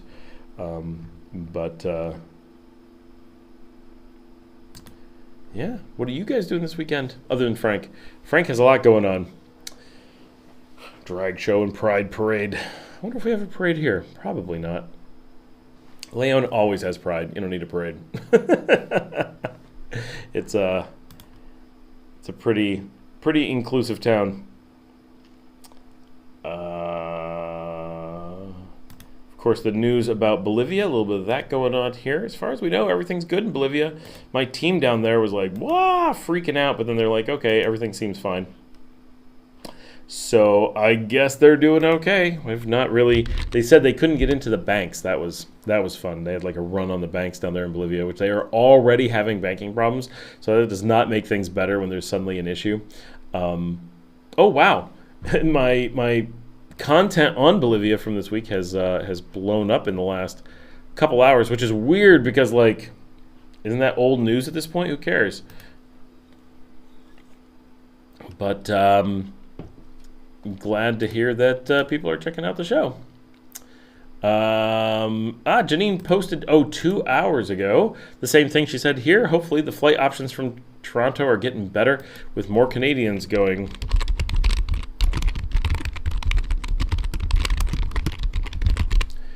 Yep. Great as a hostel. Rental house in Barrio Guadalupe. Oh, that is true. Sorry, just reading some of the comments that came up since we're on the show. Not very many comments about the Bolivia thing, but thousands and thousands of views. So, yeah, we're doing well. The views are really good today, and watch time, not too bad. Down a little bit, but it'll be a jump up because of the live stream tonight. The live stream always does a lot. Speaking of the live stream, so I was talking to, let's see. So I was talking to Jillian today. And we're definitely going to do a show on this. We're going to do a whole bunch of promote it. I'm not burying it or anything. That'd be a funny thing to bury when you find out what it is. But she wanted me to mention that she had me put together a wish list on Amazon, which I've not really shared yet. But so last year, just a quick story while I'm waiting for you guys to have comments and stories and stuff, like and questions. So Frank Javier, who is moving here shortly, but he's going to be here in a couple weeks. He wants to do some shows together. He is in the process of making the big move and everything. He's normally on, but often pretty quiet. He's thinking of. He's in the process of his move, right? A lot of moving pieces, a lot of decisions, a lot of all that stuff. Moving to Sutiava, going to be right here, and like his family's local. So he wants to do some shows together. But last year he put up a ton of money himself and organized like a fundraiser to get me the Sony ZV-1 camera that I use for specialty shooting. It's what I use when I'm like going out to restaurants. It's when if I'm going places where I'm filming things rather than myself. The GoPro is really good for myself and walk-arounds in the rain. The 360 is really good for like really actiony events, and I really should have had it yesterday. That was totally a blunder on my part for not having that. But so when I'm going out and I'm filming other people or I'm filming stuff going on and I'm just filming it and I have to be like handheld, the Sony is amazing. It's really tiny, does a great job, wonderful images, and it's the same one. Most of you watch Immense Coffee Movement with Elton. Elton and I have the same camera. He has a black Mark II. I have a white Mark I. He has to have the Mark II because it has to run for a long time and it doesn't stop at 5 minutes. The Mark I stops at 5 minutes just because it's just a setting and that you can't get rid of.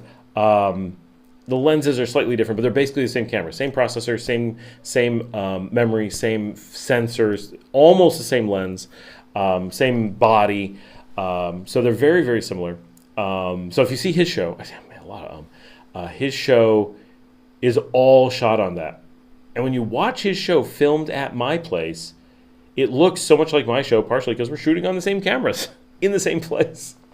But so Frank Javier helped get that camera for me.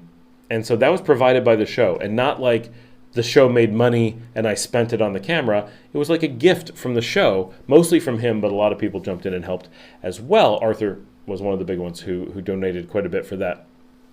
So that was fantastic, and thanks everyone who did that. Well, Jillian said what you need is a wish list. You need a thing where you can get on and people can select things that you would like to have and have it sent to you. This is a little bit complicated because it needs to be sent somewhere in America and I have to go pick it up.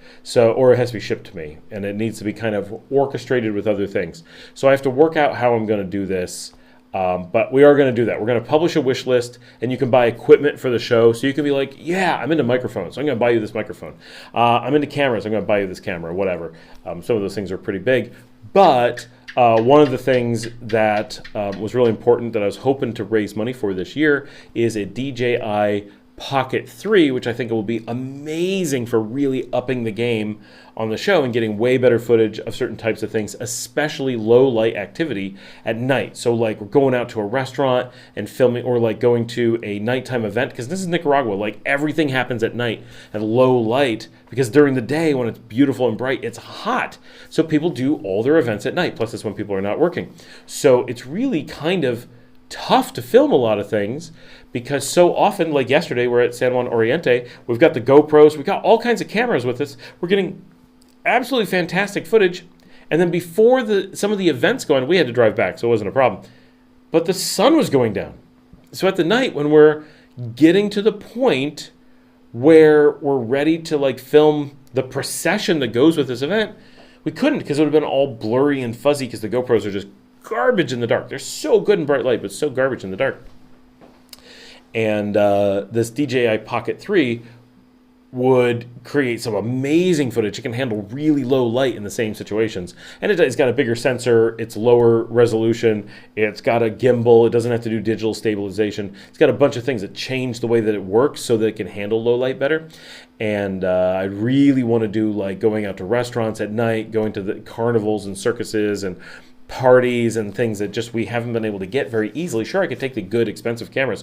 They're really hard to do things when you're walking around and it's like, it doesn't have the stabilization of the GoPro. The gimbal would be this huge rig. You got to have special lenses. They're going to bring your field of view down so much that it ends up making it not very good. There's a lot of potential negatives. It makes it really, really hard.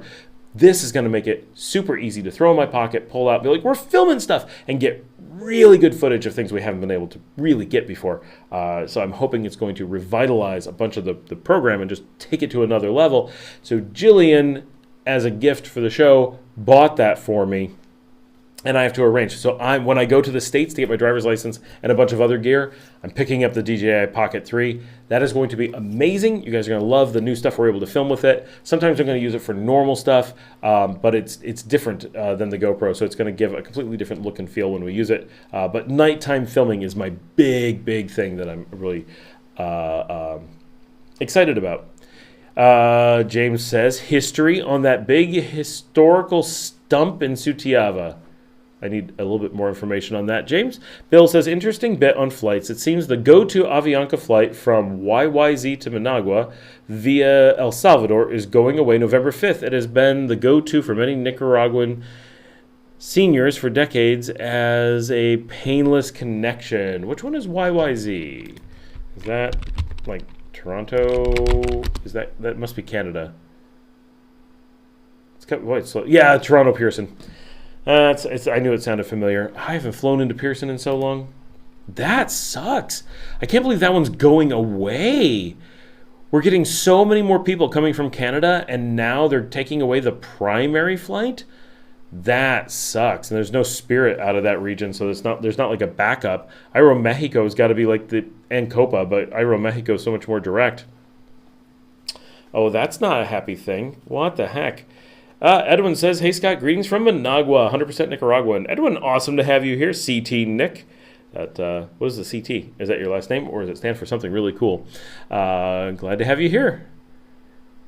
So, 100% Nicaraguan, living in Managua. Are you always been in Nicaragua? And people were asking what Nicaraguans think of the show in respect to content for expats. We are also, I don't know if you just got on the live stream or if you've been on, we're also talking that we're going to start having the show get translated into Spanish. So we're going to try to expand the audience a bit with Spanish language. And we're not going to be speaking in Spanish. That would just be really hard. And YouTube doesn't allow us to do selectable audio, or we would totally find a way to overdub it.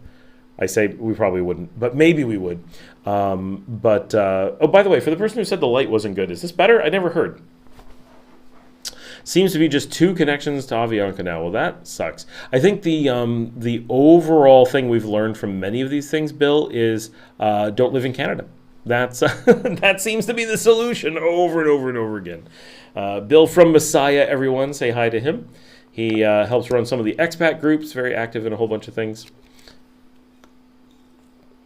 It's almost time for a second Tonya, the whopping alcoholic that I am.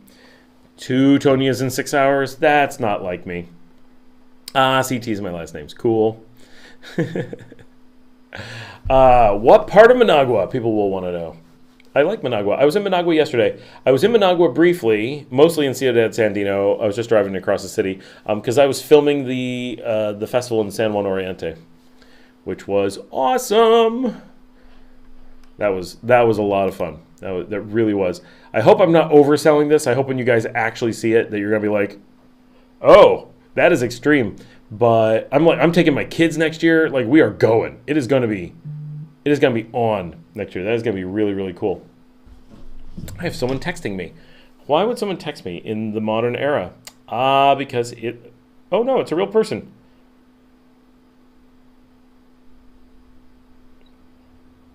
Hold on. We're going. Oh, that.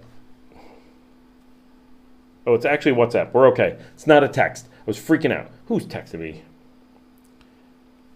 All right, that means it should have shown up on my desktop. We're going to double check. And then we'll be able to talk to him. Hey, yeah, it's Ron from Near Shore Living. I don't know if he's on the live stream or not.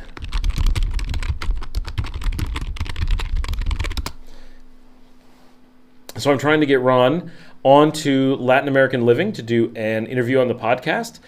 We've got so much really cool content, I think, that overlap a lot. So hoping that he'll be interested in doing that. For those who haven't checked out his channel, he's got quite a bit of really good stuff, and I really like his kind of general vibe on the whole Plan B, plant your flag thing. Not to be down on the people looking to do that, like. It's yeah, and he mentions this. Like, it's easy for those of us who have multiple passports and live abroad and like do a bunch of stuff to be like, you people don't need to do these things. We did, but you don't need to. But the way that people approach it, it's often quite different, right? Often we fell into it, or we're just in a situation where it worked out and we weren't really seeking it. And there's this new thing where people are telling people go plant your flag, and like build, and we talked to the one about this last week, so maybe the one is on. Hey, the one, if you're there, you're being quiet. And he's like, yeah, we're looking for, this Plan B. Some, people are worried. And I'm like, look, I totally agree with the being worried. I totally agree with the wanting to get out. I totally agree with wanting to have protection.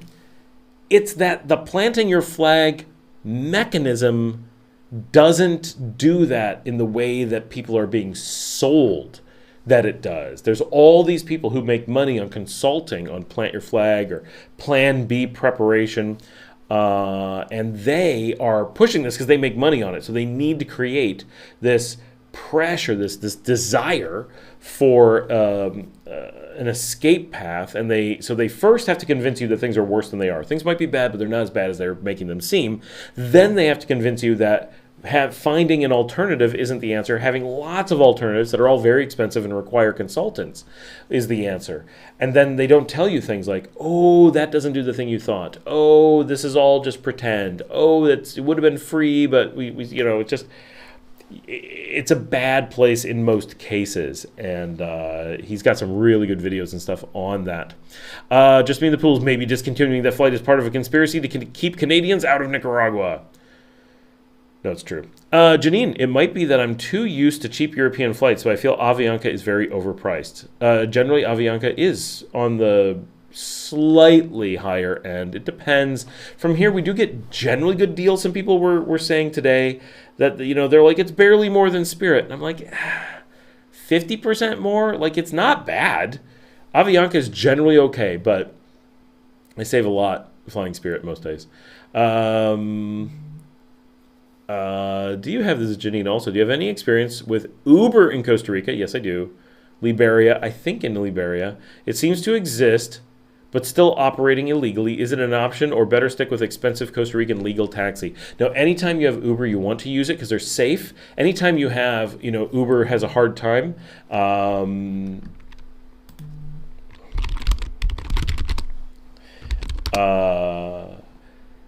So the reason that places have taxis is never good, right? When you have people that operate as taxis but also as Uber, like, that's fine. The idea of taxis is fundamentally bad, right? Super risky. It tends to be in tourist areas with a lot of crime. It's the crime that makes it possible, right? Cancun, San Jose, like these are places that you need a watch, right? Ooh, there's only taxis. You need to be careful. That means that organized crime is almost certainly in control of that area. So taxis are dangerous fundamentally, because there's no way for you as a non-government official to ever know if a taxi is legit or not. You just can't, right? And even in airports, routinely, like in Mexico, I was just in Mexico, totally scammed by the airport people selling you on a taxi. They act like it's the only thing, and then it doesn't even exist. Oh, sorry, we got your money. Haha, there's no taxi. Too bad. And they close, and they leave. And you're like, what the heck? The airport itself is part of the taxi scam? Same thing in Cancun. right? Costa Rica, the government's in these groups pressure the government to make Uber illegal. Well, they're just saying safety is illegal, right? The reason that nothing's perfectly safe. You're getting into a car with a stranger, but Uber, Lyft, those things, they track them. They have their credit cards. They know who they are. They have all kinds of identity stuff. Like, it's really hard for serious crimes to happen in those situations. There's so much protection. People know where you are. Uber can report where you are, and that any government puts any pressure to get rid of it should be red flags. You need to be wary. Now, if it's not Uber particularly, right, it's okay. But so like here in Nicaragua, we don't have Uber, but we do have InDrive, and we have a few other things. I think Uber just hasn't bothered to come in. I don't think it's blocked or anything. I know a few of the places the taxi drivers have worked really hard to keep that stuff out, but in general, the Uber people, especially in places like Mexico and Costa Rica, yes, your Uber driver is scared because people threaten them, but they're doing that job because they need it. But they're the people that are not the ones, basically everyone in a taxi is potentially someone who threatens somebody, right? They're participating in those countries, right, where they're actively threatening the Uber drivers and like beating them and stuff. Well, those are people who will rob and kill you too, right? The very nature of being able to keep Uber and that stuff out of their environment is the same reason you need to be super ultra scared of the taxis. I'm not saying the average taxi is going to rob you. I'm not saying that, but they're participating in a system where they're part of a group that would, right? So definitely when I'm in Costa Rica, I only use Uber. Unless it's like a driver I know and I schedule them ahead of time and they're connected to someone and I like know what's going on. Random taxis are very, very scary. So you can look at it as illegal, but it is a sign of incredible levels of government corruption and a willingness to put tourists at risk to keep Uber out. I'm very passionate about taxis being dangerous, and I've never heard of anyone who had a bad experience in an Uber, like where they got robbed, where they got threatened. But taxis, yep. Know people who've been killed. Know people. I've been, had money robbed. Nearly everyone I know has had some really dangerous thing happen in a taxi, and Uber and that stuff. Never, right? Obviously it happens, but the risks are so wildly disparate that, I would always opt for the Uber or similar when it's available. Here in Leon, we know everybody. We found Uber in San Jose to be great, but yes, they are leery of official taxis. Every driver of Uber I've used in San Jose has been good. I have had issues where Uber wouldn't go certain places because it was too dangerous, and I've had problems where Uber would cancel on me. That's one thing. But I also couldn't get a taxi, so it wasn't like one-sided. But I have had that problem. Basically, Costa Rica has made transportation less than reliable, but in Guatemala, I had the same problem that we were in Tecpan and we could not get any driver to come out to our house ever. Like, just no one would come. It was nuts. I have no idea why. Like, we were in a completely safe area, really ritzy area. They should have been, this will be great fare. Charge us $5 extra. I don't care, right? Like, I just want to go get dinner. And we had lots of people, so like we would totally have paid more to go somewhere if it was like, it's supposed to be $4, it's actually $8. It would have been fine. Edwin, did you visit one of those Chinese stores in Managua, for example, the China Mall in Pista Suburbana, just west of Nicaragua American School, or east of Memorial Sandino neighborhood? Yes, I know the China Mall on Pista Suburbana. No, I've not been in it yet. I have friends who've been there. They say it's great. And there's a new China Mall at Plaza Once as well. And I think we're getting a China Mall here in Leon, I think. I think I heard that. Maybe I made that up. Debate is over. I will call CNN and tell them not to have other debates on Thursdays. Thank you, Larry. They need to know. No, Edwin, I do want to go film that, though, because that's going to be super exciting. I know what I'm thinking. My brain. There is a new China Mall-ish thing here in Leon, downtown, across from 23 Bar. I need to go film that too. Larry, did I see your hospital and Colonia post? In this? Yeah, I mentioned it. Yeah, that the La Colonia is building a new plaza near the hospital, and the hospital, it's near the hospital, and unrelated, and the hospital is going to open in July, according to some nurses that you talk to. See, when it actually shows up, I pay attention. Bill says, I wanted to go to China Mall, but my wife and brother-in-law are disinterested. I'm definitely going to go film it, though. That is going to be interesting. So I'll do the wearable camera and go around and see what we can find, get some prices and goods. Like, I don't know what's in there. I know it's like everything. Like, it's supposed to be really, really cool. So I'm excited. But I think it's going to be like, this may show my lack of know, but there's a couple stores in the mall, Mimiso and those. I think it's going to be like those, but on a really big scale, which would be fantastic. Those are awesome on a small scale. If the China Mall is anything like that, it's going to be just so cool. So I'm really hoping that it's good. It definitely looks nice. There were 2 other China store Hawk shops in Messiah as well as we left in March. Oh yeah, they're opening all over. Yeah, China Mall I think is like a chain, and it seems to be doing well.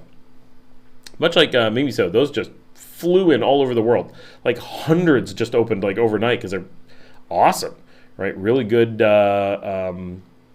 Colonia is in front of Ferromex next to the old Banco Central. Oh, cool. Did you see, Larry, we got a new tree down at Ruben Dario.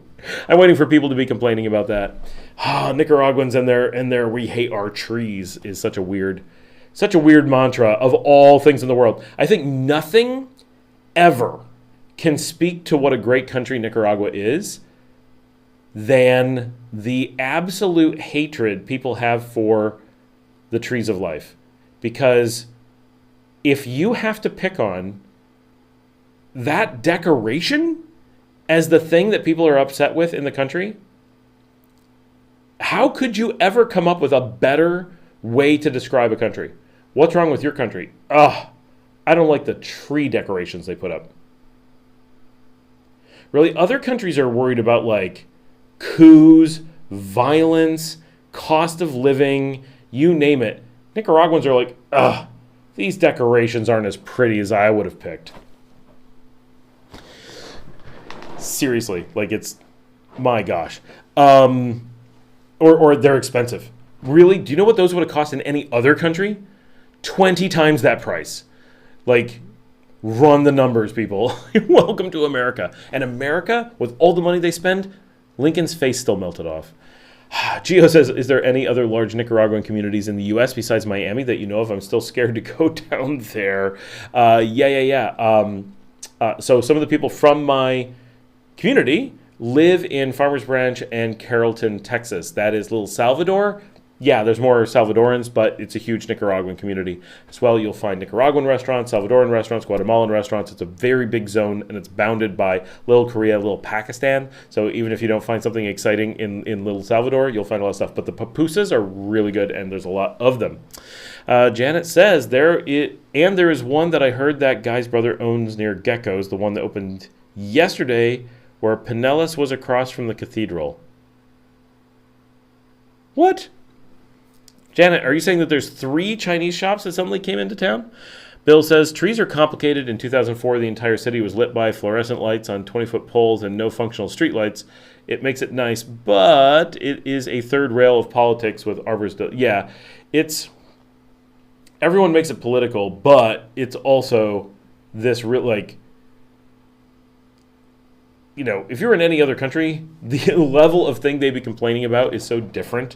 Like, it's great that these are the things we have to complain about. Edwin says, the first time I heard about the existence of that store is when it was being built. It was on the Cronica TN8 report. Months before it first opened. Yeah, Channel 8 News. Yeah, they look cool. I've heard of several people going to it. I heard some rumors about them building a big one, but then it ended up in a different place. Minneapolis, St. Paul has a big Nicaraguan population. Of course, Toronto and Montreal. Oh, that makes sense. Yeah, wow, Janet, all those Chinese stores. I only know the one on First across from 23. Why are there 3 of them all at once? If we needed them, we should have had one before. Need to check it out, though. You know, though, having been in... I need to see what's in them. right? So we'll need to go film those. Janet, send me pin drops of all those. Maybe I'll go film them this weekend. Ooh, that would be fun. I could do that this weekend. What are you doing this weekend? Shopping for cheap crap? Yes. No, they often have really nice stuff, though, at least that I know of. And they always have the things you can't find. Like, that's just fun. A lot of Nikas in Zaragoza, España. Like 5 for tangas around town. All right, let's go there. We have so Janet lives in Zaragoza, just not in España. My brain just derailed with all of that. Oh, sorry. Oh my gosh, it hasn't been that long. Why am I tired? No. Okay, so filming the Chinese stores, that could be good. That's a good idea. And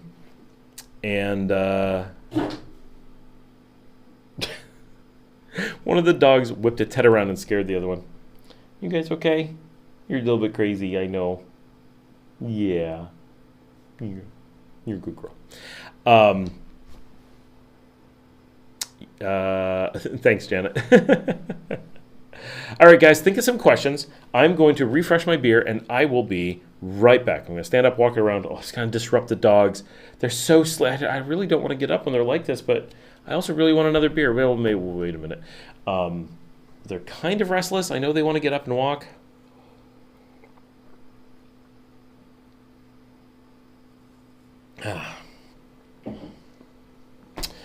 Oh, I know what I was going to say. When I was in Bolivia, they have so many awesome Chinese goods that we haven't seen here yet in Nicaragua, or I haven't seen yet. And I'm looking forward to like getting more stuff because Bolivia has done, it's just a bigger market. Done a lot with China for a long time, and Nicaragua is a lot newer to like a relationship with China because it's been very aligned with Taiwan for a long time. And so we're starting to get all this cool new stuff. And really interesting to see because like in Bolivia they've got like great like just like bathroom fixtures, right? Like amazing bathroom fixtures in like lots of low-cost places, and you're like, what? These are affordable? These are really nice. So I'm looking forward to discovering some of that stuff.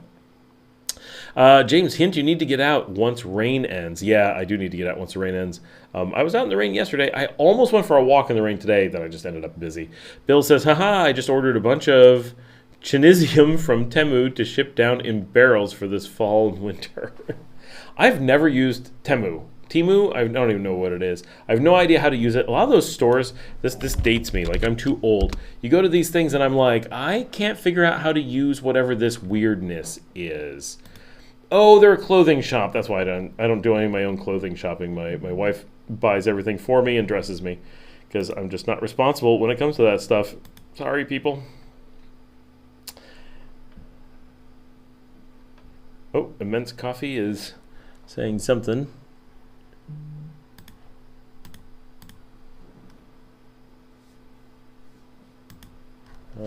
Something weird going on in Guatemala. Where was he brewing coffee today?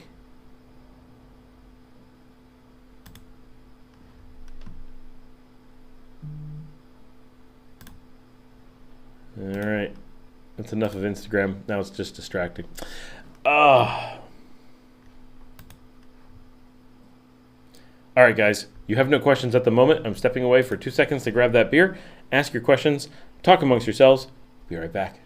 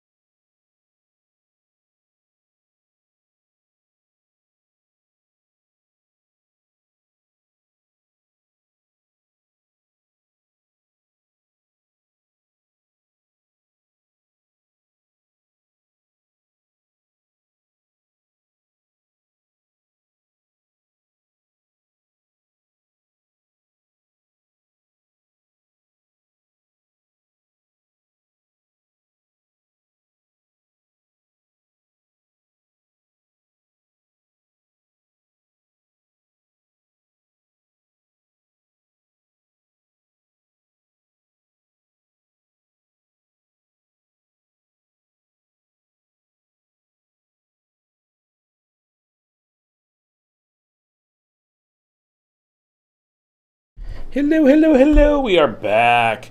I may have grabbed a couple bites of broccoli noodle stuff while I was out there as well. Oh, a lot of stuff came up. Awesome.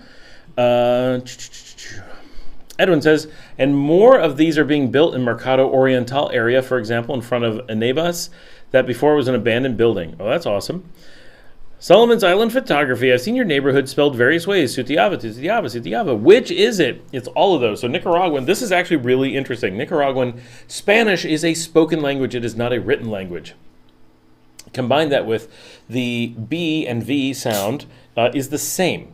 So in Spanish, there is no B and V. Those are not separate letters. Those are the same letter written two different ways, basically based on their historical background. Just like there is no Z sound in Spanish, there is the letter Z that denotes that something used to be, I don't know its name, but the C with a little curly thing after it, which is another way of writing the S.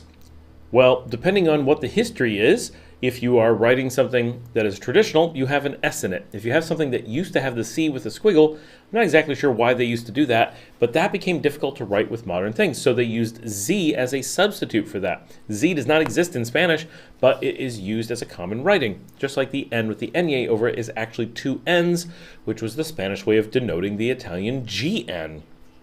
So in Nicaraguan Spanish, anytime you have a B or a V, because it's not a written language, they are interchangeable.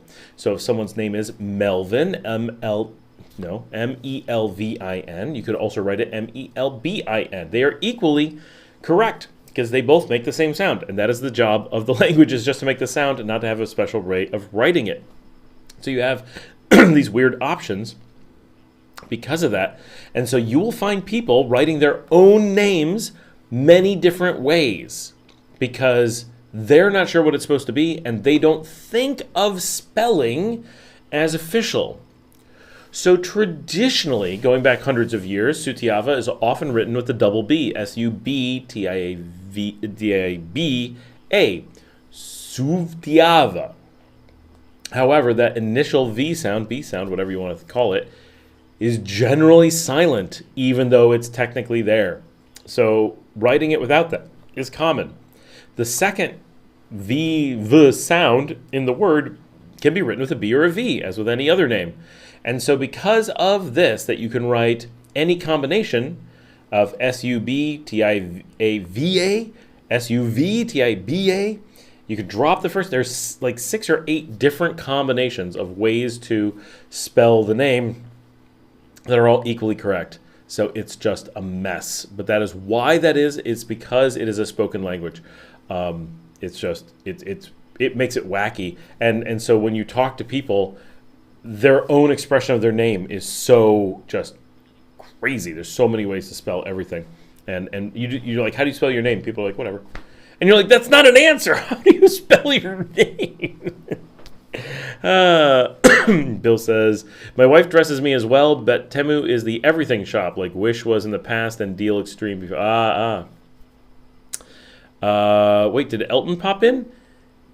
Bill says, hey Elton, how you doing? Did I miss something? I didn't see Elton. Just me and the Poodles. Temu sells everything. Interesting.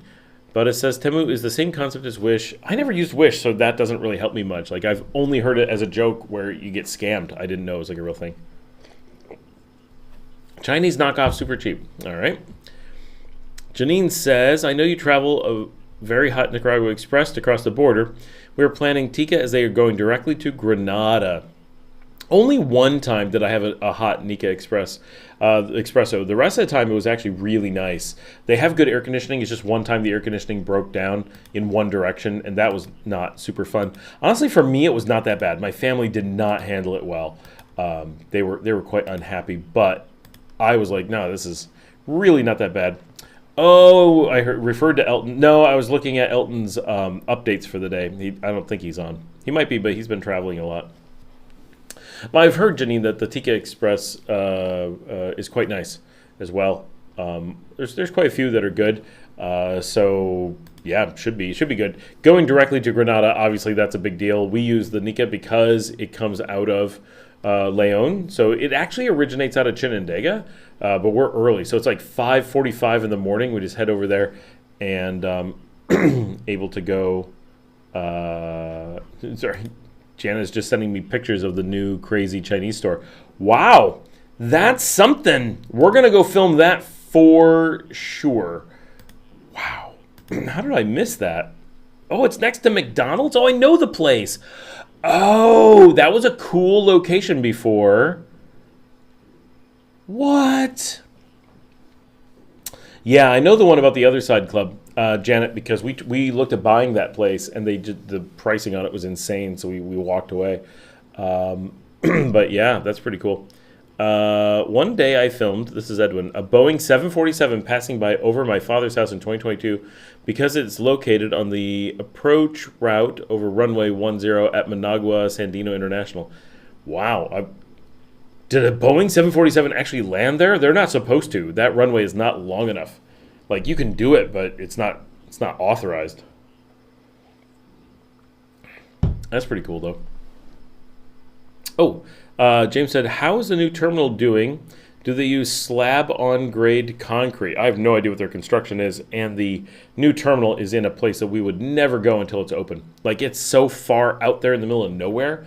Like, if you need to get to it, like if you put an airport there, not a big deal. It's pretty accessible, but if you're like, hey, when's the last time you drove past there? Everyone's like, I don't know. Because it's on a peninsula, so you have to go to a road that not that many people take. And then you have to like go out, like you're on this road, and then you have to go way down onto this peninsula towards nothing. And so if you have a reason to go down there, not too bad, but it's pretty, it's a pretty weird location. So I have no idea how the construction's going. We're looking forward to that, though. It'd be nice to have that open. Delicious fresh Tonya. Oh, yeah. Boom.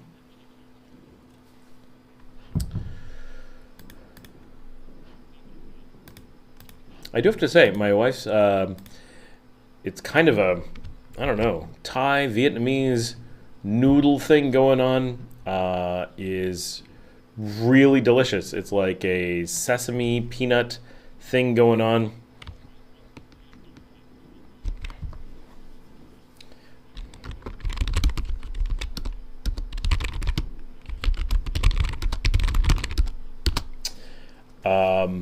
And sorry, some people that I forgot to tell about the live stream. What am I doing? There we go.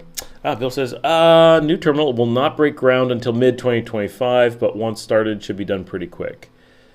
Yeah, because they already have the runway, right? They just have to, like, how hard is it to actually build a terminal? They're building the new bus terminal over here. They're expected to do it in 8 months. Or so says my brother-in-law's friend, who is pretty high up in the FSLN.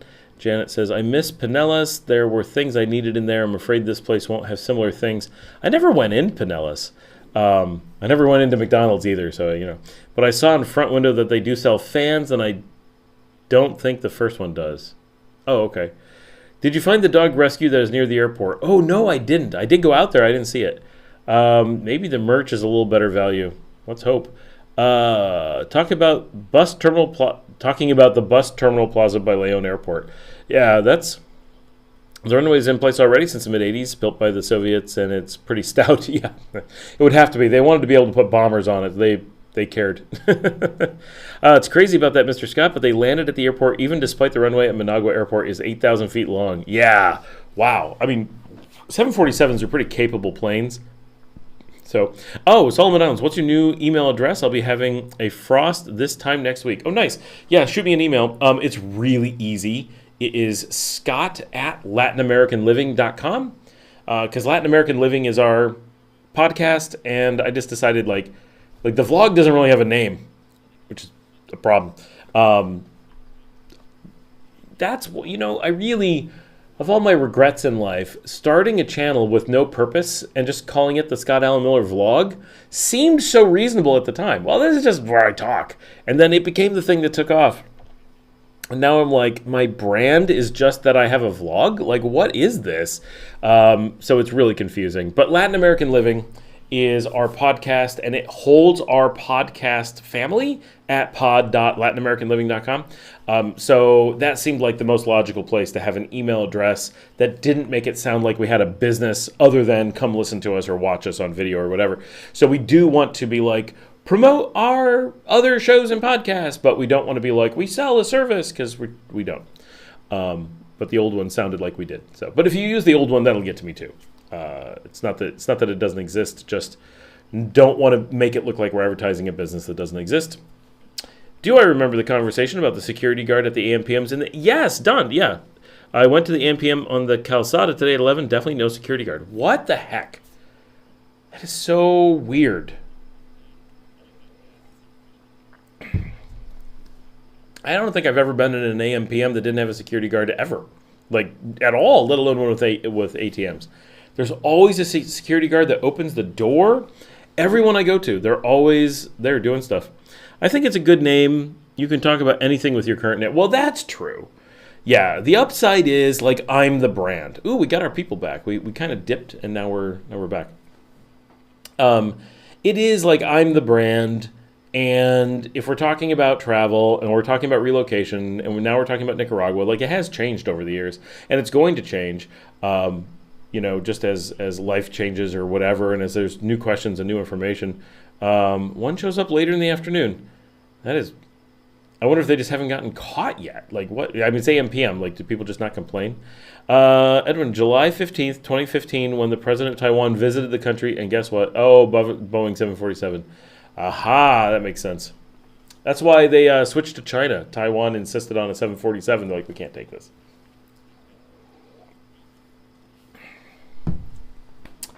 That was just before I moved to Nicaragua the first time. It had just happened. That actually rings a bell now that it happened. I haven't flown in a 747 in so long. I flew a 747 to London, I want to say, in 2012. I think that's the last time I was on a 747. And it was good. That was a good flight for the most part. A lot of turbulence. I had vertigo back then, so it was really rough. I was like holding on to everything, and every time it would hit anything, it'd be like my head would go spinning. Oh, that was rough. But the flight was actually good, and that was the time, if that's the one I'm thinking of, we landed in Heathrow. If there's an airport to avoid anywhere in the world, it's Heathrow. That is my all-time pick for the worst airports. I've been told that IAH may be worse, Houston, but if you're an American, IAH is only so bad. But if you're like Canadian, dear Lord, stay away. But Heathrow is just a train wreck of incompetence and nasty people.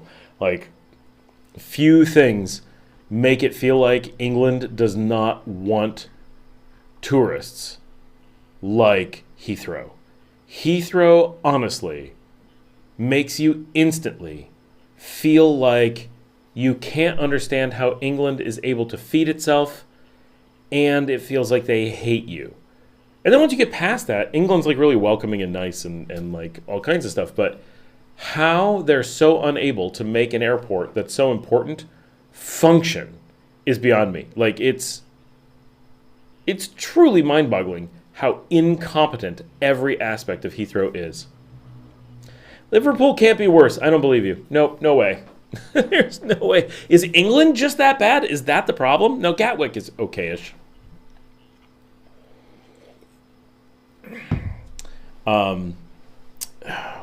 What other airport was I thinking of? No, you know what airport I really like is Ataturk. Ataturk, I will make a point to fly through. People will be like, where are you flying? I'm like, I got multiple flight options. If it's going through Ataturk, I'm probably going to take that. Always have good experiences at Ataturk. Munich, that one's good for transfer. Even people from London can't understand the Liverpool accent. Oh, that's a problem, sure. I have a friend from Liverpool. She's pretty understandable. I should get her on the show. She can talk and say things. Liverpool accent is tough. That is legit. But I don't know. Heathrow is just such a mess. I love the trains in England. They're so easy. I like all the big train stations and the classic. Like, it's great. That's my number one thing. Like, in case anyone didn't know, my number one thing I wish we had in Central America is beautiful European trains. That's the only thing. If we had European trains and train stations sprinkled around Central America with open borders, it would not get any better. It'd be so nice. What are you doing this weekend? I'm getting on this train. I'm going to get off when I feel like it. I'd be like every weekend. I would pay for some massive train pass, and I'd just be zipping around everywhere. I'd be like, I have the unlimited annual pass. Like, so you don't even know where you're going? Nope. I get on the train, I have a beer, and, after a few beers, sometimes I get off. That would be me. I've done that in Europe. Just traveling around Europe. We have an episode of Kidding Around Europe where we got on the wrong train, went to the wrong country. Oops. Still, it's a fun ride on the train. The U.S. has Amtrak, and they're not bad, but they're so late that you can't use them for anything. And you're always just standing around hoping a train will come. It takes a lot of the fun out of it. And then the prices are really high. Europe, it's how much to go across the country? $20. America, how long to go across the state? $5,000. What? Who uses this? They're nobody. That's why it's so expensive. You got to pay for all the people who work here. It's they have big seats. They're comfy. They're clean. But they don't sell good food on them. That's one of the things that drives me crazy. If you had it decked out with amazing food like Europe does, I'd be yeah, Amtrak all the time. And I would eat every meal on a train. I mean, I'm not going back and riding Amtrak now. But when I lived in the U.S., I used to take Amtrak. Even from my dad's place to my in-laws, they used to live down the train line from each other. I would take that. It would, ever met a newfie? Yes, I know what a newfie is, James. Actually, the very likely new co-host of my show is actually a newfie. Oh, Mr. No Good, are you still on here? Just pop on and say hi if you are. Because I'm pretty sure you were asking about Casamango. Somewhere, and I don't know where.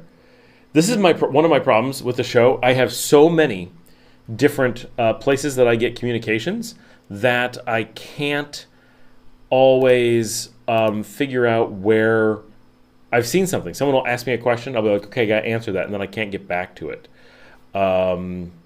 It has not yet arrived, Sullivan Island Photography. I happen to have my email up at the moment. I'll check the junk folder to see if it went in there. Nope. Those are all actual spam. I'm watching for it. Nothing yet.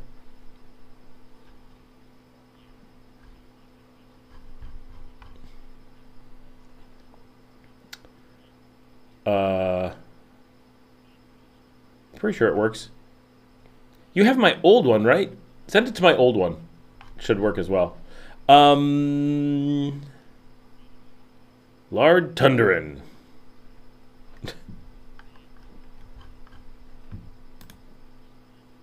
I am worried that this email hasn't arrived. I'm going to test from my work account just to see. Scott at LatinAmericanLiving.com. Yep, there it is. Testing tonight. It may be that it's because it's a photo. Maybe it's taking some time. That happens. Hey, this is a test from myself to myself. Oh, that's not good. I haven't gotten that email yet either. Something's wrong with my email.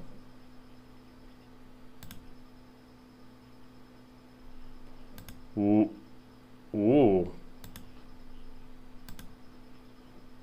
Last email I've received is yesterday at 7:24 p.m. Nope, there's my test email. Okay, it just took a second. All's well. That's a newfie saying typically Lord Thundering Jesus.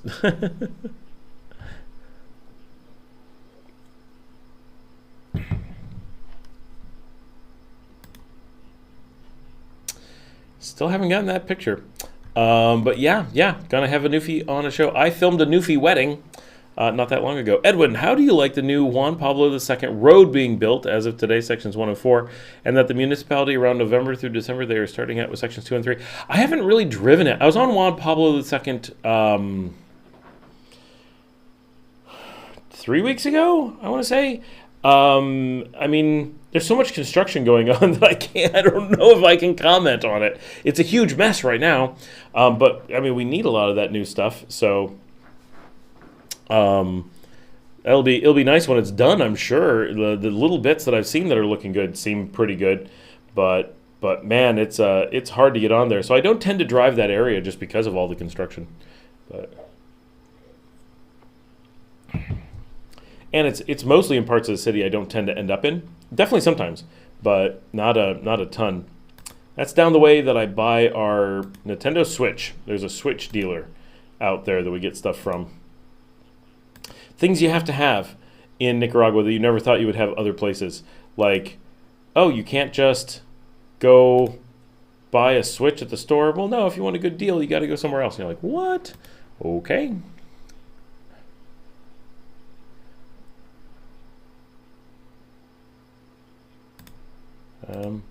Yes.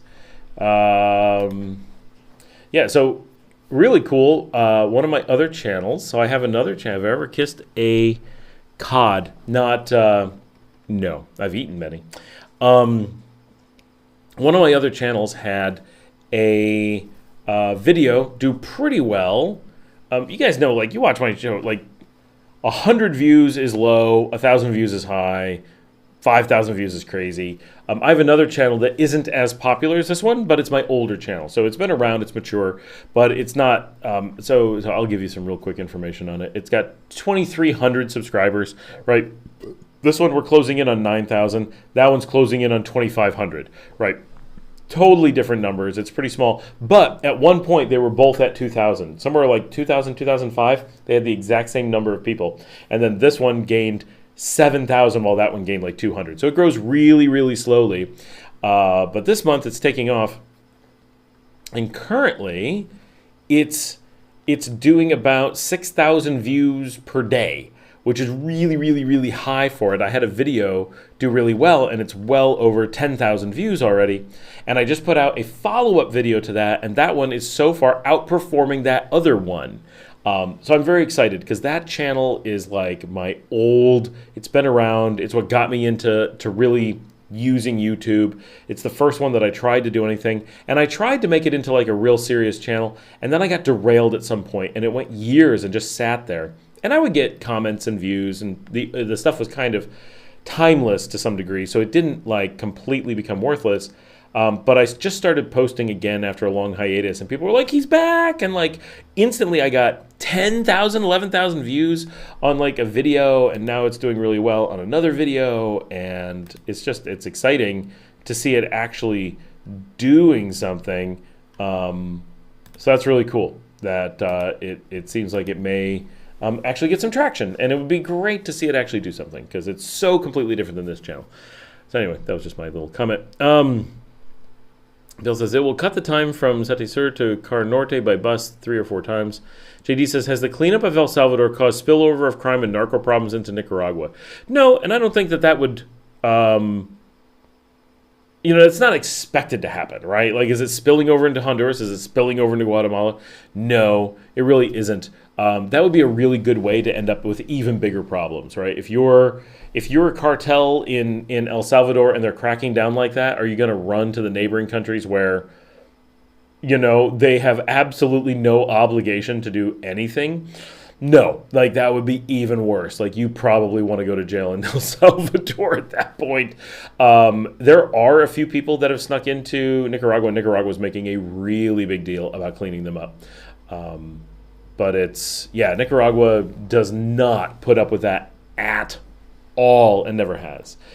So it's a very different environment. But even Honduras and Guatemala, we've not heard of anything happening there either. And they would be much more likely targets. And in reality, if there was an outward flowing pressure of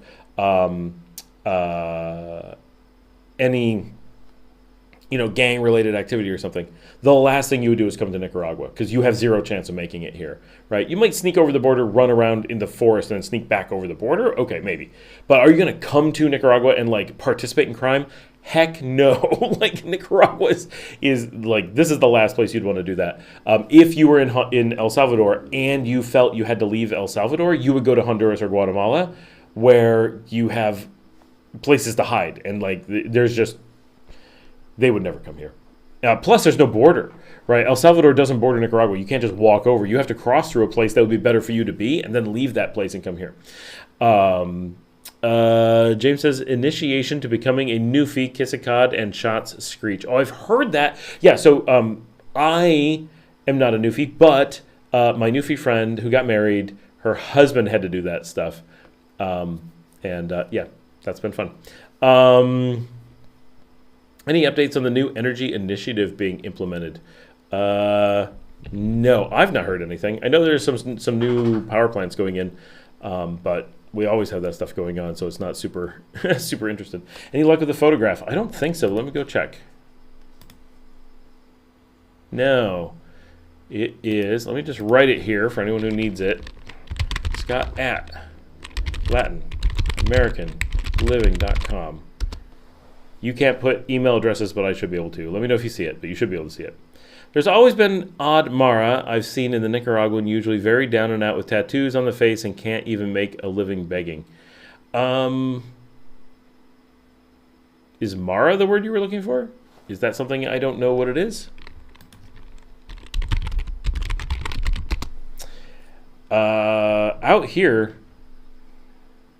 Oh. Mara in that. Yeah, now I know what you mean. Yes. It's because Mara is MS-13. Okay. Janet does not see the Mara. She sees my email. No, we never see Mara out here. They could exist from place to place. Out in Leon, we definitely don't see them. I think Leon tends to run an even tighter ship than a lot of the country, so it's probably not the place you'd want to go to. It's also out of the way. Like, we're just not on the way to anything, so that's a very if you were in that position, you'd be like, oh, should I go to Leon? No, that would probably make no sense. So it's kind of like people ask me, do you ever see the has a few wimpy gangs. Yeah, there's this gang of little kids who light your shoes on fire in Leon. They're a pain. The immigrants. Some people are like, oh, do you ever see immigrants? We're like, no. But if you live like up north in like Acatal, like on the path to Honduras, they do see them. But like out here in Leon, why would they be here ever? Like, do you know how many Venezuelans I've seen here? I don't know, 4? Like, these are, but we're not on the way to anything. So anything like that happening in the country, we're so isolated from it. Because if you look at a map, we're really out there, actually. It doesn't feel like that. But if you actually look, it's like, oh, if you went through Leon, where do you end up? On a peninsula on the way to nowhere. Oh, yeah. It just... only Managua. Have not seen one for years now. Oh, okay. Yeah, that makes sense. Mostly glue sniffers. You look more refreshed now, at least than at the... Look more refreshed than at the beginning of the show. That's because the live stream gives me energy. It really does. It kind of energizes my week. I was very down. I just feeling stressed this week. And this is my moment to like kick back. I mean, this is my only beer of the week. I did have a bottle of wine the other night. But other than that, like this is my, like I don't have, wait, what? Okay, I'm going to read that in a second. It's my moment to, you know, connect with you guys. And, you know, so much during the week, the comments and stuff that show up on the show obviously are 90% super positive. But then there's like some just constant negative stuff. And there's some people who just have this like grumpy old people things. And then sometimes there's, you know, like actual like crap being spewed. And like sometimes I have to deal with that. And it takes a lot of the fun out of it. And that's just the show. And then there's like life. Like, oh, so work stuff can be stressful or someone's having a hard time. And I did just get a thing. Is that a picture? I got the picture. There it is, Solomon Island photography. Favorite beach in Nicaragua. It is really big. That might be why it took a while. I don't recognize the spot. I recognize Cristobal. So I can imagine about where it is, but I don't know the buildings. I really need to get up there. Cool. It was stuck in my outbox. Oh, back in the day, there used to be a ferry to and from El Salvador via Golfo de Fonseca. It's back. It's still there. Or it's back again. Back again. What band was that? Darwin is here. Nicaragua es un país hermoso. Sí, es verdad. And Darwin, good to see you. Bienvenidos. Janet says, I did see Amara at Barbaro, which is a very fancy restaurant, but probably 7 years ago. I hope you mean in front of Barbaro, like on the street, not actually in. A friend of mine from the English teacher school had arranged a date with him. It caused a huge stir with the employees and Ramon. I bet it did. Yeah, I bet that did not go over well. Oh, expats.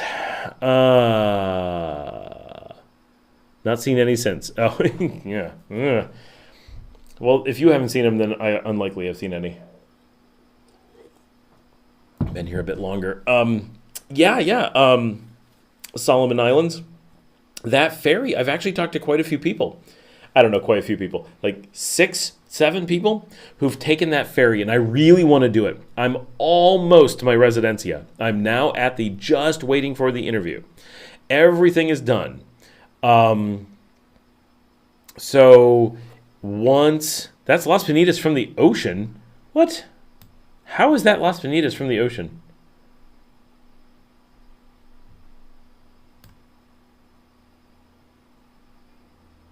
There's nowhere in Las Piñitas that is able to see San Cristobal like that.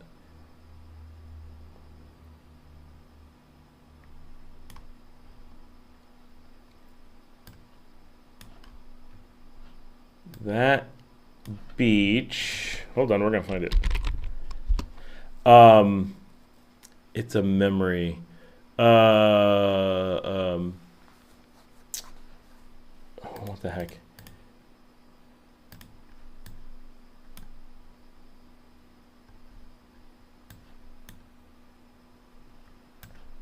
I feel like it's got to be like Hikaleo. That picture took a while to come in because the government was screening it before delivery. Oh, yeah, of course. Yeah, no. Always got to do that. If the government had the ability to screen emails, oh my gosh, they would have functional email themselves. Do you know if you look on a map, right by the volcano, there's another town called Ticuantepe? How many Ticuantepes can one country have? Learning what Amara is a funny memory now. Oh, I see. Just be in the pools. Don't be silly. Locovids. Locovids, where'd you go? Nicaragua, the ultimate spot for ultra-paranoid expat, drinking himself close to brain damage because Tonya does go down so easy. It is true that Tonya goes down easy, and we have... The sad thing is Nicaragua, this is both the great thing and the bad thing, right? It's like homeschooling. What's great about homeschooling? You can do all the best stuff for your kids. You don't have to worry about any government intervention. You don't have to worry about the other kids holding you back. You don't have to worry about, there's all these things you don't have to worry about. But you also have the opportunity to have so much go wrong, right? Oh, I also don't want to teach my kids at all. I want them to be crazy. I want them to not believe in anything. I want them to be nuts. So homeschooling goes both ways. It lacks the protections, but those protections also hold back the best students, so it's all over the place. Well, Nicaragua is kind of like that with expats. It has the fewest controls, it's the most open, it's the cheapest, so we get both the people who are like doing their research and want the most freedom and flexibility. We also get the people who are kind of crazy and had nowhere else to go. And so we get this huge range of things that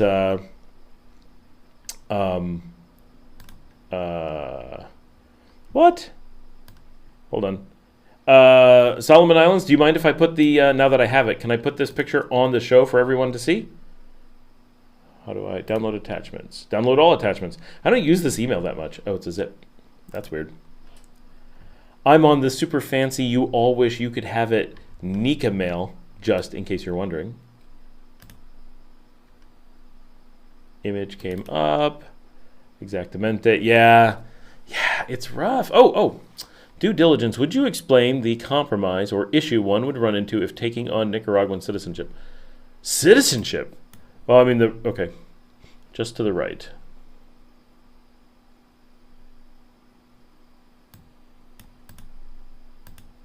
Everything disappeared off my screen. Hold on. Macs get a little bit weird sometimes. Oh my gosh, everything's popping up in front of the picture. Stop it.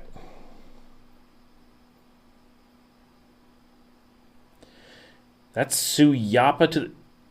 All of those buildings are gone now. How the heck does San Cristobal look like that? Okay.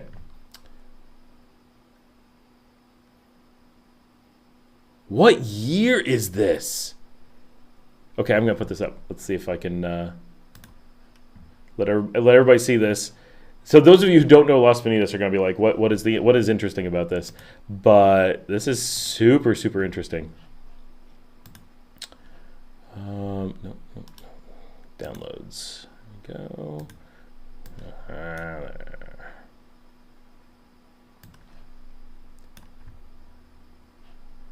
All right, you guys ready? Brace yourselves. Don't worry, we're coming back to the trade-off on citizenship. I have not forgotten you. You have not been forgotten nor forsaken. Are you ready? All right, so just me and the pools. Do you have your residency interview in Spanish or is English allowed? No. Spanish, only Spanish. So this is Las Piñatas. When? Inquiring minds want to know. What year is this from? Because holy freaking cow, in no way does any part of Las Piñatas... Hold on. How do I put it on my screen so I can see it? We're taking you all with me. It's going to make noise. I apologize. All right, I'm looking at it over here. My good gosh. So you're in the water. Those are the rocks. How is that Suyapa? What angle must you be at for that to be Suyapa? So the yellow house has to be gone. Everything left of Suyapa has to be gone.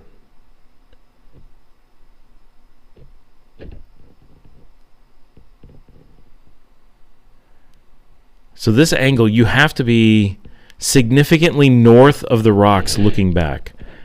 12 years ago. All right. Can everybody hear me okay? How bad is the noise over here?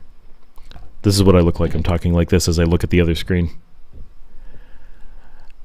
So, for those who don't know, so I'm going to do my best. So those rocks in that picture are my rocks. Okay? So this is why this is wild. I own those rocks as much as anyone does. They are directly straight in front of my house.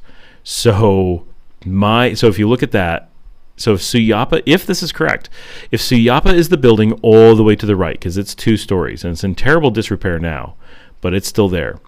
Next to Suyapa is an empty lot. So that big yellow house has been gone with no remains of it whatsoever. I have filmed so many 2021 episodes standing directly in what would be the middle of that yellow house, but it was just a big open yard with a horse wandering around. If anyone knows my old episodes where I had the wild horse and I would film in a pasture with a wild horse on the beach, that is that yellow house.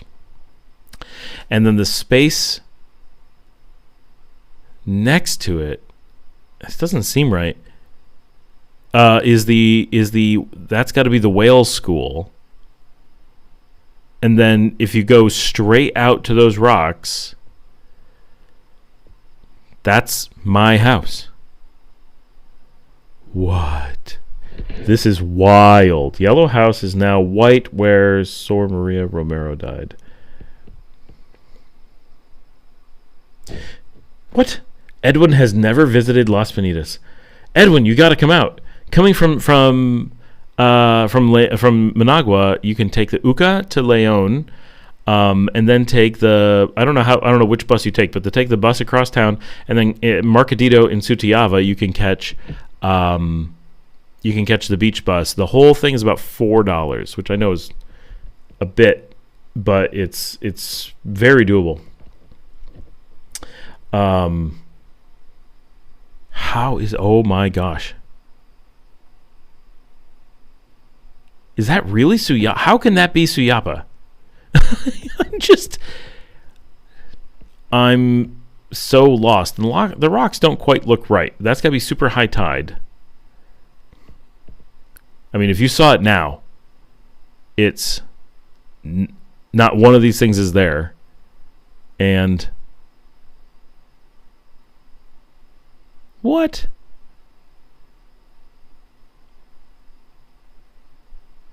Wow, okay. So let's come back and actually answer questions. What, though? I don't know. Okay. Going back up. Number 3 in Carretera Messiah, near Las Colinas. Oh, what did I miss? It's a memory. That picture took a while to come back. 100%. Learning what Amara is. Me and the pools, don't be silly. What's the best fritanga restaurant for you? Oh, Edwin, I'm a vegetarian, so my opinion on fritangas is pretty bad. I like the lady across the street from my old house because she's a nice lady. There's a place that does a little bit of vegetarian I can eat at the market in Leon, but one of your favorites is in Belo Horizonte, going southbound to the roundabout. Wow. There's that new one. Near Las Colinas first entrance. Edwin, is that the one with number 3, giant lit up sign that says Fritanga? I was there yesterday. I didn't go in. I saw it yesterday. I'm like, I gotta check this place out. It looks great. There's a good Fritanga in Ciudad Sandino, but I never. Behind the rocks is Suyapa. Wish you could explain the compromise or issue one would run into if taking on Nicaraguan citizenship. So the real thing, due diligence, is you can't, right? There's no reasonable way. I've heard of one person who has ever got it. Ever, right? It took him 38 years. To get Nicaraguan citizenship, you must give up all other citizenships. There are exceptions to that. I believe Spain. I don't know of any others. I do know that Central American, you have to give those up. American, you definitely have to give that up. British, you have to give that up. Canadian, you have to give that up. Nicaraguan citizenship would suddenly mean you have to pay Nicaraguan taxes. You suddenly have essentially no ability to fly anywhere. You would be part of the embargo by the U.S. and Canada against Nicaragua that intentionally makes Nicaraguans feel like prisoners in their own country because they make it nearly impossible to leave the country by any means. You would give up nearly every Nicaraguan, their number one desire. This is not quite true, but essentially, the general desire of Nicaraguans is a non-Nicaraguan passport. Nicaraguans broadly love being Nicaraguan. They're proud of being Nicaraguan. They love Nicaragua. But they're trapped here. They have no right to work anywhere. They have no right to travel anywhere. If they can get somehow out of the zone, then they have like free travel through all of South America. They have free travel through all of Europe. They have an actual pretty decent passport, except exactly where they live. Every flight is either super expensive or they are banned from it. They can't fly through the U.S. They can't fly through Canada. They can't fly through Mexico. They can't fly through Costa Rica. Costa Rica, a little bit. They have to get a visa. They have to pay things. They have to get approved. Like it's not bad, but it's not easy. But a lot of the places, they can't go at all. They're basically economic prisoners because if they're rich, if you're already rich, there's a way to get out of the region. But if you're not, you are trapped. And that is an insane thing to want. Like there's no upside to the Nicaraguan passport other than if you are really strongly identifying yourself with Nicaragua and you want the right to be buried here as a Nicaraguan citizen, which, I'm pretty attached to Nicaragua. If my choices were, where do you want to be buried? Well, Nicaragua. Would you like to be buried and remembered as a Nicaraguan? That seems nice, right?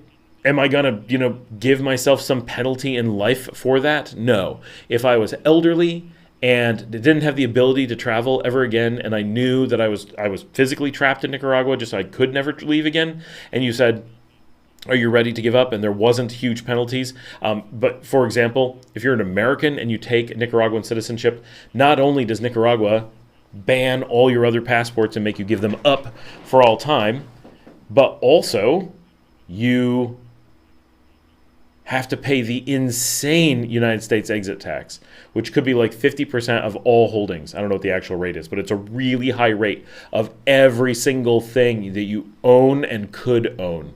It is unbelievable. The penalties for getting a Nicaraguan passport are epic. Bill says, it flew by. Okay, Bill deleted his first message, so this is why he said also. People also conflate the lack of enforcement as freedom. There are many laws on the books that are far in excess of what you would experience in the first world, but are just not enforced. Oh, that's definitely true. Yellow Houses now. You do not want to pursue Nicaraguan citizenship, as you must renounce any outstanding citizenships to obtain Nicaraguan citizenship. Bill, isn't Spanish allowed? I really feel like that one is. You better swim out there and take a picture tomorrow so we can compare. Right? I do need to do that. Solomon Islands. Let me find another angle. There's no mount. Oh, did that arrive? Oh, it did. That's why my screen flashed. Well, that's another angle, all right. Those are definitely the rocks. That I can get out to that spot pretty easily because those are my rocks. Those are my rocks. That's crazy. You can't actually own the rocks. They're just the rocks directly in front of my house. So I'm the one who controls the freedom of view. Like someone could block them if it wasn't for me saying that they can't. How do I get this? Save image as... Oh, no. Copy image? Can I then... just stick it straight into our media. I'll find out. I cannot. Okay.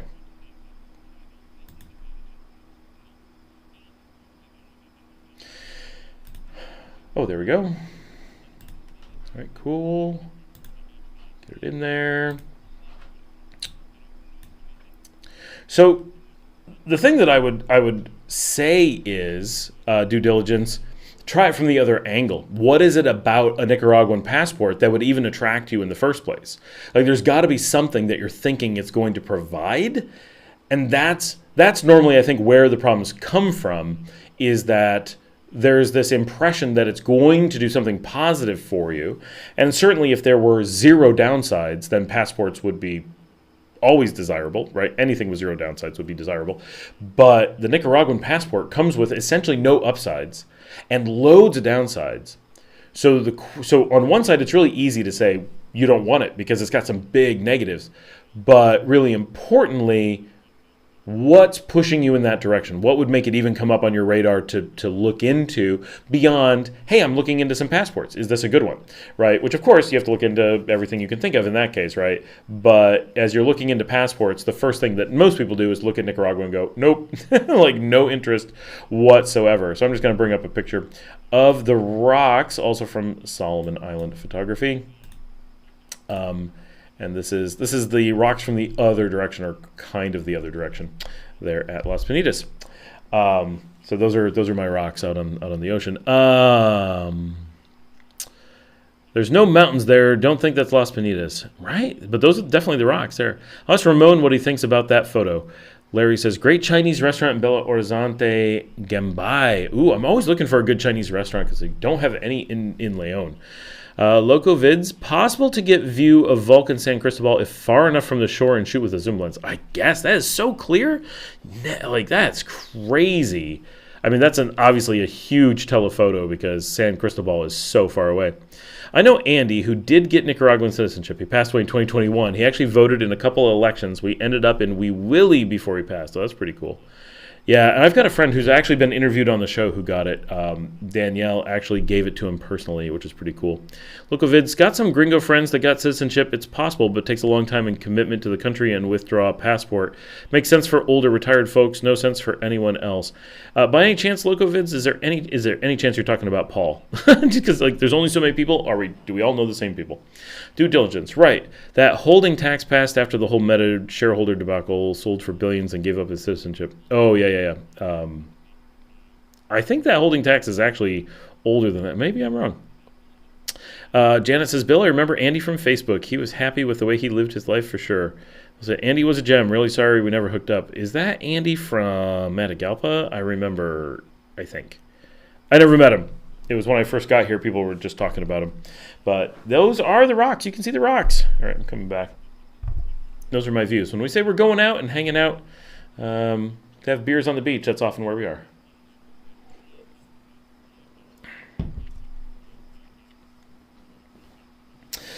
Yeah, getting out with... So due diligence, what is the passport goals you have in mind? That's really... If you're looking at a new passport, and so like Ron and I, say Ron from Nearshore Living, Like, typically, if you're going to look for a passport, right, you really got to know what it is you're trying to get. You really have to have a specific goal in mind, something that it's going to provide for you, because all of the things that are normally sold, like, I don't want to pick on, because he's a good guy and he seems to have a good channel, right? But Nomad Capitalist, right? I think he would actually agree with this, so I'm not saying he's doing this.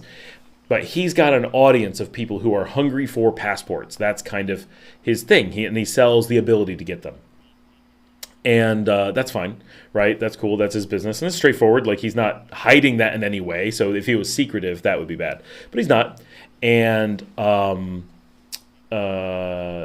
the thing that is often seen, the thing that's often said is that, oh, you got to have it. You got to have it because it's going to give you some protection. It's going to give you some features. It's going to give you some, and people always leave out, one, it's really hard to get. Two, they generally come with a load of penalties. There's normally all these things that they think that passport portfolio is exactly the thing you don't want. And actually, so Nearshore Living has tons of videos specifically addressing passport portfolio. That is a scam. Right? You do potentially want more than one passport because passports can come with power. They generally come at really high cost, and people leave out that the penalties of passports are cumulative. Sometimes their benefits are as well, but not generally. You generally are just like, well, if you get a better passport, you switch to that. And then the one that you had, you never use again. Right, that's basically what it is. It's extremely rare that you would have multiple passports and use them at different times, unless they were required for you to do at different times. That's about it. But that's the thing. There's this new scam, and it's big. And so when I'm talking about planting a flag, that is a similar scam, but they're not quite. So there's a couple different ways that they portray it. Some people talk about the plan B to get people scared. Some people talk about the passport portfolio because it sounds really interesting. Some people talk about planting their flags because they think it's some level of protection, but it's all based around the same general scam that is that somehow by not being an active traveler and not actively focusing on your wealth and not actively getting out now, somehow you can work around those things by spending money with consultants. And while it's not 100% impossible, it's essentially impossible. Hold on, I have to let my wife know someone's outside honking.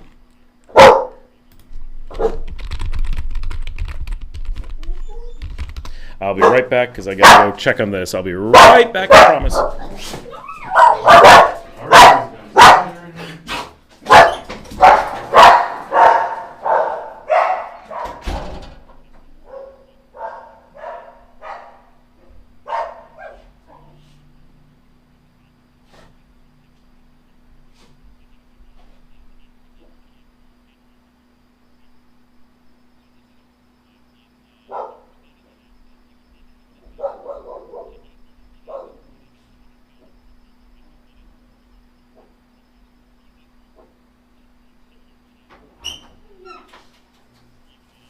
Anybody?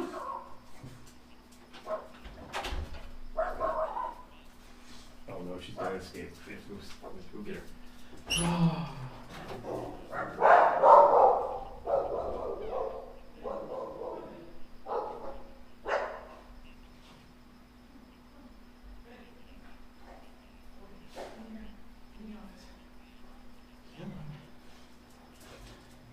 Come on, Betty. Go ahead, safe. There you go. You got your little bed. All right, sorry everybody. Just disrespectful neighbors sitting out in front of the house honking their horn because someone else didn't come out. And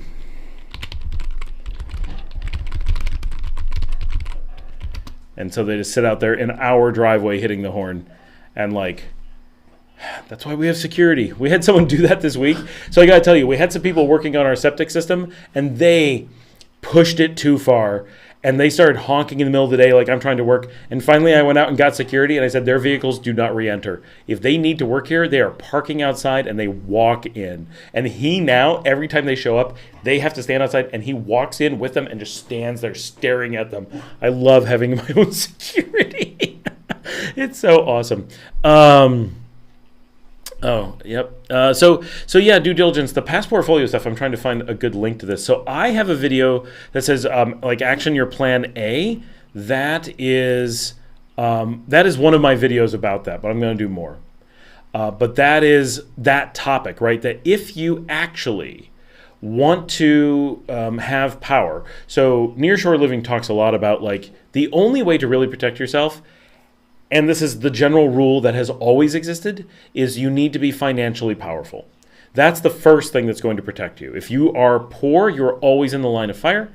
And if you are rich, you always have protection. It doesn't matter where you are or what you're doing. Those things just don't matter that much. Now, the second thing is, now don't go off my live stream to watch these, but I'm going to give you a bunch of links that you need to check out later. Because he has a lot of good content on this, and I haven't necessarily seen them all.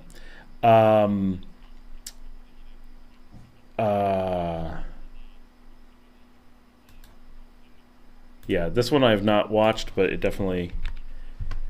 So one of the problems with buying passports or doing this passport thing, every passport takes a whole bunch of money, time, effort. There's always... a struggle with it, right?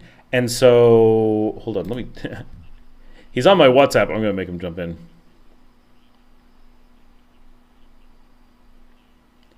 Where did he go? Where did he go? Where did he go? Oh, I can't find him. He disappeared.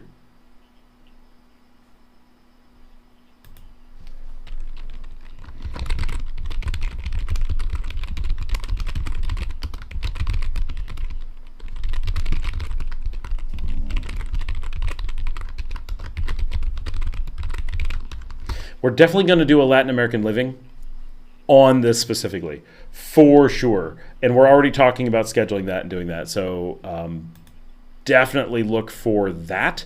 And this is a good opportunity to remind everyone to go subscribe through your favorite podcasting mechanism, whether it's Apple Podcast, Amazon Music Podcast, Audible, Spotify, or YouTube. I think that's all the ones that's currently there. Yeah, TJ, it's only 10 o'clock here. Like, it's early. Go subscribe to Latin American Living. We're only a few episodes in. Ron and I are going to be doing definitely a show on that digs into it. So his approach is so again, I don't know if you saw this earlier. Both Ron and I are multi-passport people. So we have a certain amount of, like, oh, you don't have to do it because, yeah, of course, we're like, it's easy for us. We already have one, right? But neither of us went out to get them, I don't think. And you don't really use them once you have a good one. If you don't have a good passport, you want to get a good passport. That's real. So if you're Nicaraguan, you want to get an American passport. You want to get a Spanish passport. You want to get a Mexican passport, Canadian passport. Those are power passports. But once you have one of those, you really don't care about another one unless you need to go work in those countries.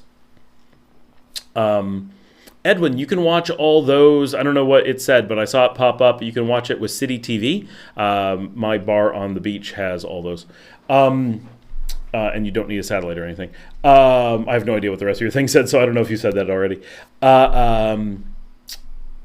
So his thing is, like, save your money, because the money you spend building a portfolio could easily deplete your financial resources because it's insanely expensive in most cases. Spanish passport is like $400,000. Portuguese passport, like $800,000. Panamanian, $300,000, something like that. Nicaraguan, 40 years of your life and you lose all other passports. It's really common to have to give up other passports. It's really common to have, like, complications. Like, you get a Nicaraguan passport.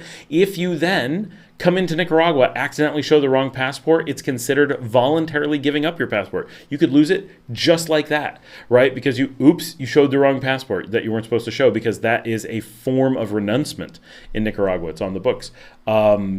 there is a lot of countries, it's funny because like a lot of Italians will be like, no, you can't get second citizenship. They're going to draft you. They're going to tax you. They're going to do all these things. And it's true. They can do all those things. Once you get another passport, that country owns your taxes. That country owns they can recall you. They can imprison you. They can draft you. They can do all kinds of things. So some places, like Panama, nothing bad ever happens. So that's pretty good to have a second passport from Panama.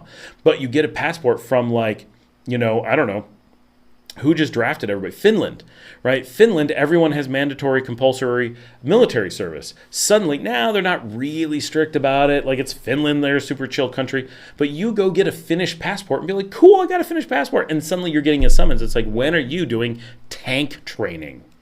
And I was like, what? I have to, yeah, your passport. And now you have to pay super high socialist North Nordic taxes. And you're like, but I don't live in and work in Finland. They're like, well, why'd you get a passport then? Right? So you have to be careful that a second passport, third passport can come with cumulative stuff. And you say, well, like if somehow you ended up with both a Nicaraguan and U.S. passport, which can happen, there can be situations where you're taxed by both. Some places like France and Italy have treaties with the U.S. So if they tax you, the U.S. tax you, the U.S. doesn't. And if they tax you but not enough, the U.S. just taxes you the difference. But you can easily end up in a situation where you have two countries that both claim your taxes. And you can end up in a situation that I've never heard of this happening, but it is theoretically possible because the United States can have a tax rate. I had a tax rate in the U.S. of 52%. Think for a second what that means. The majority of my money went to taxes. If I had a second country that claimed 50+% of my taxes, that would mean for every dollar I earn, I owe $1+ in taxes. You literally could lose money by earning money. Right? That's not likely. Really hard to have that happen. You'd probably find some way out of it, but those are some of the, that's how severe it could become. So you need to think about those things when you have cumulative, that you're taking on potentially a lot of risk. So his thing is, it's costly, save your money, use your money to make you powerful, because then it's flexible and it always goes with you. My thing is, that's true, but if you know the place you're in isn't where you want to be, if you want a passport portfolio, you must know you're in the wrong place, you want to get somewhere, then my thing is, nothing will ever protect you much compared to going where you want to go now, right? That was my plan A video, right? So Ron's thing is, if you have the ability, get out and travel so you learn about the world. Yes, that is absolutely true. My thing is, once you know, let's just say you're Canadian, once you know Canada isn't for you, Canada is a fail in your personal life, that's fine. It's cold, there's too much snow, done with it. That's all it takes. Okay, so you're done with Canada, it's too cold. Your job right now, not in a week, not in a month, not in a year, is to go figure out where you want to go, or at least where you think you want to go. Get there now and start that journey. Always be on your path to finding your happy. Find your paradise. And maybe your paradise is Canada. Maybe you're from someplace warm and you're like, all I want is snow. That's fine. Work your way to Canada, right? But every day you don't action that, the harder it's going to be for you to get there, right? Something happens. People are like, what if something happens in the world and the world falls apart? Well, then the last thing you want to be is the new guy showing up, right? People say to me, I want to have residency. I want to have citizenship in Nicaragua. That's what's going to protect me. I'm like, you think it's going to protect you? I don't have either of those things. And let me tell you, when the world's falling apart and they're shutting that border, the guy who's been out there promoting it, who has employees, who has investments here, who owns a house and has a track record in the country, they're not going to look at your residency, right? I'm going to get in before you guys are. Sorry, right? I've put in the work, and Bill's going to get in before me because he's been here for forever, right? Those things are going to matter way more than, but I just got this temporary residency thing that gets renewed every year. They don't care. It means nothing, right? It's a different thing, right? So having an investment, having money, having power, and being there, being a participant in society, those are the most likely things to save you in a situation where you have to deal with something, right? If you're in Canada and you've never been to Panama and you like have Panamanian citizenship and like the world's falling apart and they're closing the border and you're like, I gotta get back to Panama. Do you think Panama's gonna be like, oh great, the guy who's never been here and just bought a passport is who we need to let in? No, it's probably not gonna be a priority, right? Over a random person, maybe, but over all the people that are flooding in, no, that's who's going to get in. So, but that's what all these people are selling, right? All these portfolio people, they're just trying to convince you that the more passports you own, that all these countries are like forced to let you in. They're not. They have no need. They can do anything they want. And when the world falls apart, all that stuff is going to fall apart. They just charged you $200,000 for a passport. That's all. They're not concerned about that stuff in any way. It's it's unfortunate that there's no guarantees, but it is what it is. Do you watch live sports? I do not. I find sports the most boring thing in the universe. In Nicaragua, most of the games, not all, can be seen on ESPN, and as well as most of the time in restaurants around ESPN channels on their TVs. Yeah, my restaurants have, we have even more channels than that, so we get everything. So we do, like, if you watch the advertising in Managua, we advertise that we do like the Super Bowl and stuff from time to time. Bill says, good note on other passports. My dad never got me a Dutch passport because there was an active draft in the 70s and 80s, and the same reason our children were never considered for Nicaraguan passports. Yeah, they come with dangers. My wife's family fought really hard against having Italian passports because they were convinced that there would be some, I don't know what they thought was going to happen in Italy, but they remembered World War II, and they were sure that that kind of stuff would come back and bite them.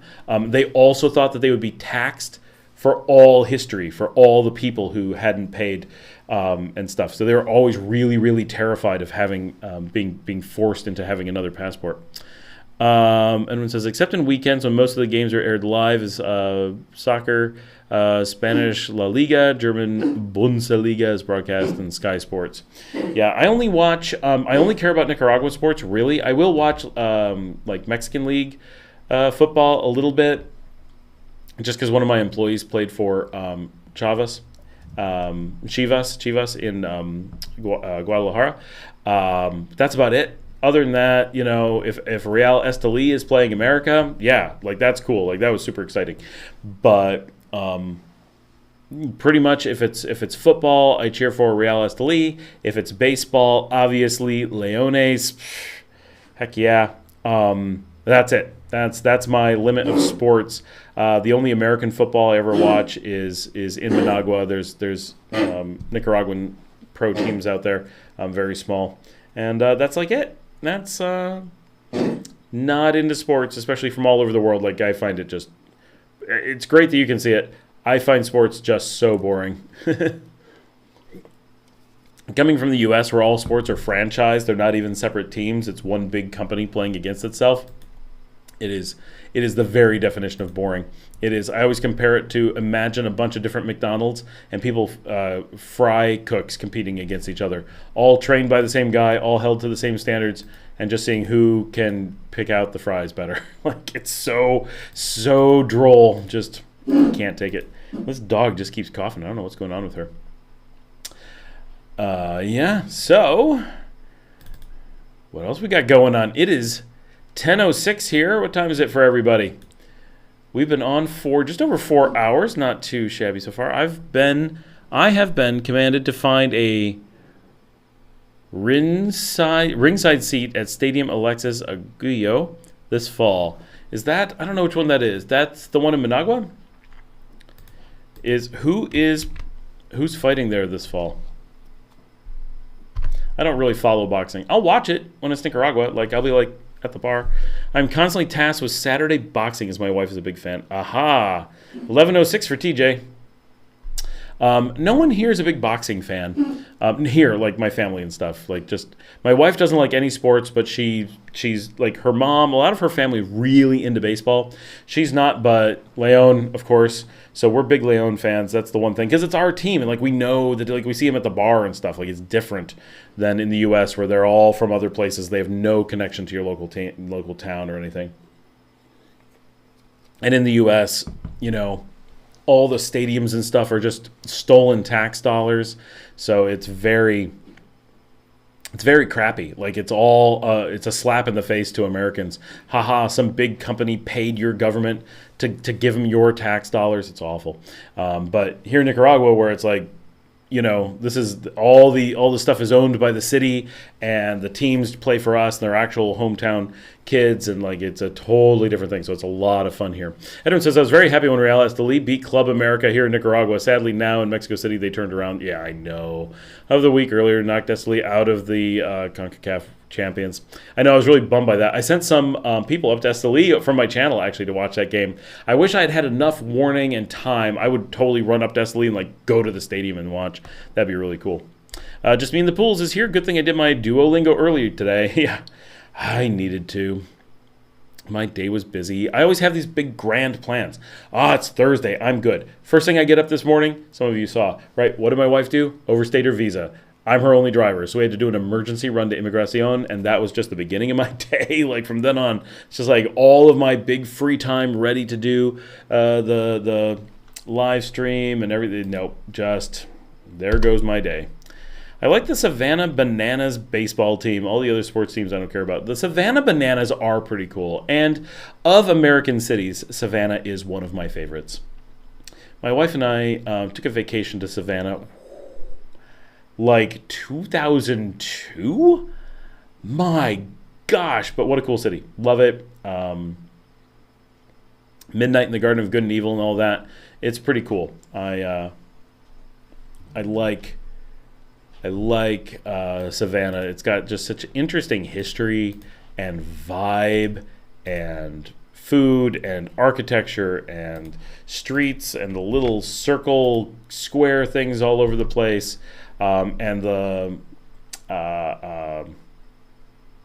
Marquis de Lafayette used to live there, and it just drips of American history in such a cool way. Charleston also. You think it's that much better? I can't say. I love Savannah. It's on the ocean. Charleston, I've heard, is really good, and somehow I've just never made it, which is a big bum. Big bummer. Big bum? What the heck is it? My brain is dead. I'm sure I will never make it to Charleston, which sucks because I've worked near it so much for so long. It would be so cool to go see. I'd love getting to see it, but I've just never gotten to go there for one reason or another. But Savannah was very cool. New Orleans I don't really like. Like Savannah is what you wish New Orleans was. And quite honestly, I don't like the food in New Orleans either. Nearly all that food, like it's just... Anyway, Bill says, we're also a baseball family. Blue Jays tomorrow night for us. Yep. Myself, hockey night in Canada is a long time explaining for me while I'm down there. I grew up in Rochester, so Rochester Amherst were our team. I used to go to a lot of those games back when I was young. Anyway, midnight in Eastern Standard Time, off to shuffle off to Sleepy Land. Talk to you later. Have a good night, Bill. Thanks for coming on. Edwin says, are you going to the new baseball stadium in Leon? They will look very awesome and very modern, despite can only fit more than 4,000 people. Yeah, I'm definitely going to be there. Like, it's right around the corner. I'm going to be there all the time. And Janet will be there, too.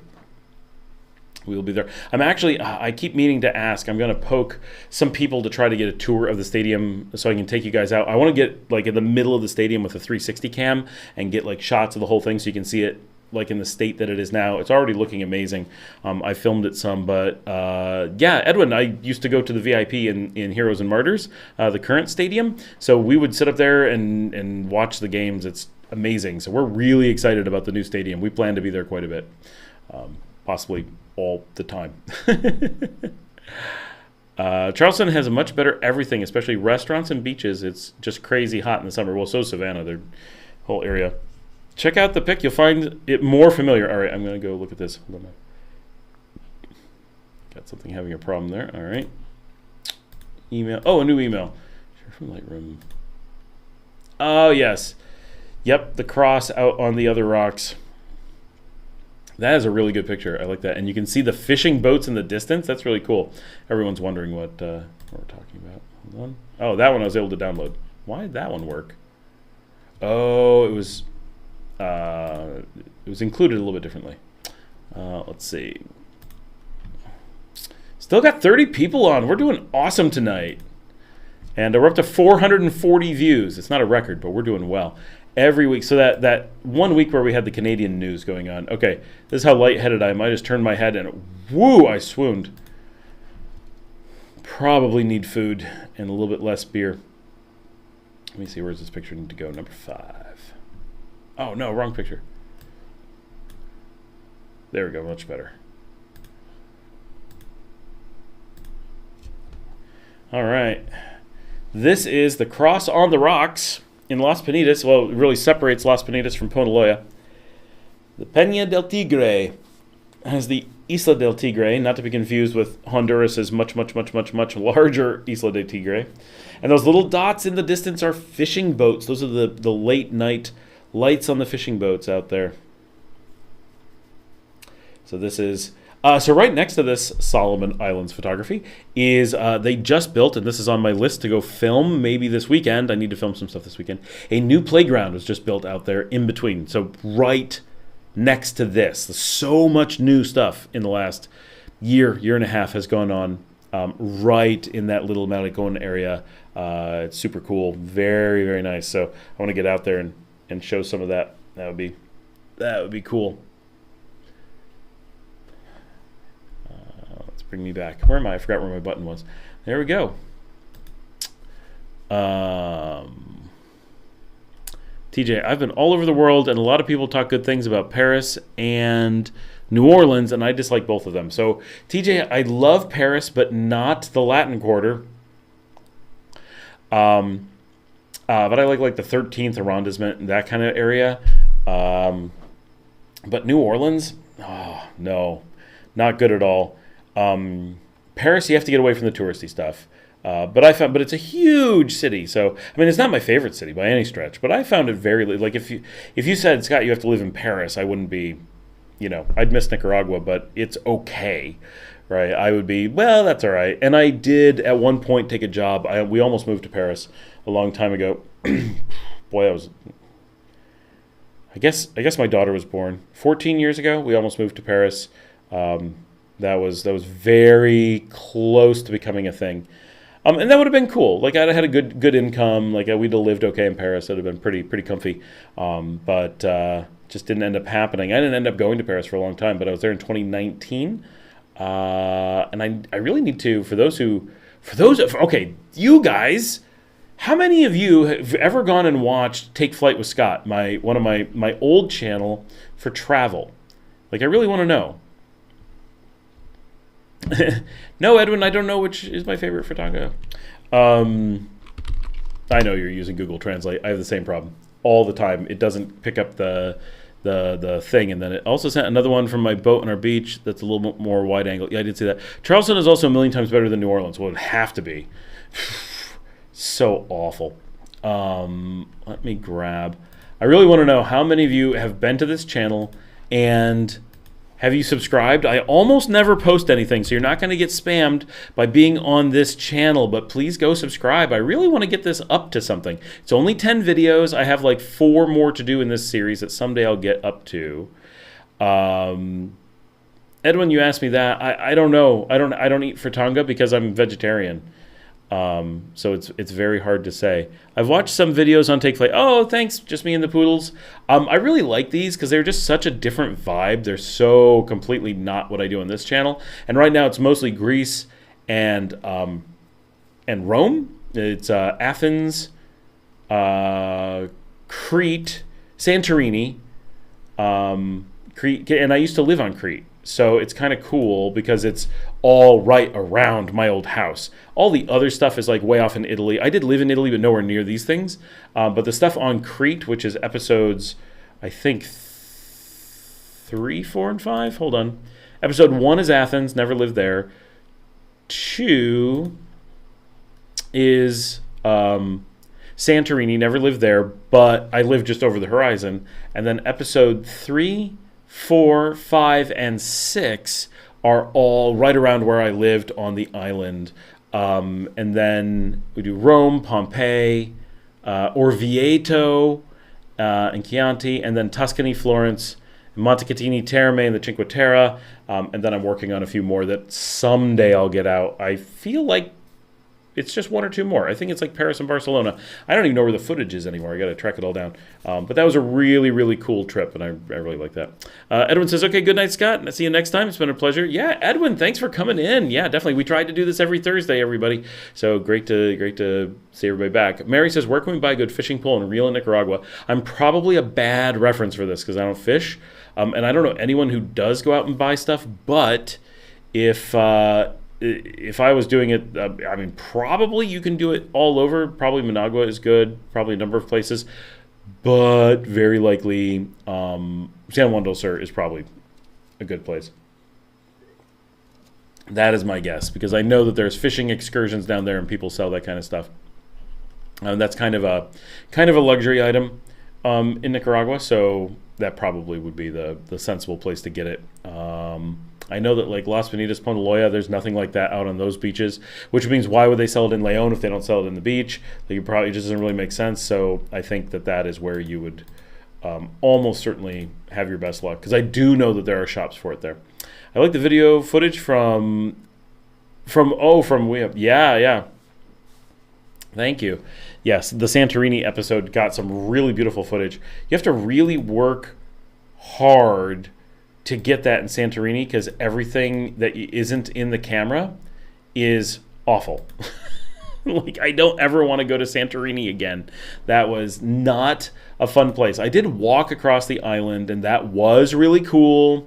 I'm glad I did that really long walk across the island and all that. Like, that was neat, but that was a very, very, very long walk, and just hot. And oh, that is a really good picture. Yep. All right. Let's see if I can get that for everyone, if it lets me. It does. I'll have it in just a second.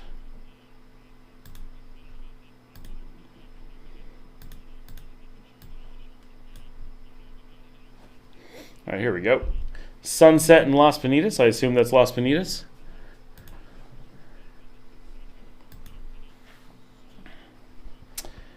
Oh, Milton's here. Milton says, Thursdays I tell a chill with Scott. That's what I do. Thanks, Milton. It's fun to have a place to hang out with all of us on Thursdays. We've got our gang.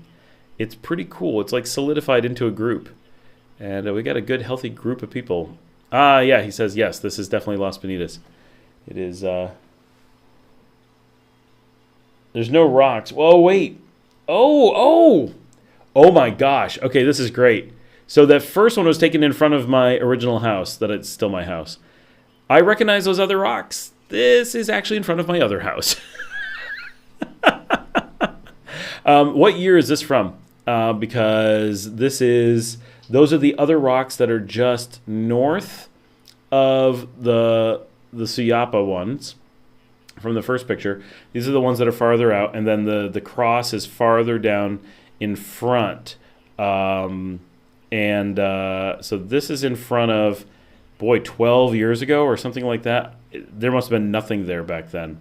Afterwards, it's where Cueva del Tigre was built, and a few other places but they would have been years. Oh no, 2022. So this is taken directly in front of Tigre then.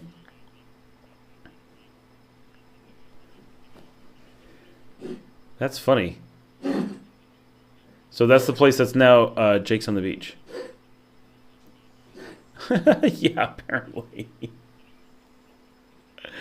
Can you tell us which house is yours, or is that secret? I understand if it's secret. Do you see me on the beach all the time and don't tell me it's you? Or maybe you do tell me it's you and I don't realize.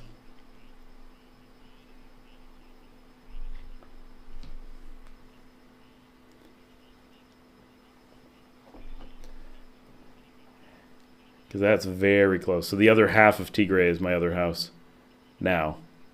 For those who want to go out and have a beer and steak on the beach, that's where you head now, to Desperados. Still haven't got the logo and stuff worked out for that. Soon. Oh, you didn't know it was me. Yeah, Desperados is me.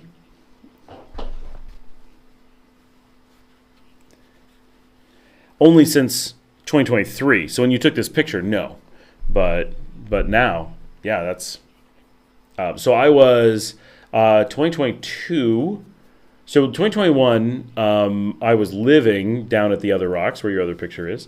In 2022, I was living in La Barrio, and this house that guy's bicycling in front of, roughly, I was helping someone from the channel try to buy it, and it fell through. And then it fell through for a bunch of other people, and then I ended up eventually ending up with it. It just kind of fell into my lap, but that is my current. So I own both, but it's the one that I use for things and operate.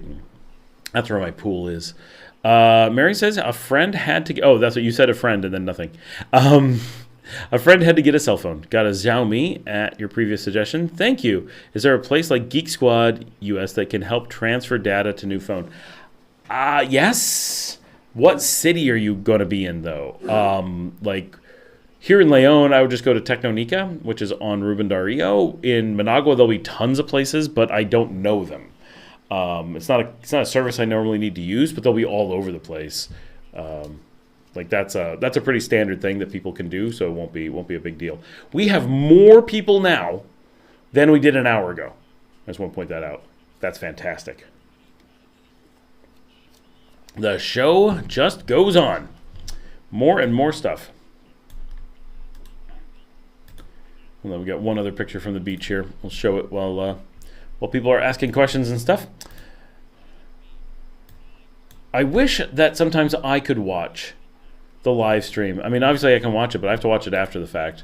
I wish that I could watch it in real time and participate from like your guys' perspective, like kick back, have food, have a beer, crack a bottle of wine, and just like participate sometimes and watch it on a TV. Like that would be so different. It'd be so interesting. I don't have any live streams that I watch, which is weird because I do live streams, but totally just not a thing that I normally do. That is the same place again.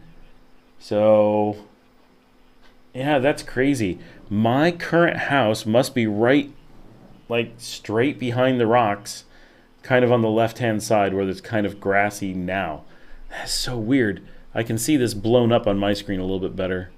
Oh, because I've only got the preview. So that must be, that's gone. So much of that is gone. Is that yellow house on the left still there? It might be. But there's so much. Wait a minute. Oh my gosh, this is before there was Playa Roca. What year was Playa Roca built? Solomon Islands. How is that possible? I thought Playa Roca was at least like 20 years old. But Playa Roca is right in front of the rocks. Almost. My place is directly in front, but Playa Roca is right next to me. Mary said, technical assistance in Nicaragua is needed. They don't know where to go. They're technically challenged Ometepe Rivas, but can go to Managua. I guarantee there's a place in Rivas. That won't be a problem. I just don't have the first clue of where in Rivas. Like, no idea where that would be. That is, that's crazy. Do you, Milton says, do you ever sleep at your Las Pinitas house, like on weekends? Yes. Not the old one. I used to all the time. And we don't really like that one for sleeping. Like it's rustic and it's fine. Like I could stay there, but it's not my favorite. But my other, I stayed there recently. I don't go there like all the time, but it's quite comfy. It's a really nice place.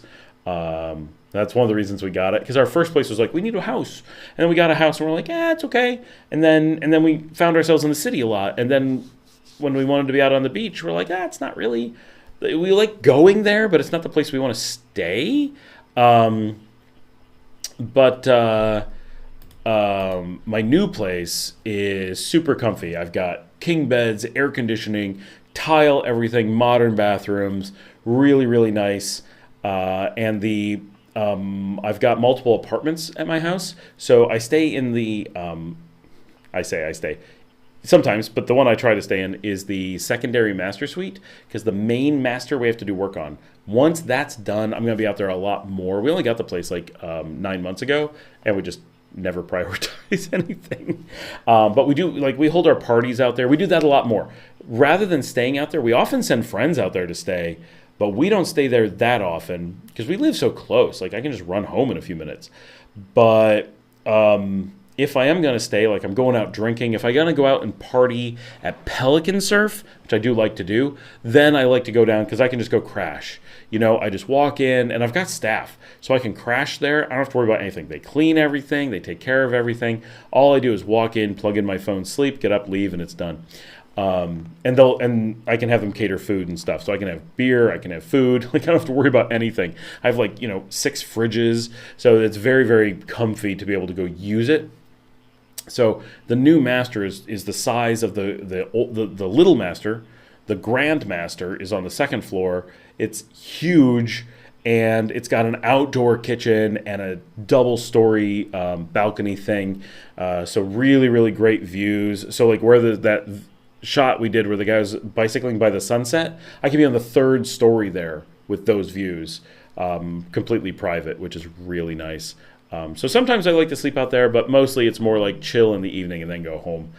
But it is really nice having a place to crash. But once that private 2nd story one is done, then I will very likely do it on a regular basis myself. Let's see, we just got another picture of this. Is so it when it comes on my email, it is zoomed all the way in, so there's no resizing, so I can't see it on the screen. It's like, what am I looking at? Sorry for those who can't see it.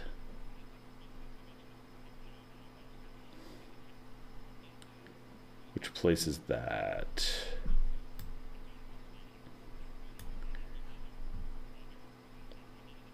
I honestly don't recognize the steps.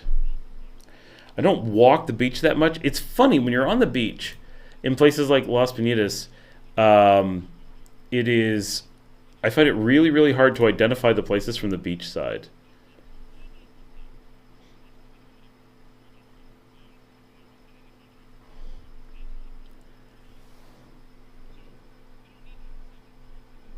But yeah, sleeping in Las Piñatas is nice. It's really just a weekend thing.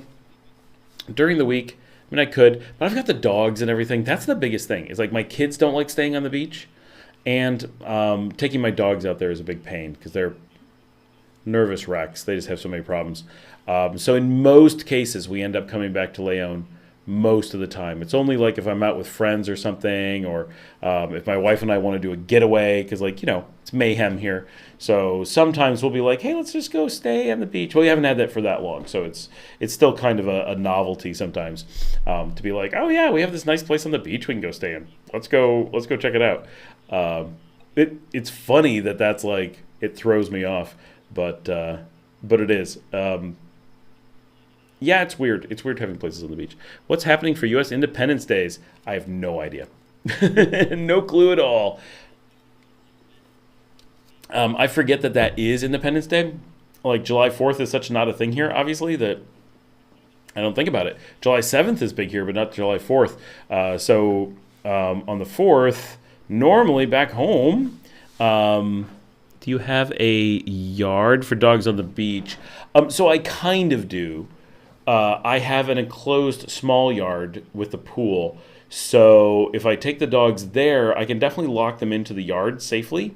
And they can run around, and there's plenty of room. Like, they wouldn't want to live there. They would be very unhappy. But for like a day, it's no problem at all, because it's a pretty good space. They'd have room to run, and they'd have room to be in the grass, and they have room to go into the house and stuff.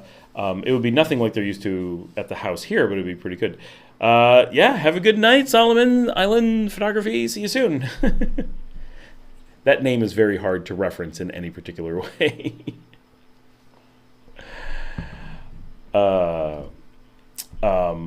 Yeah, I never take the dogs out there. They don't really enjoy it particularly, and they don't like riding in the car.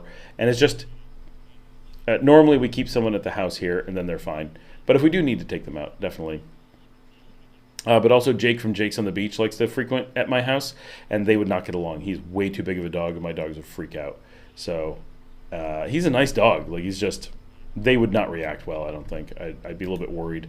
So best to just give them space and not have them run into each other. So that's kind of how we dealt with that. But once we start going out there and using, once the second floor is done, like really fancy, then we'll take the dogs out there for sure and hang out. Because it's got like a big, I love it. It's got a big master, and then the master has a huge living room. Like, I mean, it's only so big, but for a beach place, it's really big. And we can open up double French doors plus a window in the middle and then a window on the side. And it's just like you're outside. Oh, windows on both sides? Yeah, it must be. And it's like you're outside on the second floor over the beach. We're not exactly like on the beach. I mean, the place is on the beach, but like the suite is set back a little bit. And you're just like chilling on the beach. And then you have this outdoor living room directly in front of it. And then the outdoor like bar. It's like a little kitchen with a little tiny, like a kitchen bar, not a bar. And it's perfect for like, you could sit there, cook a little bit, hang out. But then we own the restaurant, so we can have the restaurant bring up like steak. Like, we don't eat steak, but steak, salmon, tofu, whatever they make at the restaurant, we can just have brought up, draft beer, and we have service, right? So they'll just run up with all of it, so we can have room service in our house. That is one of my rules I've really learned, is that places that I live, I want to always have room service because it's fantastic. So that is a thing. Just if you can get to that place in life where you can have room service in your house, I highly recommend it. You like, and I have it here, right? Like, I could have food delivered most days while I'm working, except I'm on a live stream, so I can't eat it because it would be really obnoxious if I was here eating noodles. You'd be like, I don't want to watch you eat noodles. If you think watching me sleep with all the dogs is bad, wait till there's noodles in my face. Like, get a thing of elote. No.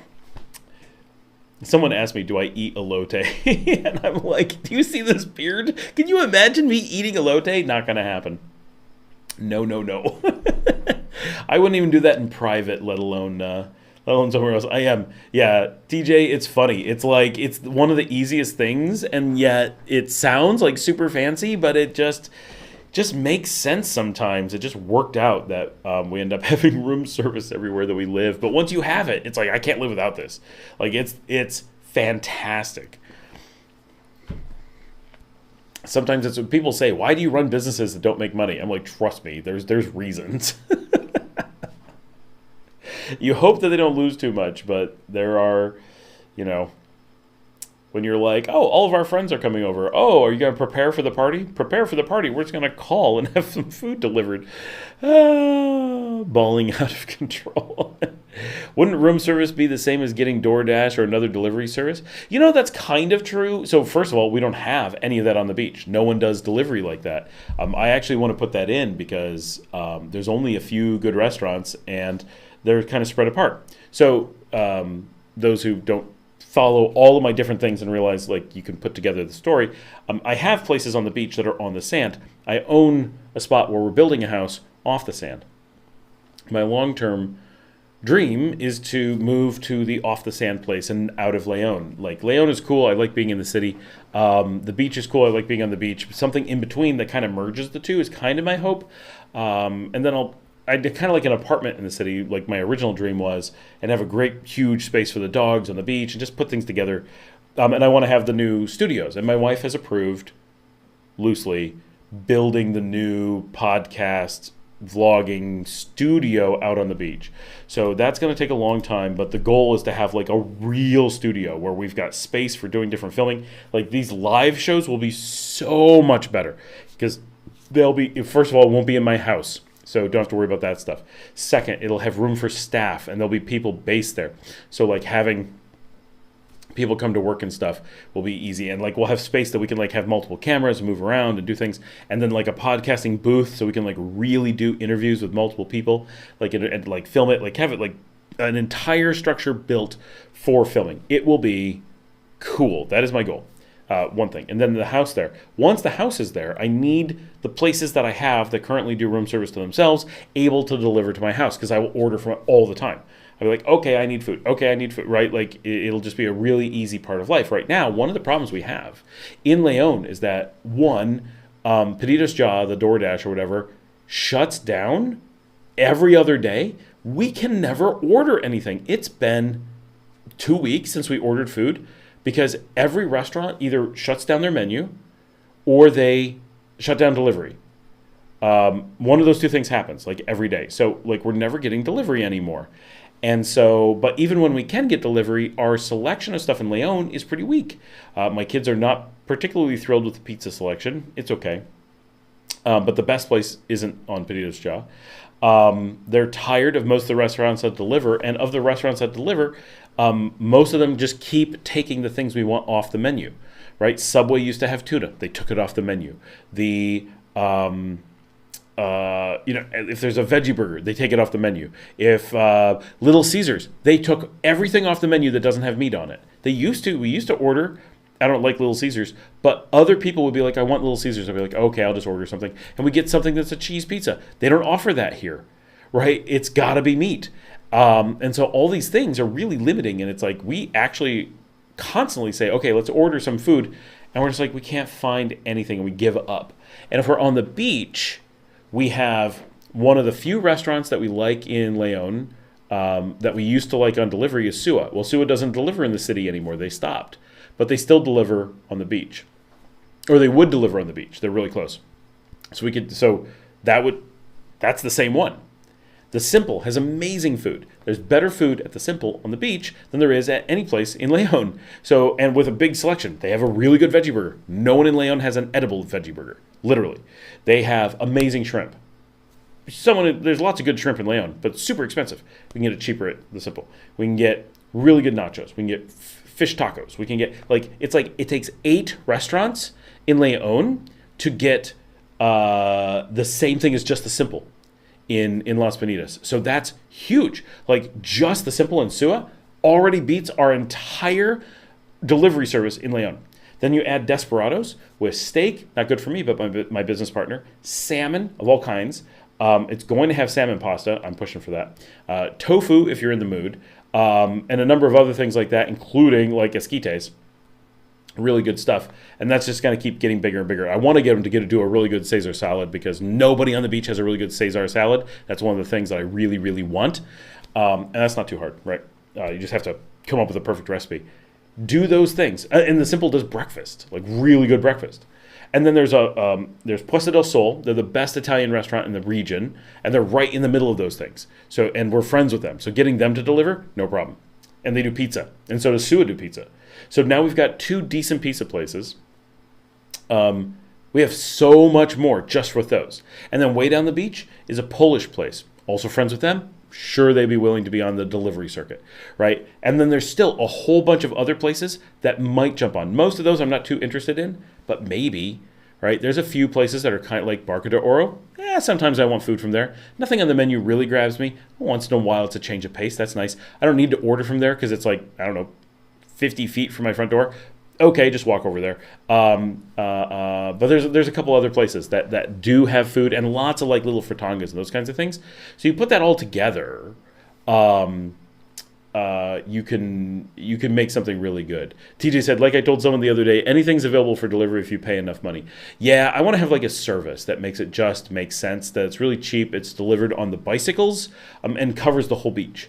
And Mike's new Mexican place. Like, we're really good friends with Mike. Like, no question, he'd do it. Like, if he was watching this, he'd be like, yep, we're doing it right now, right? Because now there's really good Mexican food. I keep forgetting because he's down and I forget to look at him. That is all it takes. And we would have 10 times the food selection of Leon down on the beach. That is what I want. That's all it takes, right? That little bit of, we control a few places. A few other places are going to stay around. Puesta's not going anywhere. Mike's place isn't going anywhere. Sua isn't going anywhere. That's 5 really good restaurants to pick from. I don't need to order in 5 days a week, right? Like, that's obnoxious. I just need, when we're hungry, that there's an option. And so that's really where I want to get. Mary says, do you use a platform like Airbnb to rent out your rooms or properties? How do people advertise their properties? Yeah, Airbnb for if you're dealing with expats, we don't, but we probably will. It depends. Hostel World for some of my places, that's currently available. Booking, some places use Booking. It's a little bit expensive, so some places don't. Definitely do not use Expedia no matter what. Totally a scam. Like real scam. Airbnb is the big one for like house type stuff. Hostel World is what most places use because it's really cost effective and works really well, even if you're not a hostel. If you're a hotel-ish kind of thing, you tend to use Hostel World in Western Nicaragua. And if you have house-like things, you tend to use Airbnb. Those are the powerhouse platforms. Booking is a good platform, just not as many people use it anymore. And that's about it. Currently, I don't rent out too many of my places. Most are word of mouth. If you want to use my VRBO, but I haven't seen many people using it because it's part of Expedia, and so we don't trust it. Like, people won't touch it in Nicaragua now because of the scams. It's become such a big problem that there's no way I would ever use VRBO like we used to, right? VRBO was fine 10 years ago, 8 years ago. Now I wouldn't touch it with a 10-foot pole. I wouldn't stay anywhere that uses it. I'd be really, really wary because Expedia, they're owned by Expedia, and Expedia is full on scam, right? They do not check that the places that they list, or maybe they do, that would be even worse. We're giving them the benefit of the doubt. They don't check the places that they list. For all you know, they're listing your house. I could go on, find any of your guys' houses, list them on Expedia, and charge people for it. Yeah, just me and the poodles. I have two. You're taking your chances. They don't verify those properties. So VRBO could charge your credit card. And when you get there, the people be like, we don't rent on VRBO. What are you talking about? It's super sketch. So Expedia literally steals from hoteliers. It's really, really bad. Most of the houses are cross-posted from Airbnb. Yeah. Typically, it's the same listing, but you have to be careful because anybody can go list your house. So you just never have that verification. Long ago, people tell me Expedia was great, and then every hotel we know was fake listed on Expedia, and Expedia is just like tough. Like, that's not our problem. It's people should have known not to rent through us. Like, they had no recourse from them whatsoever. It was really, really bad. And they make the hotels bad. They try to extort the hotels. So they're evil. Truly, truly evil. But the idea is nice, but Airbnb, I've never heard of anyone having Airbnb problems, and Airbnb verifies everything. Like, they're from everything I know, they've always been really good. I'm really sad. My favorite place ever on Airbnb is no longer listed. I'm assuming someone bought it. It makes me very sad. If anyone wants, like, my apartment in Leon rents out easily enough that just contact me. We have a little Nicaraguan 2-bedroom, 1-bath that can stay right in the barrio near Marcadito, and it's pretty cool. That's my little moneymaker. Please stay at our little place. It's cute, but very Nicaraguan. It's not beachy, but it's a very cool little place in San Mateo. It was on the show one time, and I said, that's a really good deal. I'm getting it before people on the show see it. No, it's mine, and you can rent it out. And it has really good fiber internet.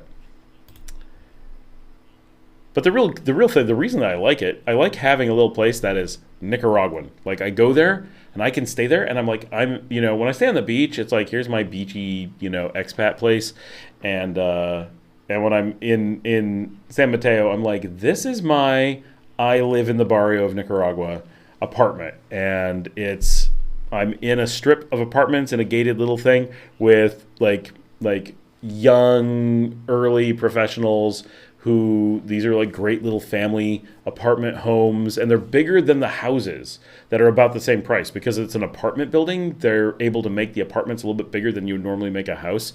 And so they're like really comfy and nice for what they are. And like the master bedroom is bigger than you normally get. It's not big, right? It's still a very Nicaraguan 2-bedroom house. Very traditional, like you get in the developments. But I like that you come out and you're just in the barrio, and it's like, this is so cool. Like, I don't know, I just like being able to live Like I really like everywhere else I've lived is always like, you're kind of in this kind of a part. I guess when I lived in La Barrio, that wasn't true. I was right in the middle of La Barrio. And I was right next to the church, and it was awful. We were way too visible. It caused a lot of problems. So that was a short-lived spot, but it was pretty cool.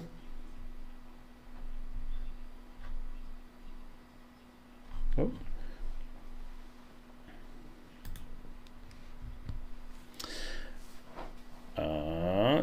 I think a commercial just ran. It never seems to actually just run.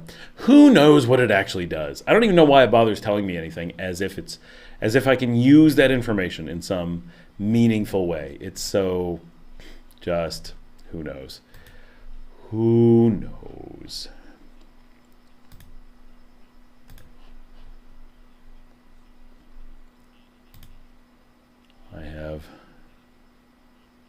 What do we got going on tonight? Oh, I lost everybody. I clicked away, and now I can't remember what screen we're on. Oh yeah, just checking this. Hold on, we're checking out the analytics. How are we doing right now? Ooh, channel is busy. What is going on? We are getting thousands of views. Why are we getting thousands of views? What is going on? It's definitely not on the live stream. I mean, that would be nuts. Janet says, my street was one over from yours, so the church noise wasn't so bad, and neither was the traffic. Yeah, we were just too close. That was just unbearable.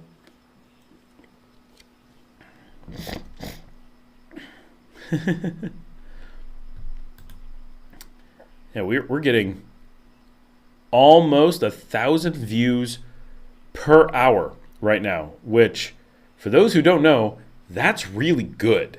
Like, that is a lot of views on the channel. That's nuts. Like, people watching the live stream, you've all been counted. So unless you're popping in and new, like there's like 30 people on. Most of you have been on, so you're not counting as an additional view. You're somewhere in an earlier statistic. This is 5 hours we've been holding like this right now. And our 48-hour number is just climbing up like crazy. Sorry to bore people with channel stats, but when stuff like this happens, it's really amazing because you're like watching it in real time. You're like, what is happening on the channel that people are getting interested in? And it doesn't always come across as super clear as to what's going on, because a lot of times it's just, who knows? Like, it's really surprising.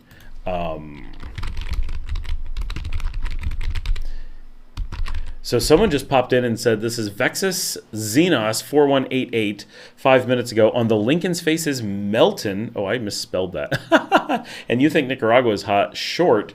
He popped in and said, I live in Newfoundland. Speaking of Newfies, I work with people from India and the Philippines, and they're finding our summers here hotter than their homelands. It's so true. It's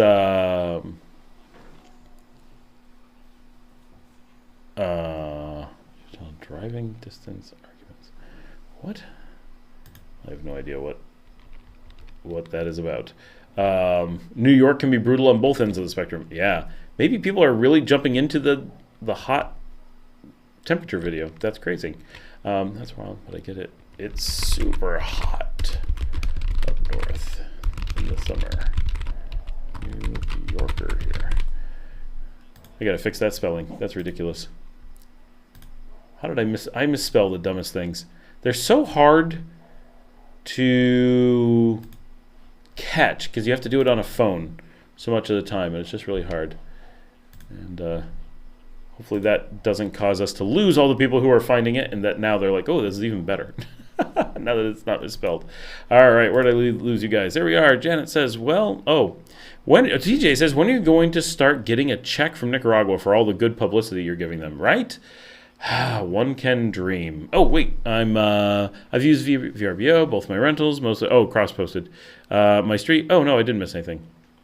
And Jan says, well, I watch from my cell phone on and off, but I leave my computer running while I'm doing that. It knows that it's you. I don't think it creates another view for that stuff. I don't think.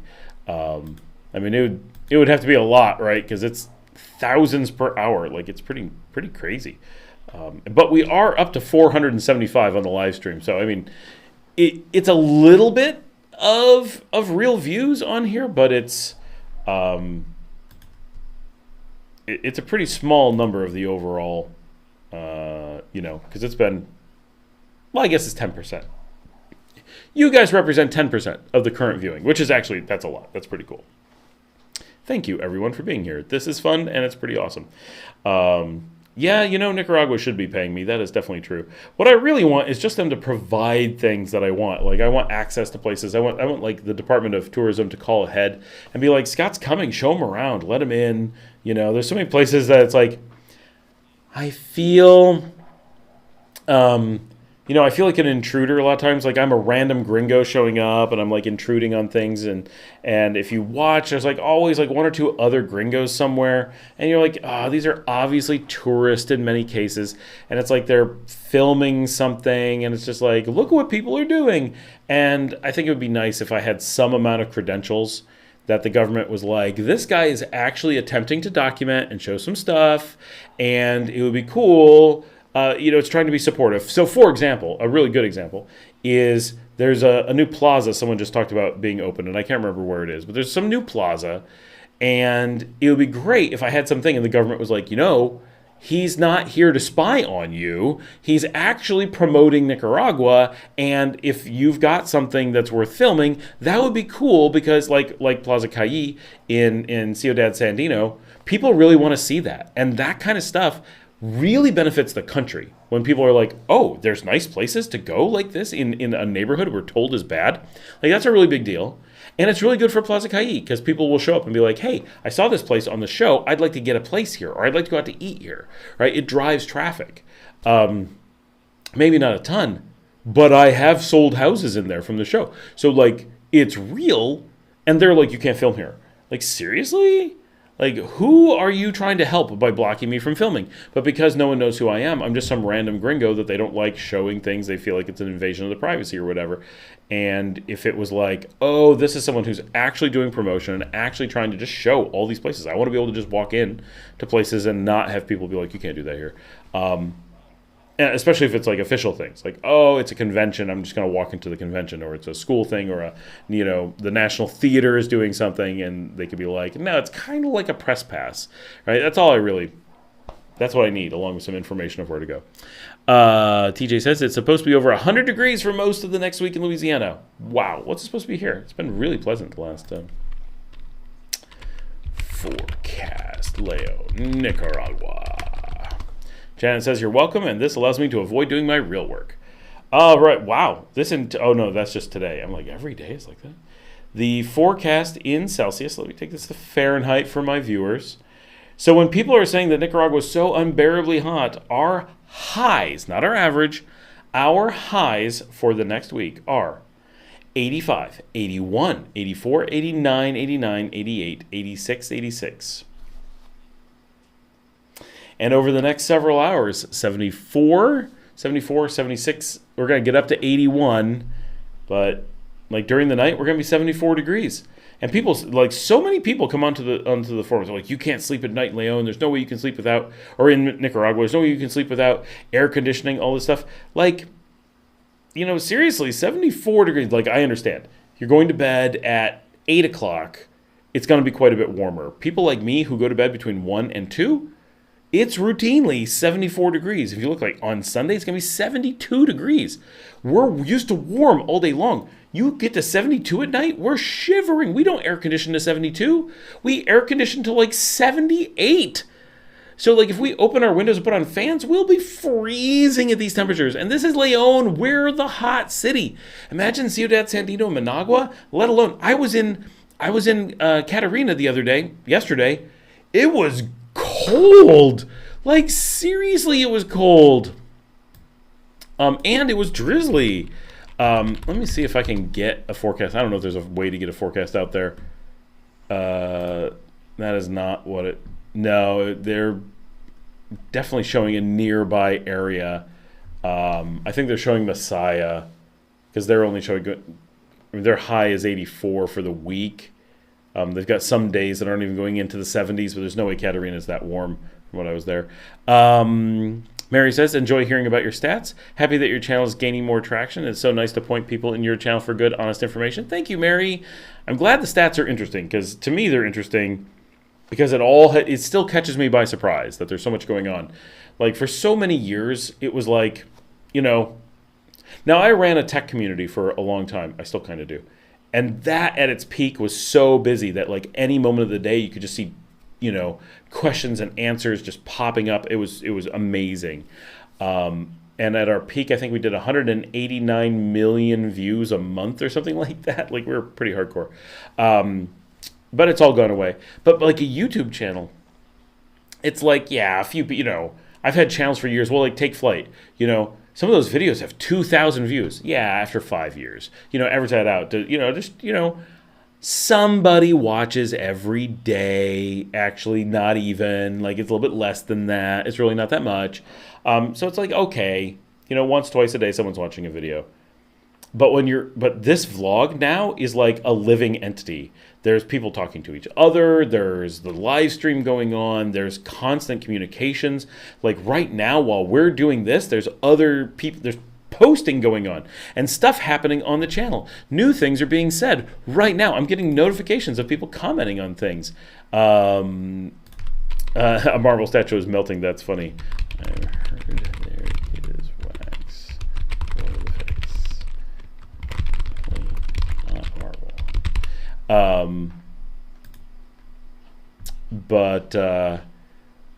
Like, there's just, it's so active. And when I go look at the analytics, it's like, it used to be you had to watch for hours and there'd be like one view. You're like, someone found the video and is checking it out. And that's so cool. But like right now, I'm literally watching the stats and the whole chart just dropped because the latest hour has so many views. I had to readjust the not the legend, but the aspect ratio. That's not right. Oh no! What's the term for that? Anyway, right? The show, it's 11 o'clock at night, and we're accelerating for the night. What? This is crazy. Like, I don't know. And there's so many things on the live stream. And like, if we look at our watch time, 12.2 thousand hours per month. Not even per month, per 4 weeks. 12.2 thousand hours. Think about how much time that is that people are putting into the show. This is insane. For those who are wondering, our current lunar month, so 28-day stats, are 155,000.1 views. So to give you an idea, just because no one has questions, this is what you get. You get stats when no one has questions. If we were to extrapolate this month for the year, and it keeps growing, so it's probably going to be better in a year, but like if this is the middle of a year, this is what our ratio is at. We have topped, finally, 2.01 million views per year is our current rate. Which is pretty fun. Topping 1 million obviously was the big landmark, but now we're over 2 million.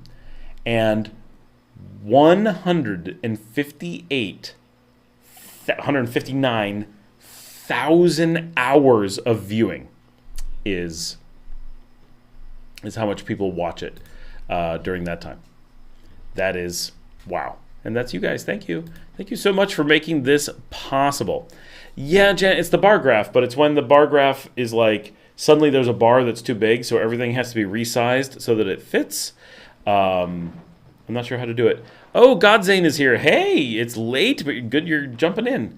Awesome. We're getting a few more viewers rather than a few less. This is really nice. Yeah, Janet, it's actually kind of cold at night right now. If you open up the windows, you're going to be pretty cold. And that's down here in Leon. If you're up in Matagalpa, you're up in... Actually, let's go see what Hinotega is. That'll give us a good idea of... It'll be similar at Catarina because it really is cold. There we go. So this week, the nighttime temperatures in Hinotega is 65 to 66 every night of the week. And the high for the week is 80 degrees. Most days are only about 77, 78. Well, 78 looks like the normal day. Thank you, Janet. Recalibrate. That's a good word for it. It's almost like you teach English or something. Yeah. Yeah, so Jinotega, if you were up there right now, you'd be in rain with your low for the week at 65 and your high for the week at 80. That's your range, a 15 degree swing throughout the course of the week. And like today, the variance for the day today is a low of 66 and a high of 73. That's a pretty tiny range and a really cold, like that's cold. Like I know all the newfies and New Yorkers are like, that's not really that cold. But in summer, when everyone else is like dying of the heat, it's pretty nice. People do not realize just how nice even temperatures are. It makes such a difference. Oh, I just got a royalty payment, maybe. Let's see if they actually gave me any money. Woo! I just made... This is one of the most depressing things you could possibly imagine. So, those who know, I wrote a book, and my royalties for the last quarter are $124. Oh, yeah. Trust me, writing a book is not worth the effort. Not at all. But at least I'm past the point where like I was paid up front to write the book, and then I earned through all that, and now I'm actually making a little bit. So, I mean, I actually get a check for $124 from a book I wrote in my first year when I lived, 2021, when I lived out on the beach. So, it's something. And my other channel, this channel doesn't really drive book sales because it's nothing to do with this. I would like to write a book about Nicaragua. It's just, hard to do. But my tech channel is sometimes selling more books, and as it does that, it's like, oh, there's actually sometimes if my show is doing better. I'm really interested to see how this week does, because I got thousands of views, and my company is being hired by someone because of some of the videos I did. So that's pretty cool. So at least it's something. It kind of helps do this. And this is actually this is not interesting, right? But in the year 2021, I spent that whole year wanting to do this vlog and finding myself bogged down in writing a book. And that took a ton of my time and my mental state. And I kept thinking, when I get done with this book, I'm going to get paid and I'm going to have some money from it. And that I'm going to use to buy a good camera. And that's this camera that we're filming on. I wrote the book in 2021. I got paid in 2022 in theory. It took a really long time to actually come through. I didn't get it till towards the end of the year. And then I bought the camera in 2023. I spent about a year hemming and hawing on which camera, making sure I was getting exactly the right thing. So this live stream is directly a result of that book, and that is what paid for it. And yeah, that is that's kind of what jump-started a bunch of the vlog. Just Me in the Pool says, I would not be freezing in Jinotega. 65 is my happy temperature. Honestly, it's really mine. I like today, I was out around town in jeans. I was probably wearing this shirt. I think I wore this all day. And I had jeans on and just going around town doing stuff. Even down here in Leon, it's totally jeans weather. If I was up in Jinotega, I could have a fleece on and I would be super, super happy. UR says, when I was in Popoyo, hey UR, by the way, I haven't said hi to you yet tonight. When I was in Popoyo last month, the people that came to the Airbnb in the building next door were from Canada. I told them I watched your videos and they knew exactly who you were. That was cool. Oh, that's awesome. That is so cool to hear. Yeah, more and more I hear that stuff. It is so cool. I was in the grocery store the other day, and some people from Germany stopped in, and they didn't speak English, so we had to speak in Spanish, and they just posted in German on my channel. How cool is that? And they I was going to the ATM, and the guy kind of looked at me, and then when I came back out, they're like, "You're the YouTuber, right?" And I'm like, and just before that, when I was going in, I think it was the same night, I ran into another viewer who was just in front in a tricycle with her dad just getting groceries. And I walked by, I kind of look, I'm like, hey. So it's pretty cool. So, before I forget to ask, it must be, I'm going to go look and make sure that the Spirit flight took off for tonight. I assume as the people who are currently supposed to be on that flight have not commented recently on the video, that suggests that they are doing well. And here's what we know.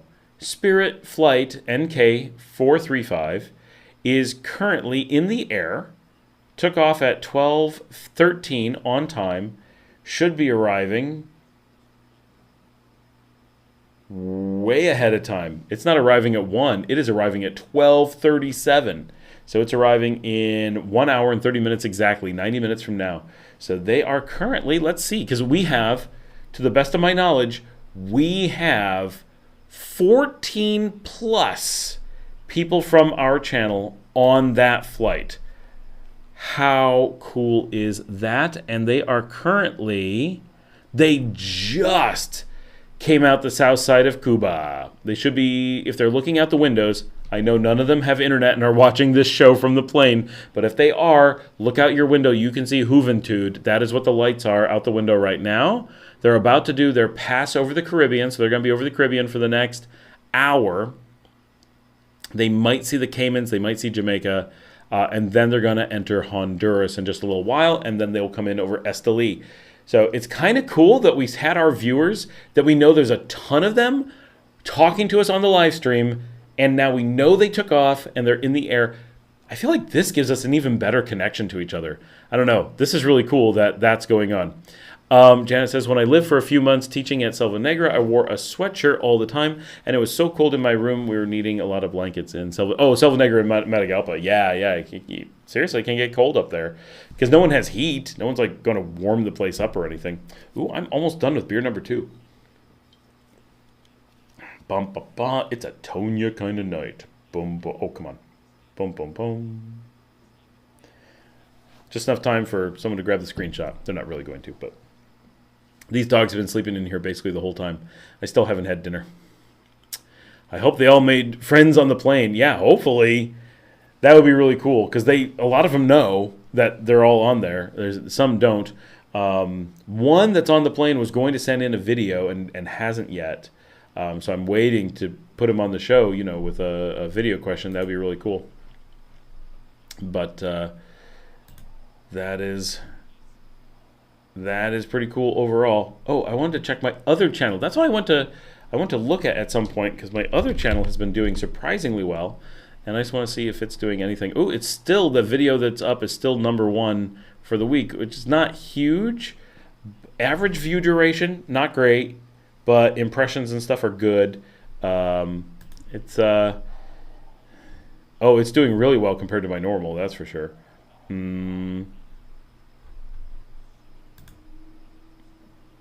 Interesting. So, anyway, yeah, that channel is staying busy. Are they all Canadians coming for the holiday week? I don't know that any of them are Canadians. They're all coming from Miami, so it's hard to say. But possibly.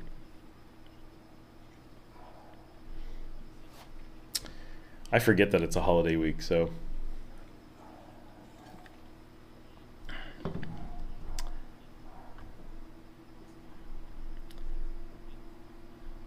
Checking out the stats on my other show. I'm getting distracted. What do you think of the visa-free tourism Nicaragua put in place for some countries? The government is freaking trying to ramp up tourism. I have not heard about it. Which countries got visa-free tourism?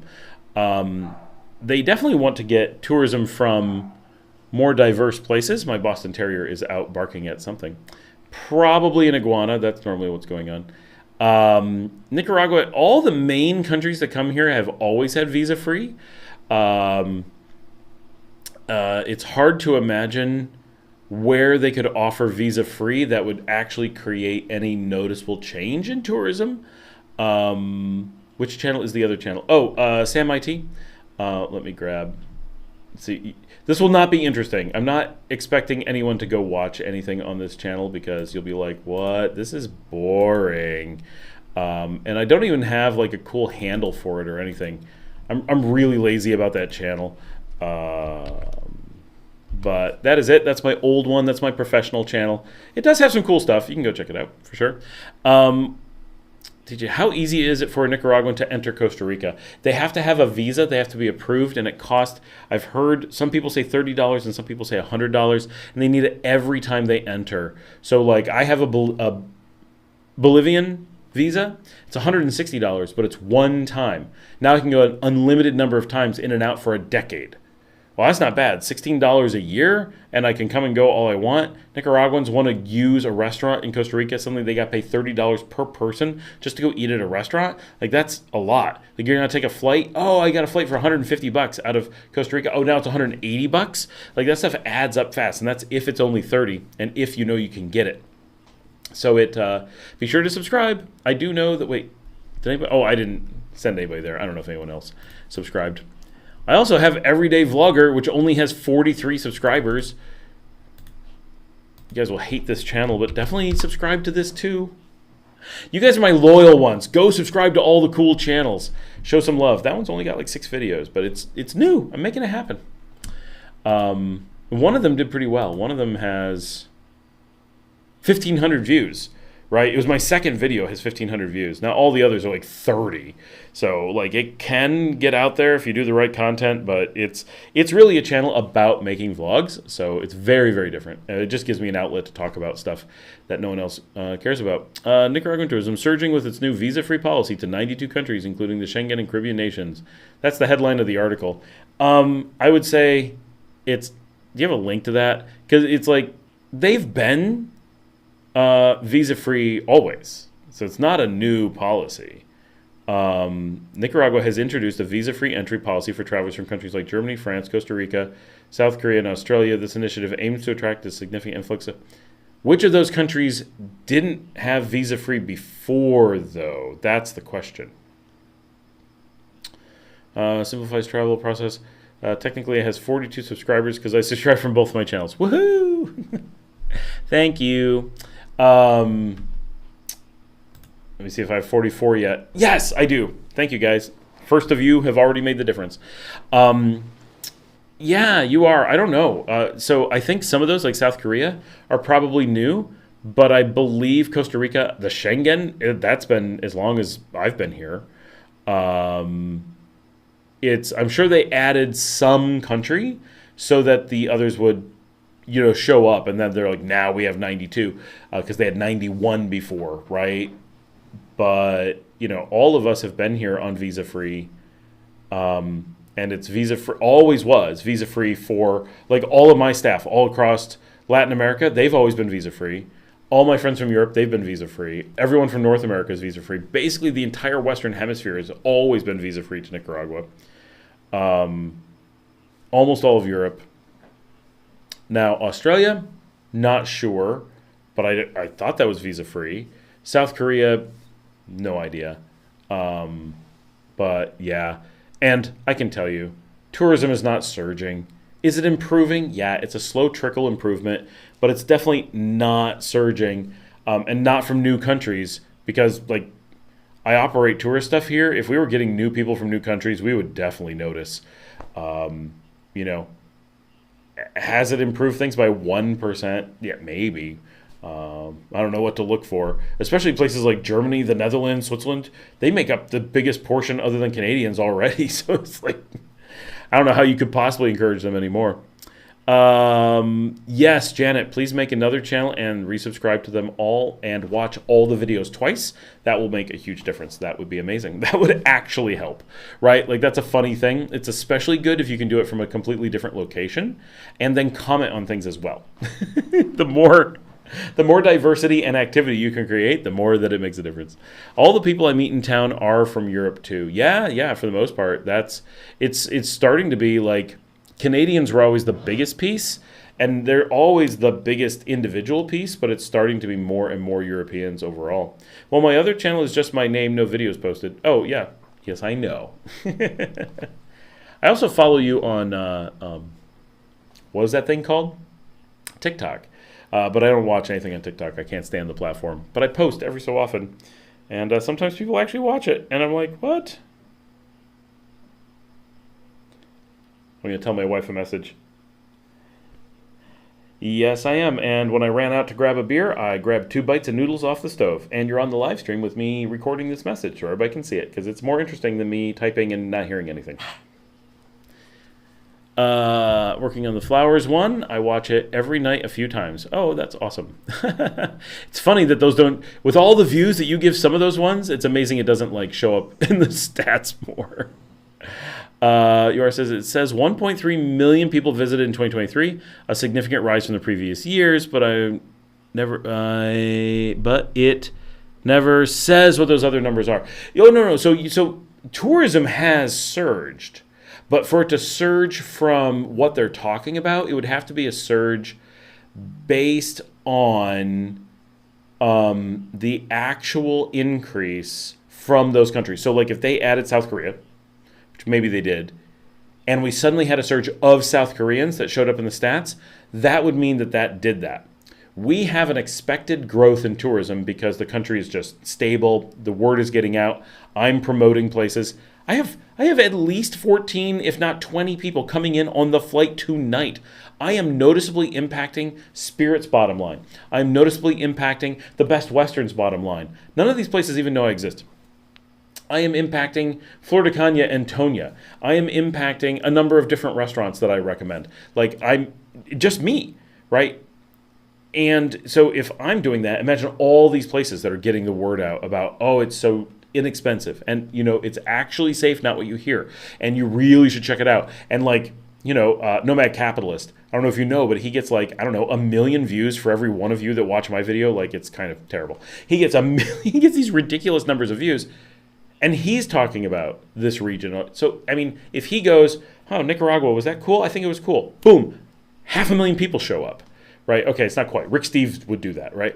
And so a couple people like that doing those things and just restaurants advertising, whatever, we expect more and more people to come in. And we've been seeing for a really long time since COVID, I guess not that long of a time, but since COVID, we're steadily getting more and more because more people are traveling and more people are relocation traveling. Like, I want to see if this is a good place for relocation. That's been driving people to Nicaragua. And every single person we meet is from a visa-free country. I have yet to meet someone who had to get a visa in all the time I've been here. But I'm also not meeting people from new countries. So I would expect if a new country was added that we'd suddenly see people from a new country because that would be the surge. Without it, it's the existing visa-free that we've always had was expected to have certain growth anyway. So it's the point of all of that is none of that suggests that the government is promoting tourism. It's just relations with other countries. They don't want to have visas if they don't have to. Tourism is promoting itself. Nicaragua is doing nothing to promote tourism worldwide. If you look from around the world, there is nothing from Nicaragua. There's no, I mean, they've done things in like 20 years ago and made it like super cheap, super easy, very flexible for tourists, really welcoming. Yep. Past that, they do zip. They have no ads. They have no placement anywhere, no deals with anything. They don't do anything. They just let it go. And so it's building on its own. It's very organic, which is good. I think it should be because we're getting partially word of mouth. So people who are coming are like, I heard from real people that this was good. And people who come are still a little bit adventurous and a little bit like, we don't want to end up like Costa Rica. That would be awful, right? I'd be gone. Like, there's no way I would stay if Nicaragua turned into a Costa Rica. I'd move on somewhere, right? Argentina, maybe. Like, there's plenty of places I would like to go. I don't anticipate that. I don't want that to happen. But if this place changed to that degree, it's not my vibe. I'd still own places here. They'd make lots of money like they would in Costa Rica, right? It would not be all bad, but it wouldn't be the place that I want to live. TJ says, do you have a social media manager? I have me, this guy. He's all kinds of social media. I don't even have Facebook. I do have X. About once a month, I remember to post something on X. Reddit blocks anyone who tries to post from my stuff because they're super fascist, actually. So not on Reddit at all. Even though technically I own one of the Nicaragua groups. I post on LinkedIn maybe once every couple weeks. and basically everything's YouTube. Like there's no all those like different things you're supposed to use to make the show grow. I don't do any of them, which is really stupid, but I don't. So the only things I have, Valentina does the thumbnails, and now Ava is going to be doing translations. So we run completely from everyone else posting, and that is it. Just Me and the Poodle says, sometimes I comment on a video with one profile, then I reply agreeing with my other profile. Oh, I know. I should really do that. Once in a while, I do that. I will, but it's like super obvious. You're like, that's your face from a different angle. Or that's your face as a cartoon, right? But sometimes if there's like nothing, or it's like, oh, that was a funny memory or something. Like I don't have like opinions that way, but I do sometimes post something just to help with the engagement. Let's see, what do we got? I have to go to sleep. It was a pleasure joining you all for a bit tonight. Thanks again for being here and doing what you do, Scott. Good night, everyone. Thanks, you are. Have a good night. Enjoy you and your Canadian guest down there in Point Lawyer, or wherever you are now. Not down there. Ooh, we just hit 500 views on the live stream, which is far cry from our record, but it's really good. Since no one's asking questions, I will just grab. I want to see what the record live streams are.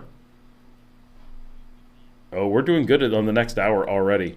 It's only 22 minutes into the hour, and we're at 704 views. I am continuously amazed by everything. Content, live, views. Oh, that's the one we're in. Okay, our all-time number one live stream was the Nika Live Canadians Moving from June 6th, just over 1,000 views. And then last week's is the number 2 of all time. That's the one where we went over. Oh, no. That's, I'm sorry, June 13th. That's a couple weeks ago. That one did 688. Was 4.5 hours. Then last week's, which was over 6 hours, 622 views. And then the Chipmunks one, March 16th, 593. The Fox one, June 18th. That was the afternoon one where we just jumped in and did 5 hours in the middle of a Tuesday afternoon, 551. That one shows some promise, doing some afternoon impromptu ones. I need to do that from time to time. Then our May 23rd, back from a hiatus, 519. Those are the only ones that have topped 500 views. And when those numbers come out, that's the live time, like right now, plus all the views that come afterwards when people watch it recorded. And as a reminder, if you watch the beginning of this, now I do have several that are just 497, 477, 458. Like we tend to get towards 500, but it's over time. As time goes on, people find the live streams like, oh, I'll just watch this. It gives me something in the background. And so we'll double normally what we do during the live, or maybe 50 to 80% more. So like if we're at 500 now, we'd expect to get 700 to 800 total, I would think. If that happens, this will be our second biggest live stream of all time, if that holds true. And we're at 502 now, still climbing. But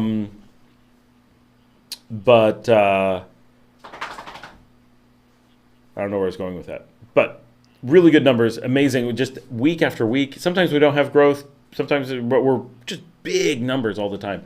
It's awesome. Thank you, guys. Back home in Montana. We'll be back in Nicaragua in November. Awesome. TJ says, how does the Nicaragua court system work as far as getting sued or contracts or anything like that? I mean, it's a civil system, so like France. And what do you want to know about it beyond that context? You file, like it's not that different than other places, I guess. I'm not sure how to describe it in that context. Like, can you sue people? You can. It's definitely a lot harder. People do not do it willy-nilly, but you certainly can. You can. I mean, it's basically the big difference is that it's a civil system. So all the laws are very clearly written and they're much simpler. and you don't have the judge decided to change things after the fact, or the judge said, oh, I decided that this isn't a problem. I'm going to try moving this light. We're just going to put on the still picture. What is the still picture? Oh, it's this. So it's in civil law. All right, let me just move this light. I don't know how well you guys can hear me. I'm interested to see how much the light is just too much on my face. So there we go. Moved it back a little bit, moved it over to the side a little bit. I've got a restless dog in here. Why are you restless? All right, here I come, here I come. Let's see what we think. Better, worse, no one can tell the difference. I don't know. The camera does adjust and just keeps it. I might have it turned up too bright. That's the problem. Hold on, we're going to fix this for sure. Watch out, little dog. I got to walk by. Yeah. You want to go somewhere. Where do you want to go? You got time. Where do you want to go in here? Okay. Let's see.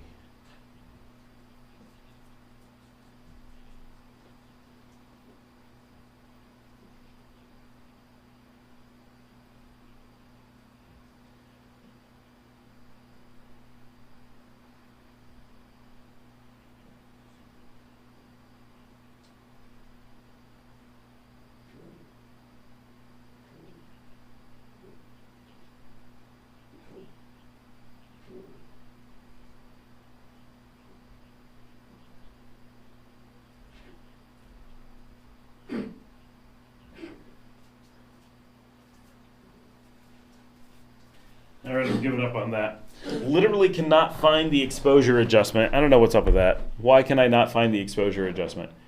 I have less light on me now, and I feel like it's brighter. And I feel like I'm washed out. I don't know.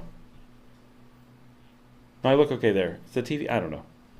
We'll see when it changes over here in my little monitor. We'll see what happens. Okay. Does Nicaragua have its own version of Judge Judy? If not, they should. Finally, a business idea that might actually work. Janet says that was a great amazed look too. Oh, I don't even know what look I made. You got to find a screenshot of that for me later. How does the Nicaragua? Oh yeah, yeah. So I don't know how to describe it, but like you can go and I mean it's mostly like anywhere else. If someone does something, call your lawyer, have them file. I don't know. I think that's kind of the thing. Oh, my dog is sitting under here under my. She's right down here. She's like, oh, pet me. Keep making faces at me. Everything good? You seem to be smiling. You got a smiley look. Yeah, you're the good dog. We still have a lot of people on, and we're up to 506. That's crazy. Oh, and getting messages. I have so many spots that people message.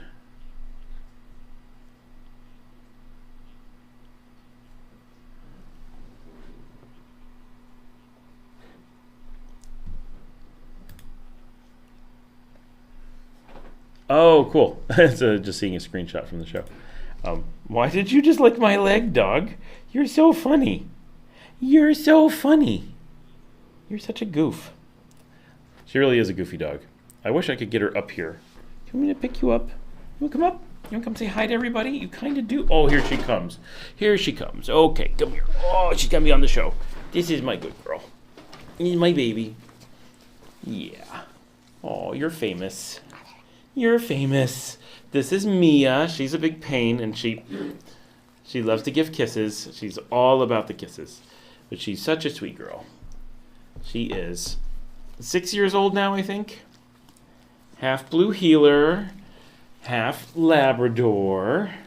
All love and snuggles. Always has to be held. Can never be left alone. Super, super separation anxiety. So that's why we rescued her. She can never be in a crate, can never be home alone, always has to have someone with her.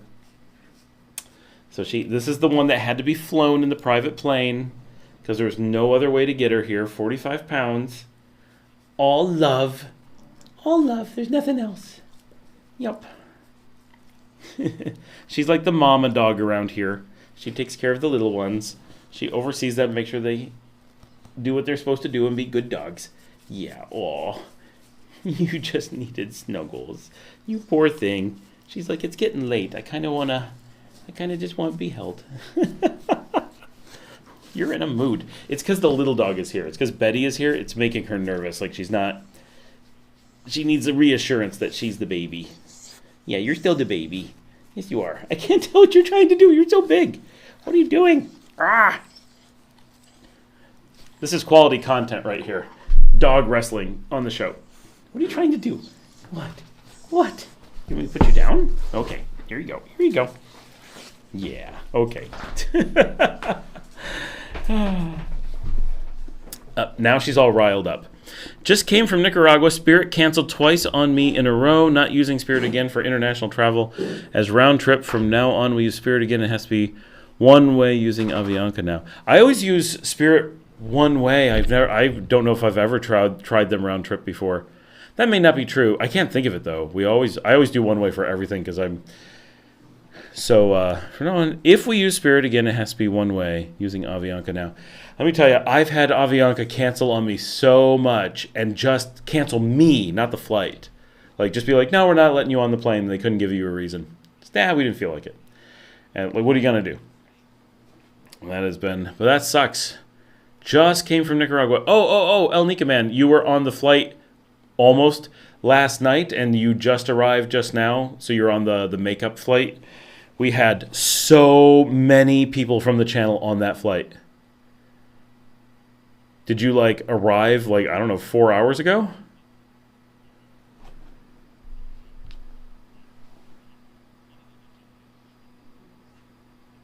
That would be crazy if we had another person on that flight. It's like they canceled the epic. The thing that I want to know, right, is this an anomaly and they just happen to have. This is the first Spirit cancellation I've heard of in forever. No one's told me about anybody having a Spirit cancellation. I just flew them all over. No problems. Not that means anything, but you know what I mean? I don't hear about it ever, but every day I'm hearing about someone with Avianca problems and big ones. So it's weird. And then in one day, there was one flight canceled and suddenly it's everywhere. So many people. And it's do we have 20 people on every flight every day and we just didn't know it until they canceled once and then it's the biggest thing? I'm in Houston now, had to book from the airport this morning at 1 a.m. with Avianca. So it was but was it the Spirit it must be the Spirit last night that everyone missed because they didn't have staffing. So it's been all day. We've just been hearing about one person after another that was supposed to be on that flight, which is just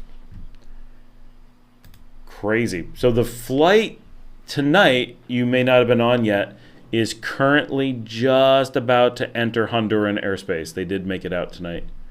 What is I don't know what the stats are on this flight. I don't know how you look those up. Hey, Tom's back. Hi again. How do you extend the tourist visa after 90 days? By phone? No, definitely not by phone. You have to appear at Migracion. I've heard some people say that you normally have to go to Managua. Other people just go to their local capital. It depends what you're doing. If you're just being a tourist, you're just traveling around, you got to go to the capital. You just got to go to Managua and go to Migracion Central, which is not fun. It's just a big thing. If you are really here and you're based in a spot, in theory, you can definitely try this right before you go to Managua. You can go to your local places and extend. And local places mean if you're in Rivas, go to Rivas. If you're in Chantales, go to Huigalpa. If you're in Nueva Segovia, go to Acatal, right, your regional capital. And they will have a Migracion office. Generally, they're not too busy. Leon is pretty busy, but we're kind of international. And you can file there in person. You got to have your passport with you, and it'll cost, I don't know. It's a little bit. It's not very much. The next Spirit flight was supposed to be until July 1st. The first time they said it was technical issues. Then last night was weather. They canceled and no compensation for hotel. So everyone else last night was told, no, they were going the other direction, right? But what everyone I've been being told from the Miami coming south is that they didn't have enough staff. Not that it was weather, because as far as I know, Miami was clear. But they flew now. They're in the air. They actually took off, which is weird. We're nowhere close to July 1st. And yeah, everyone said no compensation, but they were all put on the flight tonight. As far as we know, they were all on the show earlier waiting at the airport, and then they all disappeared at about the time they should have flown. If someone was stranded, hopefully they would have stayed behind and said something so we would have known that someone needed help or something. Because we got people in Miami, like in theory we could, kind of help. But that really sucks, but it's weird. So that was northbound though. So I only know one other person that was northbound and got canceled. Everyone else was southbound. So and the other person, it was their daughter, told me about it, so I don't really know any of the details of what he was told. But yeah, that sucks. If it helps, though, Avianca has canceled on me so many times, and the idea of compensation, oh my gosh. They were doing it to get extra money. They charged, we lost $500 every time. It was insane. And it was like, they'd be like, come back tomorrow, and you spend the entire day, and they'd cancel, and they'd be like, come back tomorrow. And we just had someone who came up from Panama. We said this earlier in the show, but we weren't on yet. For 2 weeks, they jerked them around. So just be aware, that everyone seems upset at Spirit tonight. Going to Avianca is like, it is as bad as it gets, because they don't just cancel when the plane doesn't come. They cancel for fun. They just block you from getting on the plane, so it doesn't show up in the stats. But statistically, Spirit has the best record in the region. So it's everybody has cancellations. I don't know. But Avianca, it blows my mind that anybody is like, I had good experiences on Avianca, because the number of people that daily complain to me about Avianca. And I just met with someone who spent weeks trapped in Panama because Avianca just wouldn't let him on the plane, and it was all fake. And none of it, they had planes, they just wouldn't let him on. Exactly. I even showed them the weather map that there was no weather issues, so I asked for a refund and booked with Avianca. We'll never use Spirit again with round trip. One-way trip from now on, though. Yeah. How did what about the round trip caused it to be a problem? I generally don't recommend round trips. I don't think Spirit doesn't give discounts on round trip. As far as I can tell, every time I'm looking to book, it's like, yeah, you would get the same deal one way or both. So why bother? You get more flexibility with one way. Plus, you can book at the last second or whatever. But which part of the round trip mechanism contributed to the problem? Did that make it harder to cancel or reschedule or whatever? Sucks though. So many people impacted last night. Obviously it's a full plane of people impacted, right? But someone was asking, what was the question? Oh, Tom, in one of today's short videos is me showing the Migracion offices in Leon, because they moved recently, and so you can see that and pop in there if you're in Leon. But you have to have an address in Leon. You have to be spending time in Leon and have some attachment to it. So lots of us on the channel live in Leon or spend time in Leon. And so multiple people from the channel, from the live stream, use Leon because this is where we are. But I've heard mixed things. Marcela is here. Hola a todos, she says. This is La Marcelita, our productora of the programa. It's very late for her to be on. Es muy tarde. ¿Dónde fuiste más temprano? Or is she on here because she was trying to get my attention elsewhere and couldn't? We'll see.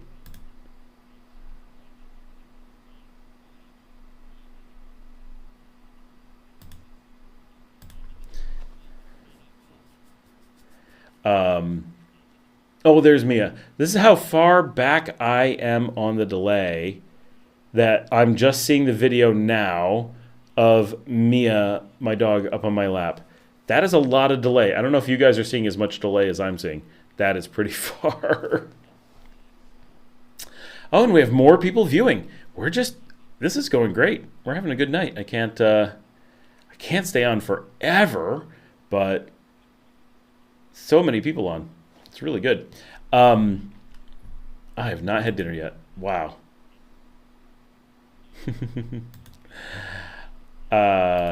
So I don't know what I was saying.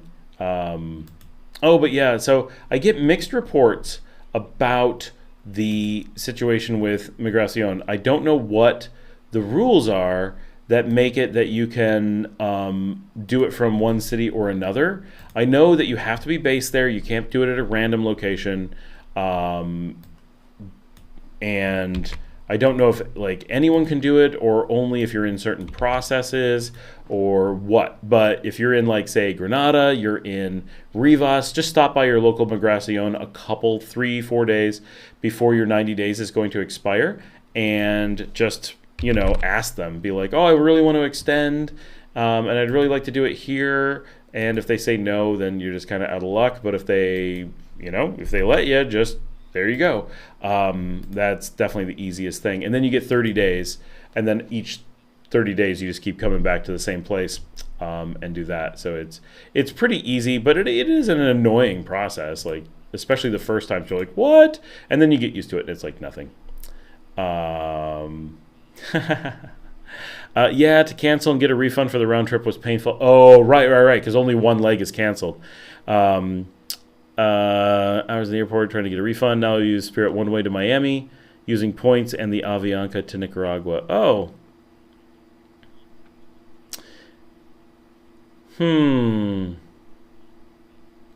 It's the Avianca out of Miami and out of Panama that seem to be the problems for me. For the people I talk to, Avianca out of El Salvador seems to be okay. Can you do Spirit to El Salvador? Actually, that's a really good question.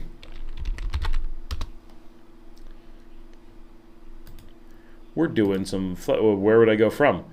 That's a good question. Let's start with San Salvador. San Salvador. Oh, does Spirit not even go to San Salvador? Oh, they do. No, I was doing it wrong. Where do they go from San Salvador? A lot of places. But those are all connecting. I wish there was a direct button. Like only show me the direct flights. But let's go look at Houston. That's where I go. Houston. Oh, I hate that it's IAH.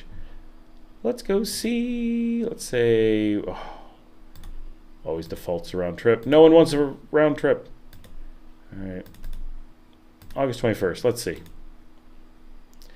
I could just go for a nice drive and shop and have dinner in Costa Rica every 90 days.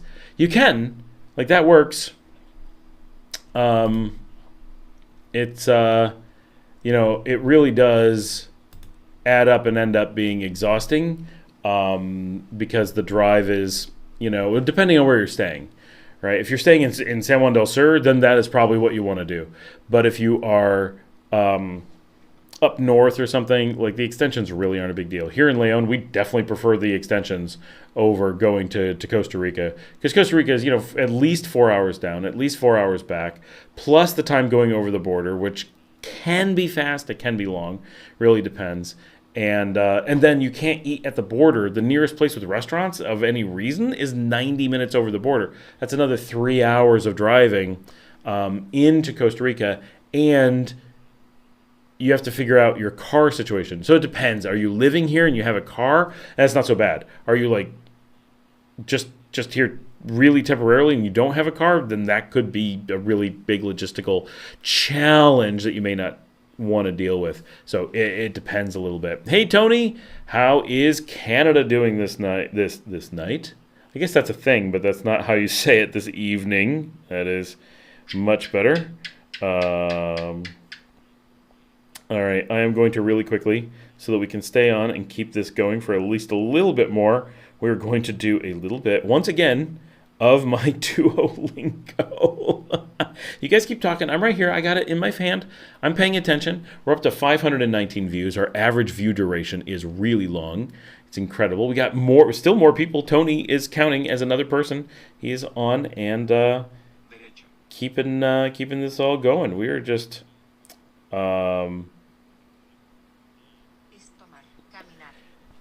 we're just growing. This is fantastic. All right, this is the one spot I got to listen to.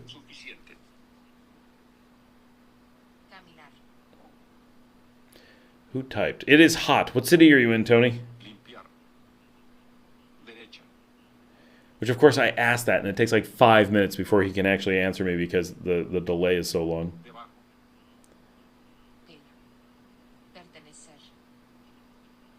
How hot, Tony? Correr. Pila. Especialmente. Pertenecer.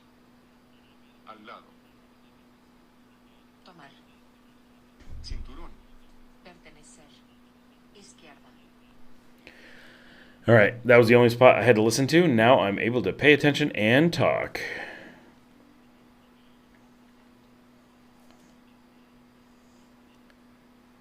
Nobody's talking. Keep talking.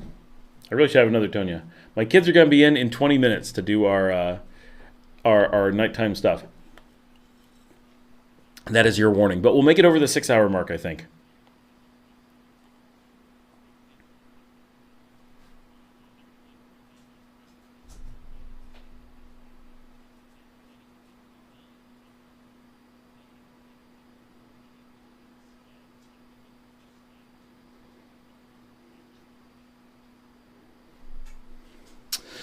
Weekend getaway then. I plan on getting a car. Also love driving. I mean, it is cool, right? It's a beautiful drive.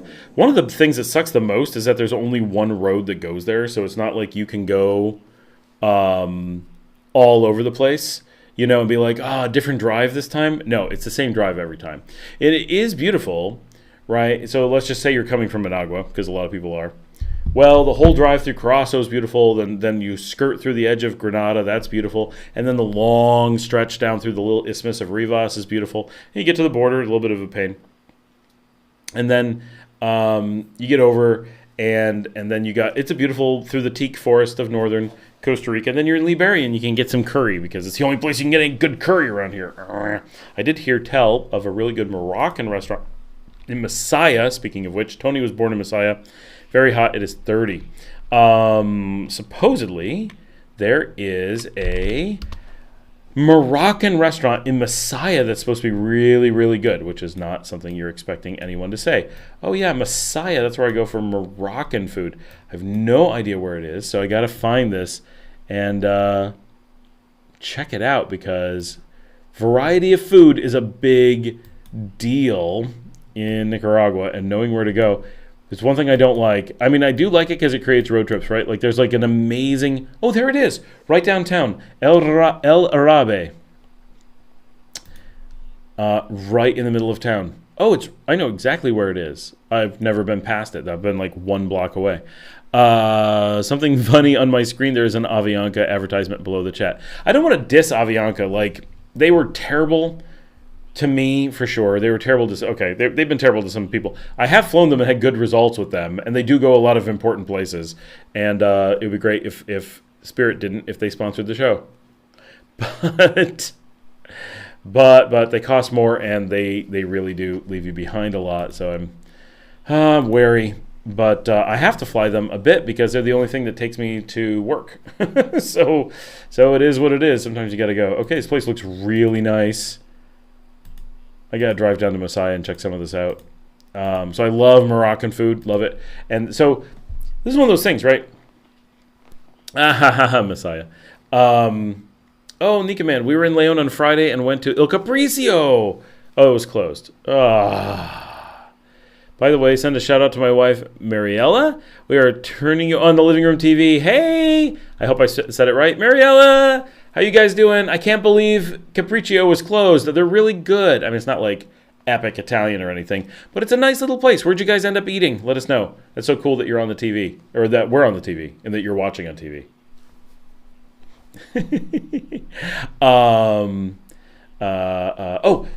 So like, we have to put together our like food conglomerate across the country. Right, so I'm like, Moroccan and Messiah. Now I have to drive to Messiah for that. I mean, I like Messiah. So like, it gives me an excuse, but I have to drive to Messiah to go to dinner. Right, and then when I want Malaysian, it's so good, but it's in Hinotepe. I got to drive all the way to Hinotepe. That is not close. And when I want, like more traditional Italian, like really, so we go to Pane e Vino, and there's another place that we really like. Actually, let me grab the name. Actually, before I do that, I'm going to go on Instagram and try to put El Arabe in my Instagram so that I can remember it. There it is. First thing comes right up in new. I was there. Follow 14,000 followers. Wow. Okay, yeah. They got a good-looking Instagram feed. I'm in. Definitely going there. And Marcella's like, yes. Because she lives out that way, so it's easy to grab her on the way. Aha. So, yeah, the having to go all over the country thing for food, it's great that there is great food all over, but it takes so much work. El Sisteo, overpriced meh food, local Nicaraguan. Yeah, it's, surprisingly, a lot of Nicaraguans eat at El Sisteo, and they're not bad, and their service is always good. That is the thing. I know that they have a large menu, and their service will always be good, and I'm really happy about that. And so that's pretty cool. But it's like their pasta's okay, their tacos are okay, and it's a little bit expensive. It's not as bad as it could be, though, and the location is fantastic, but the square is often so loud that it kind of ruins things sometimes. So, but yeah, they're okay. It is really good. Jen, it's the view. So is Mirador. Mirador, nothing special on its own, but the view is really amazing. So, yep. Oh, we're starting to lose people. It's coming up on midnight here, and a few people have dropped off. No. And they let people use the bathroom. Oh, well, that's nice. I mean, they're nice people, and it's an expensive place, and like it has to be, right? They have it's like the property's expensive, so I get it. It's cool. We like them. I go there every so often. My kids like it. I go there with my kids. My wife does not like it. She won't eat there. But sometimes Marcella and her kids will be in town, and we'll go there. They like it. They like the location. It's funny because I'll talk to Nicaraguans, Nicaraguans who don't make a lot of money, and that is a place that they actually save up and go to. People from other cities, they come to Leon, and they make a big point of going there. And I'm like, yeah, it's really cool to sit out on the square. And I know that you can't do that very many places in Nicaragua. So it's kind of like if you're in Granada, go to Casa del Cafe, right on the plaza in Granada, and you're like, okay, this is pretty good, and way too few people do it because it's really nice. Service is really good, but meh, Gallo Pinto, well, yeah. I had it at a local fritanga off the street, really loved it for a fraction of the price, for sure. Yeah. I wouldn't go there for Gallo Pinto. I don't know. I mean, I'm sure it's okay. El Arabe recently opened a branch in Matagalpa, and they have, or used to have, another branch in El Canasto next to Holiday Inn Express in Managua. Interesting. Chicken soup is actually very tasty at Sisteo. Oh. I don't care about Sisteo. I want to know about El Arabe. I know where. I just drove past. Oh, who is this? MJNC Nick, the road out at, what is that road? I'm going to tell you in a second. Oh, Benjamin Zeladin. It is so messed up right now, and that's what would go past where that was. So that can't be helping.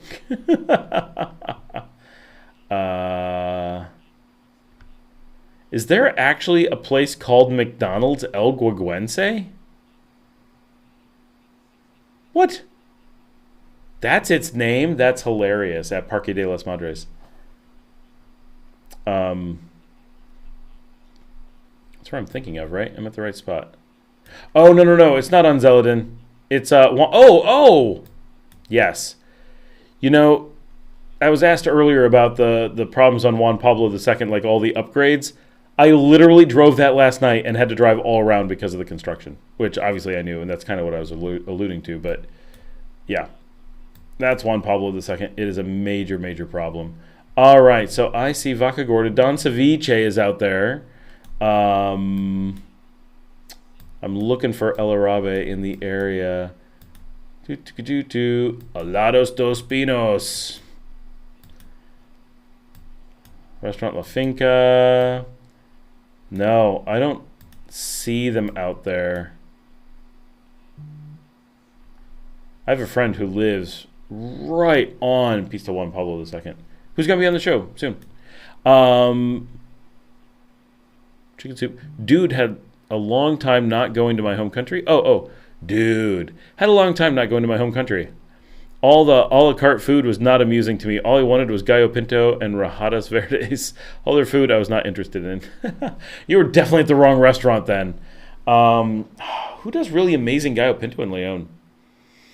Street food is basically like that's where you get gallo pinto. Rotunda El Guaguense, Costada sur Oeste Managua is that McDonald's address per Google. Oh, well, yeah, but its name, that's a little tiny dog making that sound. Is that called Rotunda El Guaguense? That's the Rotunda's name? No, I lost it on the map. Oh, there. Is that correct? It seems to be. I didn't think that was the name of that rotunda. That's where Benjamin Zeldin meets, I guess 11th Ave. United Nations. I guess it could be. I mean, there should be a Rotunda Guaguense, right? Like that makes sense. It's at El Canasto next to the Holiday Inn Express in Pista. In Pista Jean Paul Genis. There's also a Casa del Cafe where you bought a coffee in one of your walking videos. Yeah, wait, there's one there? Okay, hold on. Is it as good as the one in Messiah? I was kind of looking forward to having to go to Messiah because I'm always kind of looking for. Okay, there's the Holiday Inn. There's the El Canasto. There's the Casa del Cafe. It's at El Canasto. So it's El Canasto is the name of it, or it's like inside of it? Oh, that place looks nice. How did I never eat there? Oh yeah, that looks really nice.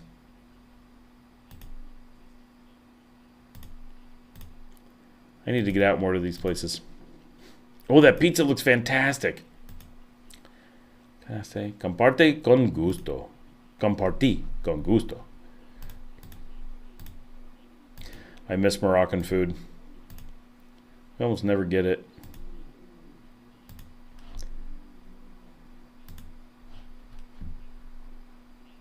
Yeah, Janet's like, McDonald's, El Guaguense.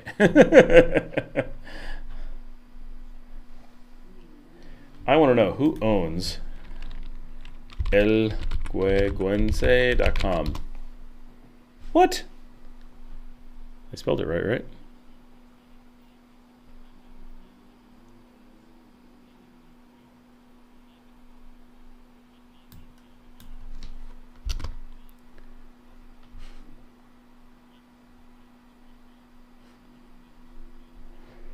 What is this? Guaguense.com, garden blog, Tulio Solorzano. This is my personal web development sandbox, which I'm using for new stuff. Now it just takes you somewhere else. Well, that's lame. Very lame.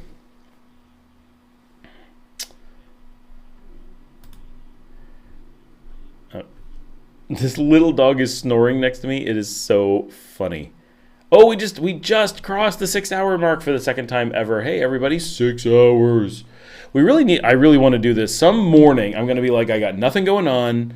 My kids are asleep. Nobody needs me. And I am just going to go and do the show for all day. It would be really cool. And then I'd have things to do and people contacting me and completely different people on all throughout the day. And I think it would, and I'd have caffeine and who knows. And it would be bright out. It'd be totally different. It would look different. Probably figure things out. I don't know. It would be cool, right? What do you think? I don't know when I could do this, but it would be fun. Every day seems like, yes, woo, 6 hours. We have stamina. elgueguense.com. Am I misspelling Guaguense? I'm really nervous now. Guaguense. Guaguense. Yeah, no, I totally am spelling it right. Well, you watched it live, everybody. I own elguaguense.com. I don't know what I'm going to do with that, but I need to have that. So there we go. Now when something really cool happens there, you're going to be like, I saw the live stream where this happened. This is how things happen in Scott World. Now I'm going to have like email there, and people are going to be like, what is this coolness that he has? And I'm going to be like, I am El Guaguense. So actually, that should be my new persona. I'm old. I'm old enough to be El Guaguense. And El Guaguense was all about screwing over the man who was trying to take advantage and keep everyone down. I don't know what I'm doing with this, but I'm doing something interesting. It is too late at night. This is when bad things happen. Oh my gosh. Also known as Macho Raton. Yeah.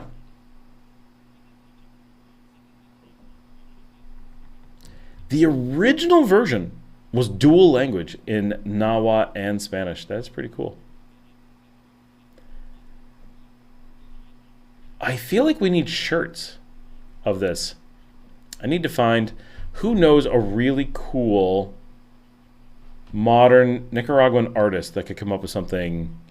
You never know where things will lead you. Late at night on the Scott Alan Miller Vlog live show.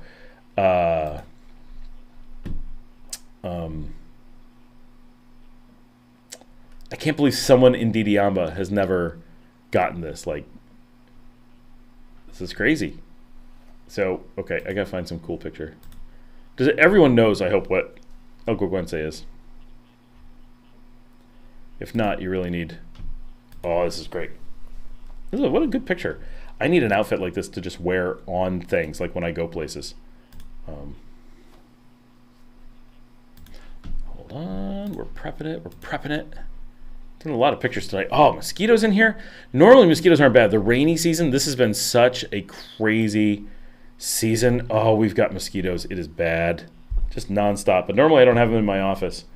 But it's been a lot today. I've got this beer. Actually, I don't know if they're mosquitoes. They might just be gnats. I think you have a video that shows some of it from a year ago. Yes, yeah, Janet, from last year's 4419 celebrations in Leon, the Ballet Folklorico put on El Guaguense, and I did get a little bit of video. I really hope I can make it to the whole thing this year, and really, I want to record the whole thing. I've got that new audio recorder. I'm hoping that will let me get like the whole show. Like, that would be so cool. When the National Ballet does it, it's fantastic. That is so much fun. Like, the artistry of that. Everyone's like, what are you talking about? That's one of the things I love about Nicaragua, is that Nicaraguans are like, National Ballet, yes! It's like a thing. And everyone else is like, are people this excited about the National Ballet? And I was like, yeah! And like the lead, I don't know, the director of the National Ballet will like show up places and everyone wants to meet him and shake his hand and stuff. And it's really funny just how excited everyone is about the ballet. But they do such a fun job. It's so colorful and musical and just all kinds of fun. And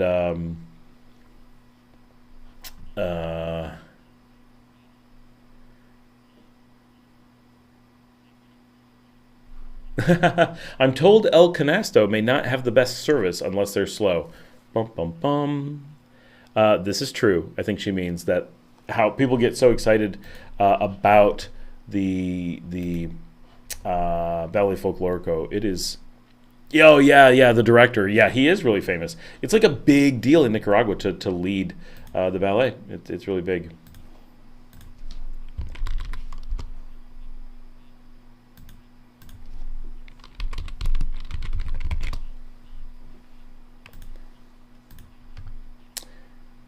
Yeah, I was standing next to him at the ballet last year, and like all these people were coming up to say hi to him, get their picture taken with him.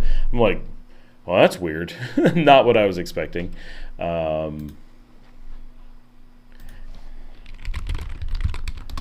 So we are getting pretty close to the end, just to warn everybody that we are past midnight here. My kids do have expectation. They have not seen me yet today. And, they're not answering, though, about doing our connections, our New York crossword puzzle stuff. Neither of my children seem to have their devices on. That's really weird. So we are at 6:07. This is pretty impressive. All right, guys. Well, I think we're going to start wrapping it up. I say that, and then people tend to throw up a bunch of questions real quick. So I'm going to... But if no one has anything, we have over 20-minute duration on average view. We have way over 500 and 527 views. We have a really good chat rate, which is amazing. Lots of people still on, but we're over 6 hours. It is past midnight. I've got dogs to deal with, work to do. I have not yet eaten. That's really driving me to wrap things up, and my kids are waiting to do connections. So thanks for joining me so much, everybody. And a reminder for those who didn't see the thing at the beginning that this was a live stream. It is live at the time I'm recording this. It is live at the time that 527 people have been on. But it will now, in 3 hours from now, it will be on the site under YouTube Live, pre-recorded, and it is no longer live in the future. So that's how it works. The same as Saturday Night Live. It's live when they first show it. Then they record it, actually at the same time. And then later it's in reruns. It's not live anymore, but it was live when they did it. They didn't get to edit it. That is how it works. Because I know, this is the thing I now get. So I posted news yesterday, and then a day later, someone's like, this isn't current. You have to delete this. This isn't really happening. I'm like, it was happening at the time it was posted. What's wrong with you? And then today, someone is like, I'm watching, I think it was today, literally like, I don't get this. This live stream, you're not taking phone calls. What are you talking about? I hear no one else's voice. I'm like, what? Like, do people really not know what live is? And he was completely unfamiliar with the concept of record, like something could be live and be recorded and then be like, and YouTube, like this is an entire category of YouTube.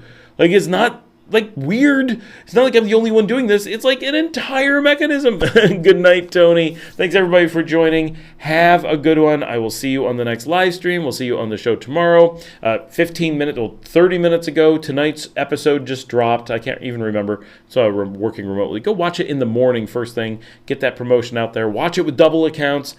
Watch another show.